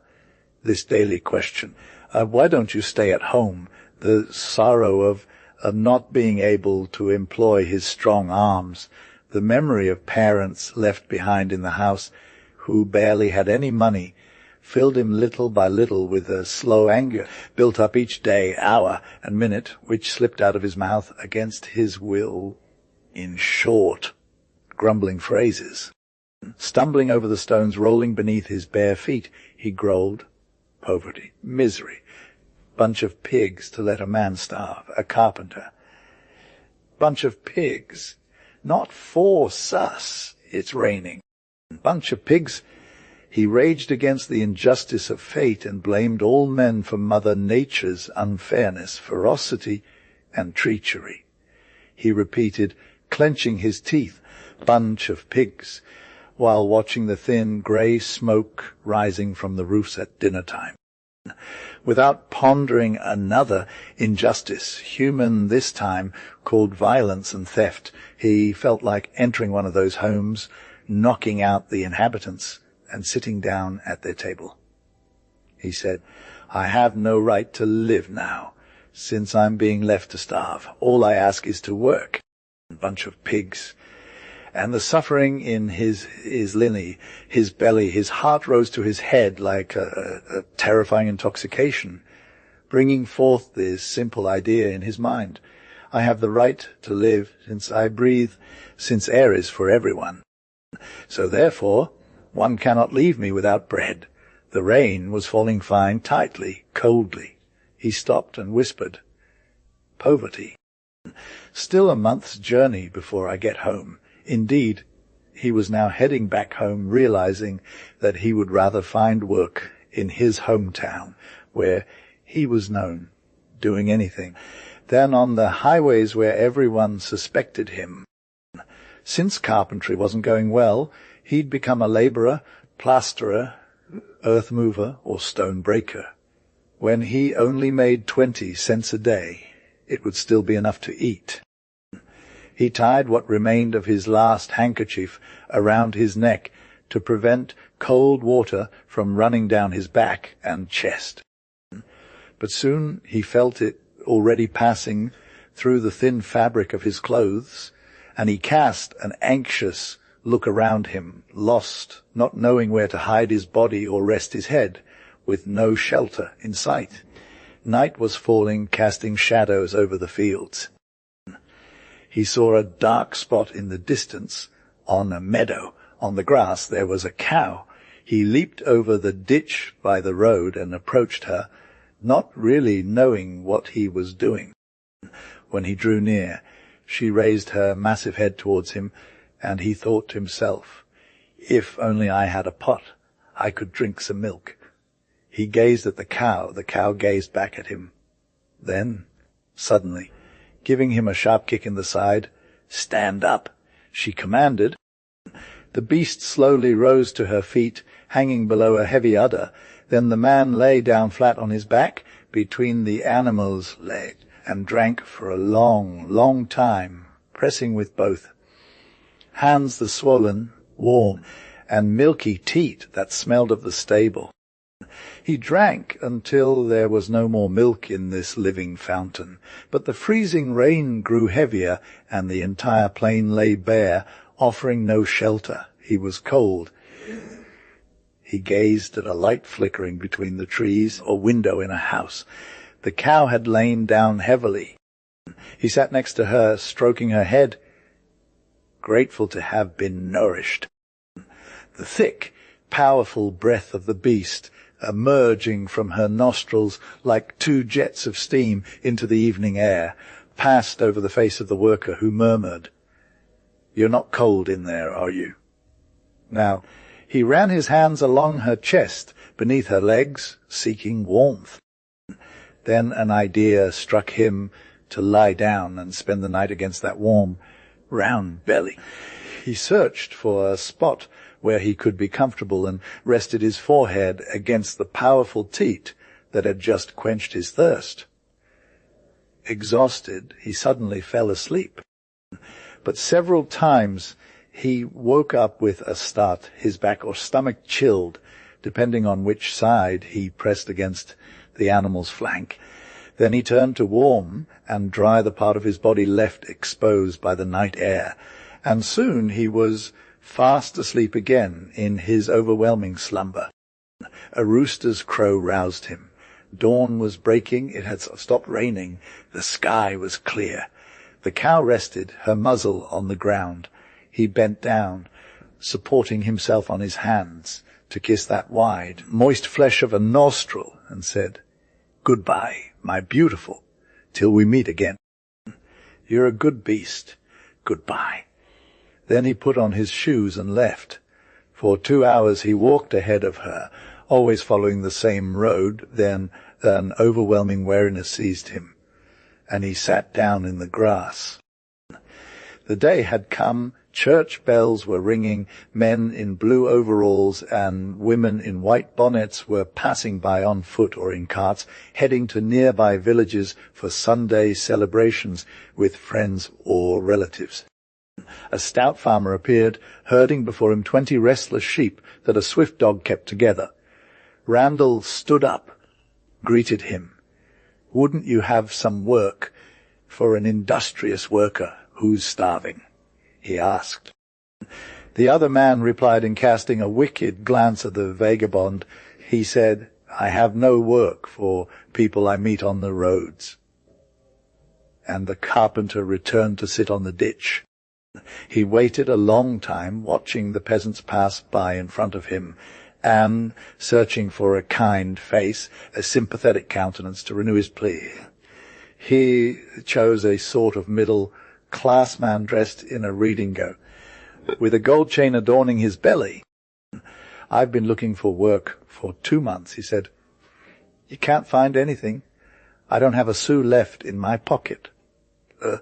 The half-gentleman replied, "You should have read the notice posted at the entrance to the village. Begging is prohibited on the territory of the commune. I know this. I am the mayor, and if you don't scram fast, I'll make you pick up trash." Rando, anger taking hold, whispered, "Pick up trash if you want. I'd rather I won't starve, at least." And he returned to sit on his ditch. After a quarter of an hour, indeed, 2 gendarmes appeared on the road. They walked slowly, side by side, clearly visible, gleaming in the sun with their polished hats, yellow buff leather goods, and metal buttons, as if to scare criminals and drive them away from far away. The carpenter realized they were coming for him, but he didn't move, suddenly seized with a silent desire to defy them, to be caught by them, and take revenge later. They approached without seeming to have noticed him, striding in their military pace, heavy and swinging like the steps of geese. Then, all at once, as they passed in front of him, it seemed as if they had discovered him. They stopped and began to eye him with a threatening and furious gaze. And the brigadier advanced, asking, "What are you doing here?" The man replied calmly, "I'm resting." Dove, "Where do you come from?" "If I had to tell you all the countries I've passed through, me an hour." Dove, "Where are you going?" "To Ville-Avare." "That's where. In Manche." "Is that your country?" "It is my country." "Oh, why did you leave?" "To look for work." The brigadier turned to his gendarme, and in a tone of anger, as if the same deception was finally exasperating him, "They all say that those rascals." "But I know it." Then he continued, "Do you have papers?" "I don't." "Give them to me." Randall took out his papers, his certificates, poor, worn and dirty documents that were falling apart, and handed them to the soldier. The other spelled them out in a mumbled tone. Then realizing they were in order, he returned them with the dissatisfied air of a man who has just been tricked by a cleverer one. After some moments of reflection, he asked again, "Do you have any money on you? No gold?" "Not all. Nothing at all. Not even a single so." "Not even a single so. Then what do you live on?" "What I'm given." "You beg, then?" Randall answered resolutely, "Yes, when I can, but the gendarme declared, I apprehending you in flagrant delicto of vagrancy and begging without means of profession on the road, and I order you to follow me."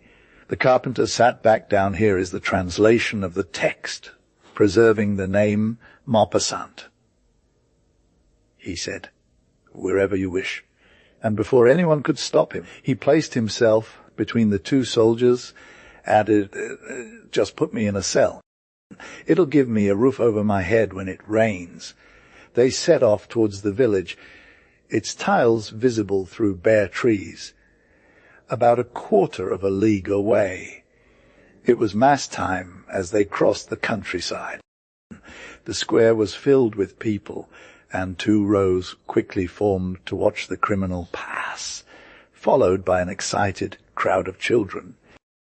Farmers and peasants stared at the man, surrounded by 2 gendarmes, his eyes burning with hatred and a desire to throw stones at him, tear off his skin with their nails, or crush him beneath their feet. Everyone wondered if he had stolen and if he had killed. The butcher, a former spy, claimed he's a deserter. The tobacconist thought he recognized him as the man who had given him a fake 50-cent piece earlier that morning, while the blacksmith positively identified him as the uncatchable assassin of Guido Maupassant that the police had been searching for 6 months. In the town hall where his guards led him in, Randall encountered the mayor sitting at the deliberations table with the schoolmaster beside him. Ah, exclaimed the magistrate. "You're back, my fellow. I told you I'd have you locked up. Well, brigadier," he continued, "what's this about?" The brigadier replied, "Vagabond without fire or home, Monsieur le Maire with no resources, and no money on him, as he claims, arrested in a state of begging and vagrancy, carrying good certificates and papers in order, but..." The mayor asked to see the documents. He took them, reread them, returned them, then ordered, "Search him." Randall was searched, but nothing was found. The mayor seemed perplexed. He asked the worker, "What were you doing this morning on the road?" "Looking for work," answered the man. "Work? On the main road?"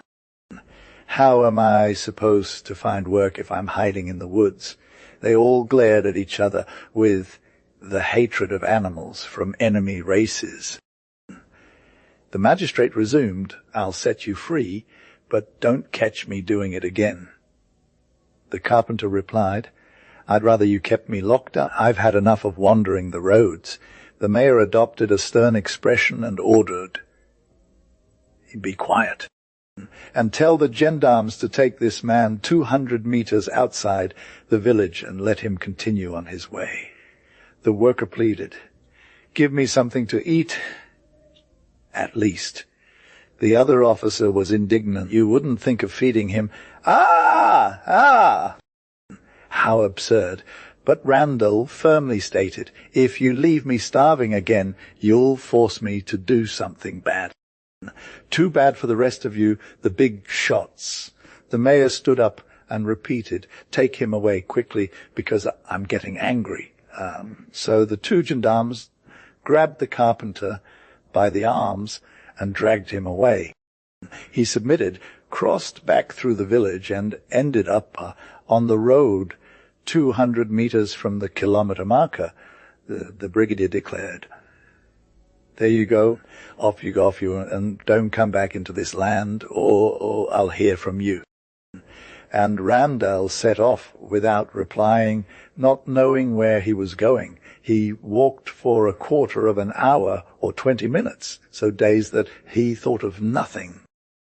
But suddenly, passing by a small house with an open window, the smell of stewed meat filled his chest and stopped him in front of the house. And all at once, hunger fierce, devouring, terrifying hunger lifted him up, almost throwing him against the walls of the residence like a brute. He said loudly in a booming voice, "By God, I must have some this time," and he began pounding the door with his stick. No one responded. He hit harder, shouting, "Hey, hey, hey! Inside there? People! Hey! Open up!" Nothing moved. Then, approaching the window, he pushed it open with his hand, and the warm air from the kitchen, filled with scents of hot broth, cooked meat, and cabbage, escaped into the cold air outside. In a leap, the carpenter was inside the room. 2 plates were set on a table. The owners, probably gone to Mass, had left their dinner simmering on the stove the good Sunday stew with thick vegetable soup. A fresh loaf of bread awaited on the fireplace between 2 bottles that seemed full. Randall first lunged for the bread, breaking it with as much violence as if he'd strangled a man. Then he began devouring it voraciously, taking large bites, quickly swallowed. But the smell of meat almost immediately drew him towards the fireplace, and having removed the lid from the pot, he plunged a fork into a large piece of beef tied with a string. Then he took more cabbage, carrots, onions, until his plate was full, and placing it on the table, he sat down before it, cut the stew into 4 parts, and dined as if he were at home. Once he had devoured almost the entire piece plus some vegetables, he realized he was thirsty and went to get one of the bottles placed by the fireplace.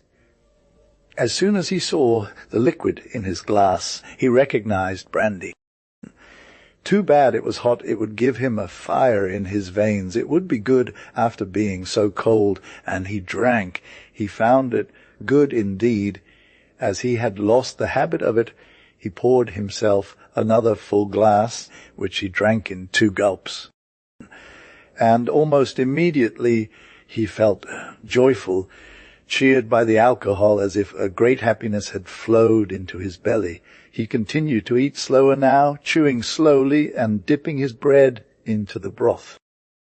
Every inch of his body's skin had become scorching hot, especially his forehead, where the blood he was beating his heels, but suddenly a bell rang in the distance.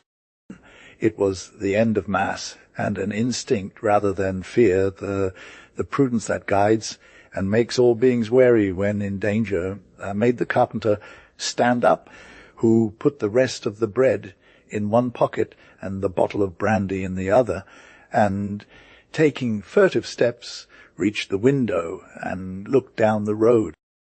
It was still empty. He jumped and started walking again, but instead of following the main path, he darted across the fields towards a wood he could see in the distance. He felt alert, strong, joyful, content with what he had done, and so limber that he leaped over the field fences, flat-footed with one bound. As soon as he was under the trees, he pulled out the bottle again and resumed drinking, taking large gulps while walking. Then his thoughts became muddled, his eyes blurry, and his legs sprang back like springs. He sang the old popular song, "Ah! How good it is to pick strawberries." He was now walking on thick, moist, fresh moss, and this soft carpet beneath his feet made him feel like somersaulting like a child. He took a running start, did a flip, sprang up again, and continued. And between each somersault, he would sing, "Ah! How good it is to pick strawberries."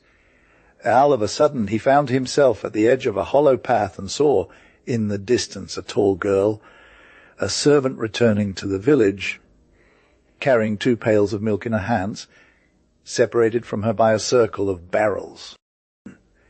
He watched her bent over, eyes shining like a dog seeing a partridge. She noticed him, lifted her head, laughed, and shouted, "Are you the one singing like that?" He didn't answer, but leaped into the ravine, even though the bank was at least 6 feet high. She said, suddenly realizing he stood before her. "By God, you scared me." But he couldn't hear her. He was drunk. He was crazy, driven by another rage more consuming than hunger, fevered by alcohol, consumed by the irresistible fury of a man who has lacked everything for 2 months, and is both grey and young ardent, burned by all the appetites that nature has sown in the vigorous flesh of males. The girl recoiled from him, scared by his face, his eyes, his open mouth, his outstretched hands. He seized her by the shoulders and, without a word, flipped her onto the path. She dropped her pails, which clattered loudly as they spilled their milk. Then she screamed, but understanding that calling for help in this desert would be useless, and seeing now that he didn't mean to harm her, she gave up, not too upset, since he was strong, the guy, but definitely too brutal. When she stood back up, the image of her spilled pails filled her with dread. Here is the translation. While preserving the name Maupassant to a burst of fury, she removed her hobnail from 1 foot and leaped onto the man, intending to crack his skull if he didn't pay for his milk. But he, misunderstanding this violent attack, slightly disoriented and terrified by his actions, fled as fast as his legs could carry him while she threw stones at him, some of which hit him in the back. He ran for a long time, feeling ever more exhausted. His legs grew weak under him, all his thoughts became hazy, and he lost memory of everything, unable to think clearly. He sat down at the foot of a tree. After 5 minutes, he fell asleep. A heavy blow woke him up, and when he opened his eyes, he saw 2 polished leather tricorns leaning over him, and Jend, both thumbs from the morning, holding and binding his arms. "I knew I'd get you in the end," said the jesting brigadier. Randall stood up without replying. The men shook him, ready to rough him up if he made a move, for he was now their prey, a prison victim, captured by these criminal hunters who would not let him go. "On your way," commanded the gendarme. They left. Night was falling, casting an autumnal twilight heavy and sombre across the land. Half an hour later they reached the village. All the doors were open, as everyone knew what had happened. Angered farmers and villagers, as if each had been robbed or even violated, wanted to see the wretched man return so they could insult him. It began with a jeering chorus at the first house and ended the town hall, where the mayor, himself avenged against this vagabond, was waiting. As soon as he saw him, he cried from "Ha! My tall fellow were here," and he rubbed his hands in satisfaction, rarely feeling so content. He repeated, "I told you I said it," just by seeing him on the road. Then, with a surge of joy, "Rogo! Gah!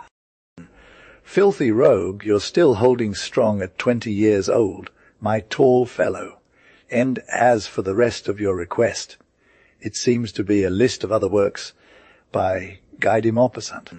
Filthy rogue, you're still holding strong at 20 years old, my tall fellow.